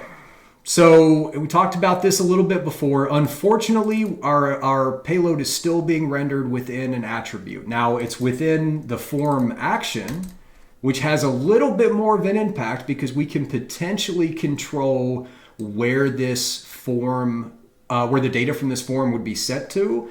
We could also, if we could really get a complex client-side injection in here, we could also add in hidden input that we could potentially inject JavaScript into and grab that and have the hidden data be sent to our server as opposed to where it was supposed to go with this action. But ultimately, same thing that we had before. We got to get a double quote working. We don't have any other choice. That's the only way that we can break out of this. So let's just see what happens if we send a double quote first of all. And once again, we're seeing that encoding right there. I don't want to get all of this. Let's just grab the action and the end to the post, and let's show that. Once again, this looks like output encoding. So URL encoding that to %22. And we'll go ahead and just put that right there. This is going to give me 2, which I don't want, but there you go. Okay. So we're kind of in the same boat from what it looks like. Now, we don't know if it has a web application firewall. Let's go ahead and come back to that. Actually, we can test that in Burp as well. That should be fine, right? We're just going to do the exact same thing we did before. We're going to try and get this to fire. So if I was going to do the basic payload here, close that out, open up, script, alert 1/script, right? If there's any web application firewall that's doing, that's parsing this request, checking for malicious input, there's no way it's going to let this through. And once again, we do see that. Now, this is a different type of web application firewall, though. This is coming back from Google. Let's see. I don't know if I see anything within the request immediately to tell me what this is. Let's show this response in the browser. Whoops, I accidentally copied that. Show response in the browser, paste. And we have just a generic 403 forbidden. This is certainly something that is, oh, AWS. I was going to say, this looks really familiar. I thought they were in Google. Weird. Because this is going through an AWS ELB. Maybe they have maybe they're leveraging a Google redirect. So all the requests to the domain are going through Google and then eventually ending up in AWS. We would do some more testing there, but this looks like a straight AWS web application firewall, not a CloudFront or anything else. So that means that they are actually going in and probably using Terraform to manually configure these individual checks. So we do have a web application firewall. It's a strict AWS WAF, and it is blocked. We'll go ahead and grab this payload here.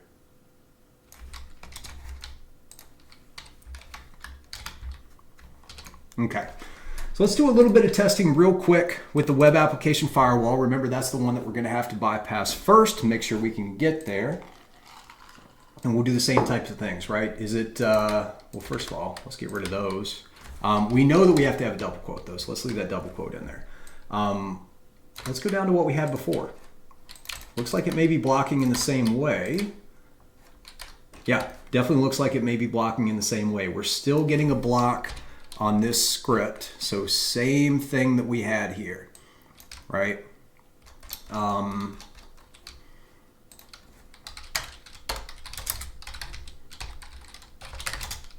Okay, we don't need to do that. It's what happens when you take notes over multiple days while I'm recording. This one right here is also blocked. So let's try some other tags, right? Let's see if the image tag works on this one, because I was pretty bullish about that. And it does. That's really good. So not blocked.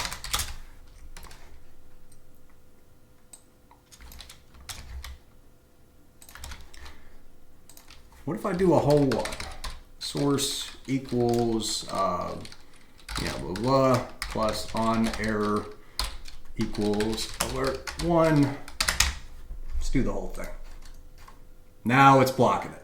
Okay, so it doesn't like that. I wonder if the other one would block that too. Let's check that out real quick. We'll take the same payload, put it in there. That one's actually blocking as well. So we can do an image tag, but we start to run into errors when we do a full one there. So anyway, just good to know. Looks like it's using very similar logic between the two. We don't know if it's exactly the same, but there's a lot of similarities here, right? We've got the web application firewall. I still feel relatively certain that we would be able to bypass it. Let's come back down here. let me say this. Let's come down to the output encoding and server-side validation. Just do the same testing that we were doing before. Let's see if we can break that at all with some of these variations. So let's come up here, server-side validation as well, just in case. That. And let's get back to where our one was working. I think that's fine if we just do this, because ultimately this is where we need to get to, right? And it's only being reflected in one. Okay, perfect. So yeah, we can do the same fuzzing that we did before, right? We can come and try some of those additional variations that we were doing.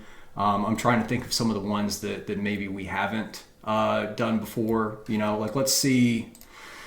But I mean, even if we can get the script tags and everything else, because most of the techniques that we were looking at before to bypass this, all this here, none of this is going to matter to us, even if we can get it, because we're going to have to break out of this attribute tag. So the only thing that I'm really going to test here is the same test that I did last time. Where do we go?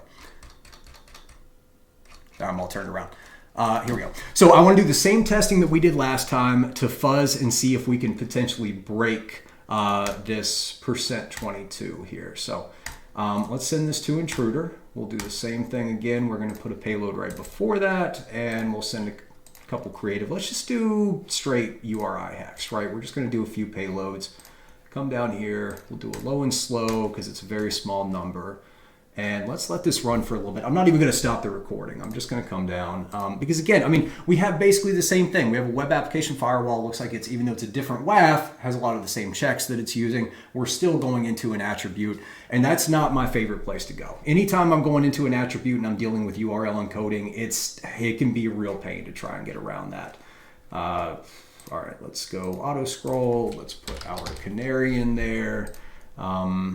Looks like the null byte is not doing anything for us, which that's the one that I'd be most bullish about. Let's just scroll through, and we're looking for any changes in this %22, right? Is it all still a %22? And this is not the only word list that we could use, but as we can see where some are being not URL encoded. Here's one that's being double URL encoded, which is kind of weird. Don't know what that would be, but it doesn't seem like these are really having any impact. And we're almost done. No changes, no changes, no changes, no changes. Okay, so given that we're still reflecting into an attribute, an HTML attribute, given that we've got URL encoding, which can be hard to get some double quotes in there, and we don't have a lot of area to play, I'm not going to spend too much more time on this. Now, I want to be clear. There's techniques that I'm not covering here. So there's probably, I don't know if anybody really experiences actually watching this long into the video, but if anybody really experiences watching this, you're probably screaming like, I would try this, I would try this, I would try this. There are some things to continue here. And I definitely want to make a video sometime in the future, really digging into like the whole wide range of different things that you can do. But ultimately, the muscle that I'm exercising right now is using this evaluation of the attack vectors and compensating controls to decide whether or not this is even worth my time. So we've got a very similar security posture really for this attack vector as we do for the other one. The main change is with this, the content security policy is much more lax, but or is much more strict, sorry, on the Singapore version, but the session token does not have HTTP only in it. So that means that we could potentially access this authentication token, but we may not be able to send it anywhere. We may not have the ability to actually get really effective JavaScript to execute. This content security policy, if we come down here to the script source, this is going to be much more difficult. We don't see a lot of those same directives that we saw before, although we do have that unsafe inline there. I gave the other one a 4. I'm actually going to come up and, given everything that we've seen, given this strict content security policy, where it's being rendered, everything else, I would give this a 3. I'm not very bullish at all on this. It's also, one of the things I'm considering as well is how much testing do I think has been done against this endpoint. This is a very, very common endpoint here. And remember, for our first strategy, which that's what we've been looking at, we want to find hidden endpoints as opposed to, or at least find attack vectors that haven't been tested as much. This one is almost certainly been tested thoroughly by researchers here. Now this is not to say that this one wouldn't be, but this is a little bit of a more obscure call as opposed to something that's part of the login flow is going to be very front and center for any researchers. So between the two, right, we've got a 4 and we've got a 3.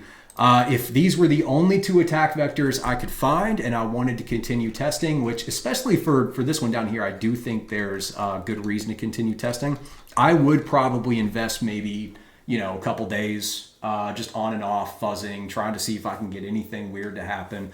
But that's about it. That's about it. Neither one of these are wildly exciting to me.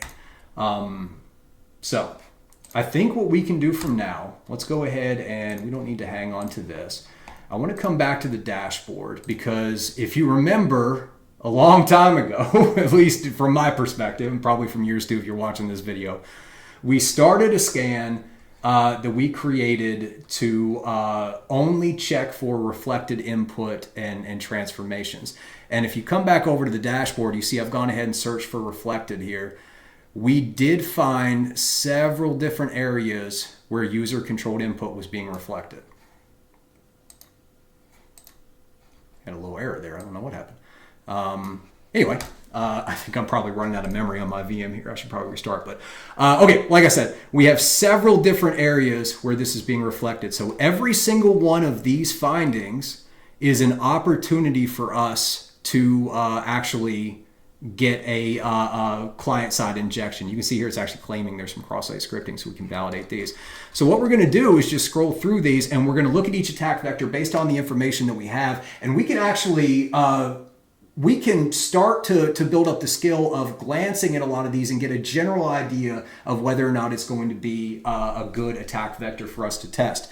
And probably what you've started to realize now is where that payload is being reflected in the DOM is very, very important. So what I'm looking for as I'm scrolling through this is anywhere where my payload is being reflected in an open area of the DOM, right? So it's not, or if it's in a script tag, that's even better, which does happen occasionally. But anywhere where it's being reflected where we don't have to do a lot of additional breaking out, whereas like in an attribute or even if it's actually reflecting an element, that can be much more difficult here. So let's start looking through these one by one, and we're going to see where our input is reflected and see if we think it's worth our time. And if we click on this, it'll actually automatically highlight to where this is going. So we can immediately see, and I also want to, let's get this cleaned up a little bit, right? I don't care about the time, don't care about the task, the action. What I want to know is, even the issue type, let's just make sure it's the same one, but I want to see what's the domain, what's the path, what is in the response, right? Are we reflecting in a JavaScript file? Are we reflecting right here is apparently in a JPEG that's being responded? Actually, this is kind of weird. What is this? This has got a whole DOM that's returned when you just make this request to the image itself. Although this is probably a 404, I'm guessing. Yeah, this has got to be something that just says like, oh, we can't find it. It's probably looking for that path name there. But either way, it's going within this href parameter again, so that's not something we want to look for. Let's come down past these JPEGs. JavaScript as well, right? 404 not found, same type of thing. So all of this is starting to look like a pattern. In fact, this especially looks very, very similar. JavaScript, JPEG right there. All of this is looking like mostly the same. Really, it seems like if we get a 404, a lot of these, that's what this is. But okay, now we're getting to something a little bit different. Yeah, these are all JavaScript files. Now here we have again a 404. And by the way, when talking about this, when you see your payload returned in a 404 error here, you need to try to figure out, is it a custom 404 that they have made, or is it something that is already pre-built, right? This one here we can see is pre-built within the CloudFront instance, right? I'm sure a lot of people have recognized this here. So even though this may look like a fantastic place for us to continue to test because the response is wide open in the DOM, right? This is typically what we would want to see, but it's coming back on a CloudFront instance, so we would basically be doing research for a new CVE, a new actual registered vulnerability in CloudFront if we were to try to bypass this. This gets tons and tons of testing. Whereas something like this, where if I right-click Show Response in the browser, I am fairly confident. Well, it's going to help if we run everything through Burp. What do you think? I am fairly confident that this is a custom 404 response. And yeah, we can see that right there. So this is something they have custom built. There's going to be a better chance that you can find a client-side injection within a custom 404, but keep in mind, these are still going to be tested thoroughly by researchers. So there's nothing here that's telling me this is worth my time yet. Now we've got one in the cart. I don't know why it's highlighting that down there, but once again, we are going into, and oh no, did it end that right there? No, it didn't. So we're going into, this is actually not bad right here. So we are reflected into a script. Now we're still going to need to get a double quote. Ooh, this is actually a really good one. Let me go ahead and send this over here. Send this to repeater. What's the attack vector? The attack vector is coming through this cookie with just a unique value. So if we come down here and we type in arson on this and send it, and see where arson ends up here. So this may look about the same at first glance, at least it did to me, but if we come down, this is actually within a script tag. So we are able to write a value directly to this, directly to this script here. Now we still got to break out of this double quote, but we're not in HTML anymore. Now we're writing in JavaScript, so we can potentially have some different functionality there. So I love this for an attack vector. Let's come over and we can document this one. While I'm over here, what am I doing? Come back up here. Gosh, I'm telling you, my brain is starting to melt after all this. Okay, copy this URL here. We'll come down and we're going to start a new attack vector. And now the payload is going to go through this cookie here, like we said. Which one was it? This one right here. Here we go. All right. So good to come through and show this. Let's do that. There we go. That'll be fine.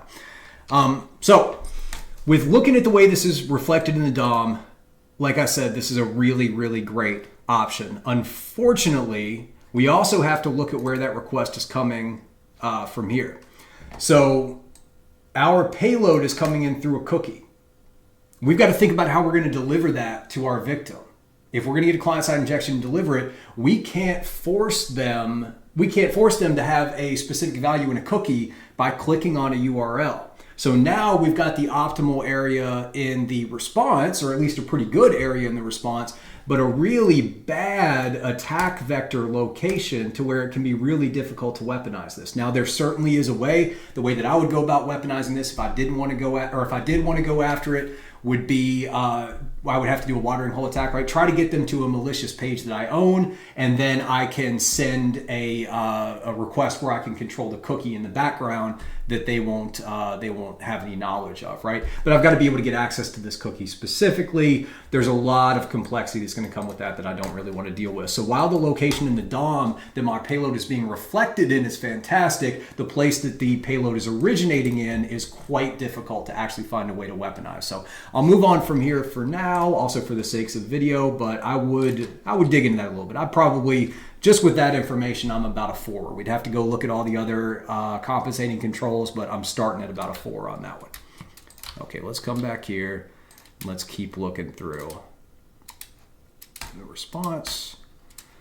Once again, we've got our custom 404, which is certainly not what we're looking for. Here's 2 responses, and this is in a 200.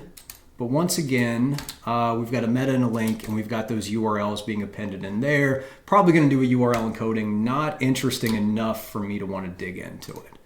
Let's keep looking. We've got a JavaScript, our generic 404, all of our generic 404s there.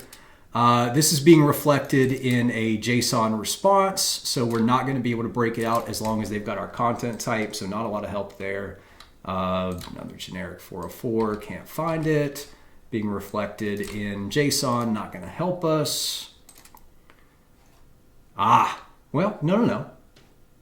No, man, I don't know what these other things do. I don't know what Burp is doing, but it's throwing me off. So yeah, once again, we've got reflection. Oh, okay, so we've got a reflection in these attributes here, and then we've got another reflection like the other one. So this is a much better position. We are in a script tag. We're actually in this JSON declaration. So this could be, if we could get any type of user control to this and break out of this string, then we could definitely have some impact on the application itself. So where is it originating? And it's originating from here. So this is a little bit better. Send over to repeater. Now, when we think about the compensating controls, is this not a 404 anyway? Because how is it finding this? This has got to be a 404. I think it's just a 404 that returns a 200, right? Show response in the browser.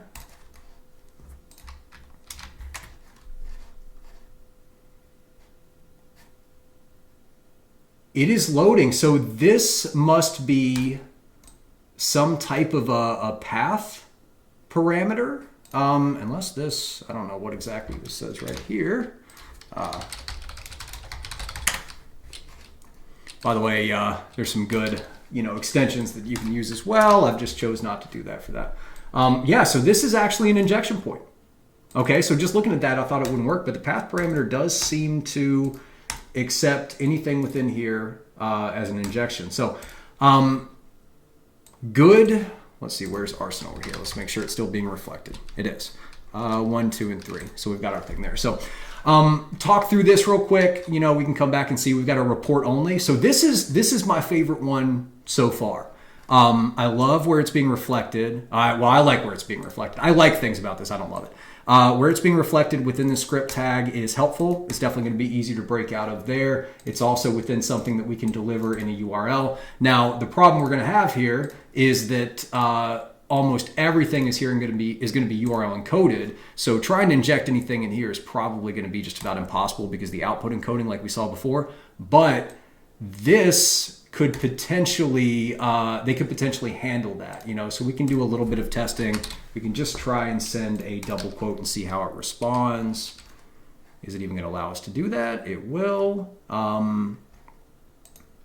Now we don't see the value reflected at all. So this is much more indicative of server-side validation than it would be output encoding, right? We're not seeing anything being encoded. They have completely removed this value at all because they've come through and seen that this was potentially malicious character. What happens if we do a %22? I'll just try some very basic checks on this. Do we suddenly have arson coming back? We don't. I didn't have to type it twice. Can we do double URL encoding? And we're still not seeing it reflected. So it looks like it's going in to check and see if we have anything malicious. And if it does, it just completely strips that out. Otherwise, we're just going to have it reflected in this area here. Yep, and now it has come back. Let's go to that previous one just to make sure. It's still, well, it's giving us a 404 all of a sudden. So why is that? I don't know. This is a good attack vector. I'm gonna come over, whoops, didn't mean to do that. Go away. I'm gonna copy this URL as well, and we'll come back over to our notes. And we will identify, let's get rid of this first. Let's identify our canary in here. There, and again, this one right here is now by far one of my favorites. But we're gonna keep looking through. Let's go to the request. This is most likely the same thing. Yep, because those are the same path parameters. And we see the same behavior there. Back to the custom 404, 404. Here's another good place for the injection. And this is in a very unique endpoint. Okay, I like this one a lot. This one is my favorite so far. This is my favorite so far. Let's come over here. I believe this can be replaced with arson because it's the, at least I saw the value of the get parameters, what's being added there. Oh yeah, so we've got several different options here. This is being injected, right, as part of the script in this config value. Once again, we're still gonna have to find a way where we can break out of this. We're still gonna have to do the single quote, double quote. Looks like it's not being stripped out. We've got our URL encoding here, some output encoding, but doesn't look like it's doing any sanitization. Let's just try double URL encoding, just trying like the absolute most basic ones here. We see that's directly reflected. So yeah, so we have a, and any of this value is being reflected here. That's great.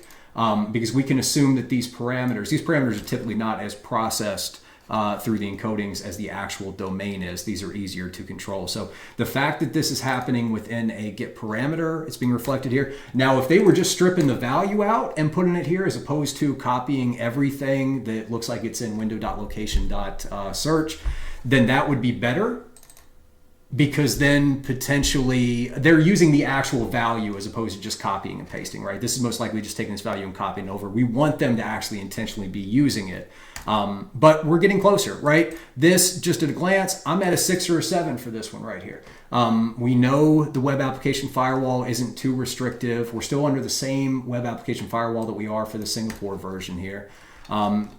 We don't see a strong directive for, oh, well, you know what? Aside from the fact that we see this here.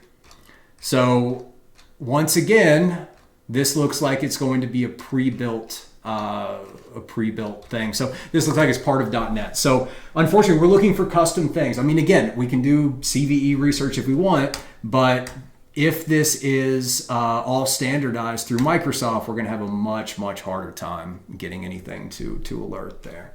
Let's come back down and see if we can find any other ones. Go to the response, and well, where is this one being reflected?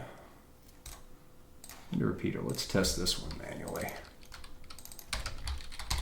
This still looks like, let's getting a menu item. Let's see if we can get arson to reflect here. We do.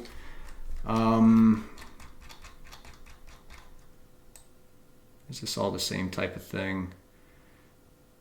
This is in, so we're in this data page thing here. We're still in an attribute, but we can potentially control some of the content with this. This is a, whoops, went too far. This could be really interesting. This is where we start talking about some really, really complex stuff, right? If the values within this string are later being injected into the DOM somehow, and it looks like they're all being separated by, not with double quotes, we could potentially inject something into this string, which is later injected into the DOM through client-side JavaScript. So pretty complex, but it is an option for us. Let's just see. I'm really hoping to find one here that'll be a wide open reflection in the DOM. That's really what I'm looking for. Most of these JavaScript, remember always when you see JavaScript like this reflected, always check the content type, make sure it's actually JSON. Burp will potentially show you no matter what, so you should see something weird in there anyway. Let's keep coming down here. JSON, JSON, JSON. Does not mean that these are not vulnerable, they're just not what I want to start with right now. Here's another one that's being injected within JavaScript, and it's a 200 response. But it's being injected in. Okay, so again, we're getting to some more complicated things. This is also going in the user agent. That's very interesting. This could be a good option for if we have a web cache poisoning. Imagine if we could control or inject some value into this JavaScript file through this user agent, and then this JavaScript file is loaded for everybody that goes to the page as long as that cache is poisoned. That could be a phenomenal way to get a very complex, high-impact client-side injection, but a little bit too advanced for the scope of this video here. So let's keep going. We're almost running out of room here. Come down, come down. This is reflected in the cookies that are being set. So not a client-side injection, but, and we talked about this before, we could potentially inject and control data into this cookie. We need to see how that cookie is being used, but if we can find a way to show impact with that, that may be good. I'm just kind of scrolling and talking as I'm doing it and hoping that one's going to come up here. If not, I'm going to have to go out and look for one and come back. Click, click, click. What about this one here? That's similar. We've seen that before in the JavaScript file. This could potentially be an open redirect if we can control this, but it's going with the Office 365, so I'm not too interested there. That's right, that's the auto discover. And here you can see some of the other values coming in. Here's an example of the suspicious input transformation, right? So they sent a couple URL encoded values, and in the response, it was decoded in this URL. So that's giving us a little bit more insight. Maybe we could, potentially weaponize that. But again, just not enough value that I'm seeing, not enough risk to really try and go after that. Here's our get nickname, which we've already tested before. So it looks like we're not finding anything that's reflected wide open in the DOM, which is going to be the best opportunity. And if I don't see anything in these results, I'm going to go out and find one so I can have it for the video. Let's see, JavaScript, most of these, and I mean, this is pretty common, right? It's pretty rare to see our best case scenario where something is actually being reflected directly in the DOM. Here's a 400. Different responses can sometimes help too. That's a JSON. That's a JSON response. This is in a GraphQL, so we're not going to see this render in here, but this is an opportunity for a database injection. That's another video for another day. But yeah, ultimately, so we've gone through and run this against all these different endpoints that we found. These are the ones I believe just in the JP as well. Oh no, we've got the Singapore ones in there too. But so we have run our custom scan against this, and I'm not finding our optimal value. So the best injection opportunity that I think we have is against this menu option right now. But I'm going to pause the recording for a minute. I'm going to go out and do some hunting myself and try to find an example of our optimal attack vector within this program. And either way, we'll come back and then we can go ahead and start wrapping things up. All right, so I'm back. And unfortunately for us, fortunately for Starbucks, I was not able to find the optimal situation where our payload is being reflected in the DOM, where it's just wide open in the DOM. But that's pretty common, right? I'm only looking at unauthenticated routes, and we'll spend some more time when we move into the authenticated routes in part 2 of this video, where we're looking for a hidden functionality, hidden endpoints within the authenticated scope of the application. It's going to be much more likely that we can find somewhere where the developers had a use case where they needed to take user-controlled input and actually reflect it in the DOM in a response. That's typically a much more complex workflow, a need that would be within an authenticated version of an application. There's not a lot of times where developers need to do that on unauthenticated routes. So, and remember, just back to what we were talking about in the beginning, it's going to be very difficult to actually find a reflected cross-site scripting or any type of client-side injection on unauthenticated routes because they're thoroughly tested and they don't usually have a ton of functionality. So in part 2, when we dig into the authenticated routes, we'll have more opportunities. But right now, if we were able to find anything that was a good attack vector, we probably would have a much better likelihood of being able to exploit it and especially grow impact if it was something that hadn't been found before. But a couple things I do want to point out that I found on other, just kind of through the process of testing here. This would have been another great example of something we'd be looking for, right? It's wide open in the DOM. It's not contained within an element, not contained within an attribute. Now this is another 404. This is coming from Google. This is not something we're going to want to test, but I just want to show what we would be looking like. And one other one that I found here, what we'd be looking for rather. So the first one was reflected directly in the HTML DOM. And then this is a really cool other type of injection that I found where this is where you're not looking for cross-site scripting, right? Because this is an application, this is JavaScript that's coming back, but it's a great opportunity for us to potentially get a JavaScript injection, a JavaScript code injection instead of this. Remember, it's a completely different methodology for testing this. We're not going to be trying to inject an element into here. We're going to try to maybe inject an eval method into it instead, right? So I don't want to do a ton of testing here because this is not within our scope, but I just wanted to show if I did see any user-controlled input reflected directly in an application JavaScript response like this, I'm going to think, first of all, 8 out of 10, super excited, definitely going to try and get something here. This is going to be top of my list compared to everything else that we found if it was in scope there, but it's not going to be a cross-site scripting. Remember that this is going to be a JavaScript code injection. We would come in here and we would try to inject so that this probably worked successfully. And then at the end of that, we would try to inject also whatever malicious JavaScript we wanted to. And our hope would be that this JavaScript file is loaded as part of the regular operations, and we would be able to execute that. Now, delivering that to a victim is going to be a very different process. I'm almost certainly going to be looking for cache poisoning or some other way to deliver it, because sending a URL is going to be hard, right? If we come back in here and look at that, it's coming through the cookie. Once again, hard to control it. But at least if you were to see an easily controlled, user-controlled input, right? Like if this was coming from a get parameter and coming into here, ooh, we got a great thing that we can get the opportunity to play with. But okay, it's been a long time. This is a very, very long video. I think that's good for part one. Hopefully that covers everything I was hoping to cover there. But let's get this screens flipped up here and take a little bit of time to talk about what we've learned. I want to summarize everything, and I want to really lay out my methodology for hunting for client-side injections step by step. And hopefully you'll have everything you need to be able to go and hunt for client-side injections on public programs. So let's do that. All right, so super easy, quick, short video, right? When I set out to make this video, I actually did think it was going to be like an hour and a half, and as I kept, kind of doing a little planning and digging into the program itself, I realized I got to add this, and I got to add this. We got to talk about all these individual compensating controls. We got to go through some of those different strategies that we can do to bypass the filters, et cetera, et cetera. So it kind of just kept growing and growing. And eventually, I realized that this was put into something that I'm really proud of. I think that this is actually a really good methodology, at least for this first strategy. I think it kind of puts all the information in one place, hopefully. So I guess we'll see with the comments and everything. But let me know if there's anything I missed. And obviously, we're going to continue with part 2 and part 3 with our other strategies here in just a bit. But anyway, so just to go over the methodology one more time. So when you're looking for client-side injections in public bug bounty programs, and remember our first strategy, which is what we walked through with this video, is we're trying to find attack vectors in unauthenticated routes,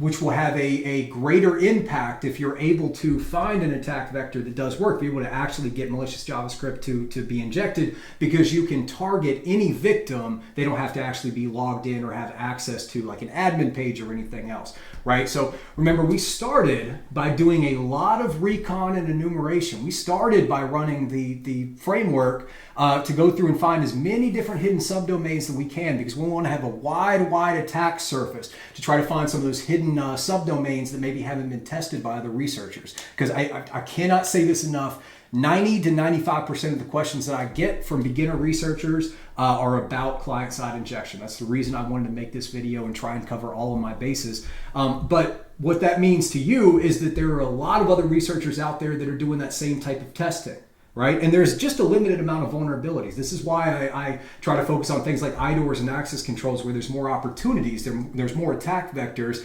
and there's much less researchers that are actually going through and testing it. But if you want to test for client-side injections, and it is a great thing to test for, you just kind of have to understand the strategy. But so you're going to go through and do that recon. Once we had that and we had identified some subdomains that we wanted to target, we then went in and tried to find as many unauthenticated endpoints that we could find. Remember, we did some scanning, we did some fuzzing, but it was enumeration, right? It's enumeration to try and find as many of those endpoints under those hidden subdomains that we can find and possibly find an attack vector, which is step 3, right? Step 3, we went and we were trying to identify anywhere within those unauthenticated routes that user-controlled input would be sent to the application and then reflected in the response. That's the only thing you're looking for when you're, at least for strategy 1, everything we're talking about here. This is not talking about DOM injections. This is some type of client-side injection where the request goes to the server, comes back, and the data that comes back from the server is what's appended to the DOM, right? That's what we're looking at. So you want to find user-controlled input. It could be your path, it could be parameters, get, post, anything parameters, it could be cookies. Anywhere where data is stored within that HTTP request that goes in the server, the application may in some way take those user-controlled inputs and reflect them back in the response, which is later added to the DOM within the victim's browser, in the client browser. That's what you're looking for. Once you find that, you've got to try and find a way to determine whether or not the compensating controls are affecting it. Right? And we went through all those different compensating controls. Remember, the first thing you do, or the first set of compensating controls, give you an understanding of whether or not this is even worth your time, right? And that's going to be your cookie flags, your browser security headers, and your content security policy. If you go through those and they are all solid and you don't see any way to actually weaponize this vulnerability, then what's the point? Why are we even going to try and bypass these filters and everything? It doesn't make any sense. It's not a good use of our time. We want to find something that if we do happen to get malicious JavaScript to execute, we're going to be able to weaponize that in a way that allows us to show a lot of impact, or at least any impact, right? And to be able to get a valid bounty. But ideally, we can use that to steal a victim session token or force them to make requests that they didn't intend to. That's combining cross-site scripting or any type of JavaScript injection with cross-site request forgery. It's called a session routing attack, where we can go and have them do things without them even knowing, right? If you go through that first group of compensating controls, then you find that it is worth your time. Remember, the next thing that you're looking at is what compensating controls are in place to actually prevent you from getting that JavaScript to execute. And that's going to be, first of all, is there a web application firewall on the end that's validating the request and specifically strings within the request, looking for a potentially malicious payload within those strings? If it is, it's going to block it before your payload even gets to the application. There's no chance that it's even going to be returned and reflected in the browser, right? We're also going to look to see if there's any client-side or server-side validation. Client-side validation, that's not going to affect our ability to send the request or do anything to actually get the JavaScript injection, but it's going to give us some insight into what the developers intended users not to be able to do, right? And then we can go into the server-side validation and find out if that's been recreated. Because what the developers should be doing is putting layers and layers and layers and layers of defense throughout the application so that in multiple different places we're going to confirm that that user-controlled input is the right data type that we're looking for. It's the right size that we're looking for. It's not an insane amount of characters we wouldn't expect, and it doesn't have any malicious characters, which is typically applicable mostly for client-side injection techniques there. And then the last thing that can prevent us, remember, and we saw this a lot, is output encoding. This is something that's very often combined with or misconstrued to be server-side validation, but it's not. It's just the nature of the way the application works and the encoding that happens through URLs as they're processed and how they're later returned to the DOM can actually be a very, very powerful mitigation for client-side injections. But on the other side, if we see developers that are only relying on the client side and output encoding, and we're not seeing those same practices repeated throughout the application in the server, that's where things can go wrong. We can circumvent those client side controls, and we can try and send a payload that will make it through the server, be processed, come all the way back to our client, our browser, rendered in the DOM, executes. We've got cross-site scripting, and then we can go and go and report that bug. A couple things to remember. Where your payload is coming from in the request has a big impact on your ability to actually weaponize that. If it's coming from a post, in the body of a post request, and somebody has to actually send that themselves to get the JavaScript to execute, you're not going to be able to send that to a victim and actually weaponize that. That's what's called a self cross-site scripting. I see those a lot with reports that are coming into my program at Flowcast. So very, very important where the payload is coming from. Ideally, you want to have something in a URL so that you can deliver it to your victim very, very easily. The other thing you need to remember is where your payload is reflected in the DOM has a huge in the response, right? In the response within the DOM has a huge impact on your ability to actually get that attack to work. If it's reflected, as we saw in HTML attributes, then you're going to have to break out of that attribute to get some JavaScript to fire, unless you can get some type of a data URL or something else to go in there, which we're going to talk a lot about data URLs in our next video, because there were definitely some options to leverage data URLs in the testing we did in this video, and I just made the conscious decision to save it for the next one. So really important where your payload is coming from in the request, really important where your payload is reflected in the response. Everything about that, everything about the tech stack, what the front-end library they're using to actually render it, all of that has a direct impact on your ability to inject JavaScript into the client side. So hopefully this video has showed that it is much more complex to try and get some type of client-side injection than to simply, take payloads and send them through. There's no secret. I think that's really the main message that I want to get off here. Nobody's holding on to some secret payloads. I mean, they may have some polyglots that are pretty effective that they're keeping in their back pocket or getting it, but if you want to focus on client-side injection testing, so that's reflected cross-site scripting, DOM-based cross-site scripting, client-side prototype pollution, client-side template injection, which is actually a newer thing that's been coming out. Any type of client-side injection, if you want to focus on it, there's no shortcuts. There's not. And again, I'm saying this because 95% of the questions I get are something along the lines of, here I have this reflection, how do I bypass this? I can't answer those questions. It's just not possible. It's, I need to know everything about the tech stack. You need to spend the time going in there and testing it for hours and hours and hours. You can see how much time I spent on this one. I can tell you candidly, took me about a week altogether to get these, probably gonna end up being 5 hours recorded. So there's no shortcut. There's shortcuts to other ones. There's shortcuts to other vulnerabilities. There's shortcuts to a lot of vulnerabilities. Server-side request forgery things. So a lot of server-side injections. There's shortcuts. Even I would say IDORs and access controls are pretty simple. Client-side injections are not simple. They're not simple. And so that's why when I see beginners that are gravitating to that and they're getting frustrated and saying, I can't seem to find a vulnerability, where you're jumping into an expert topic and you're not learning what needs to be learned to do that. I think there's people that just want there to be like some secret output that you can put into every payload and it will magically get that JavaScript, that alert to fire. It's not the way it works. But what that does mean to you right now, if you're watching this, is if you do want to focus on client-side injection techniques, if what I showed you in this video is interesting, if you've happened to pick up the JavaScript for hackers and you enjoy reading that, if you enjoy client-side injections and you really take the time to learn how client-side JavaScript works, how it's used within different applications, different tech stacks, the different front-end libraries, if you really put the time to go in and do that, then you're going to be well ahead of the vast majority of researchers that are testing for client-side injections. And look, 100% they're out there on public programs. 100%.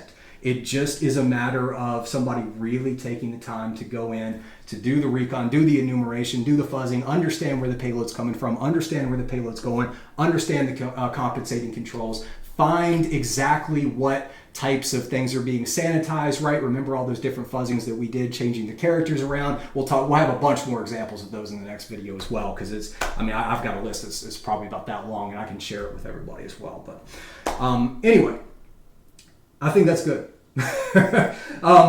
If you've sat down and listened to this entire probably 5-hour video and you're here with me, thank you. That's really amazing. Major kudos to you. Major kudos. If you have any questions I didn't cover in here, let me know. Part 2, I don't want to give a timeline on part 2. We got to see. I'm going to jump back and do the IDORs and access control part 3, which I want to come out sometime here in early to mid-January. But yeah, we'll have to see. This one kind of got away from me a little bit. So anyway, thank you so much. Arson Framework Alpha 002 is out now. Remember, you can import and export the scan data, so you can go in and start testing on exactly what I have there. I'm going to start getting some fresh data out in that GitHub repo sometime soon too. What else? Discord server. If you want to get on the Discord server, you want to go do any, hop into the live streams and interact with us there, or go and interact with the community. If you need any help with the framework, you want a group of people to do bug bounty hunting with, that's all going on in the Discord server. Definitely jump in and join us there. I think that's about it. My methodology is still available at arsonsecurity.com/methodology. That's ARS0nsecurity.com/methodology. You can see that there. Other than that, hope to see you soon. Hope it was helpful. Cheers.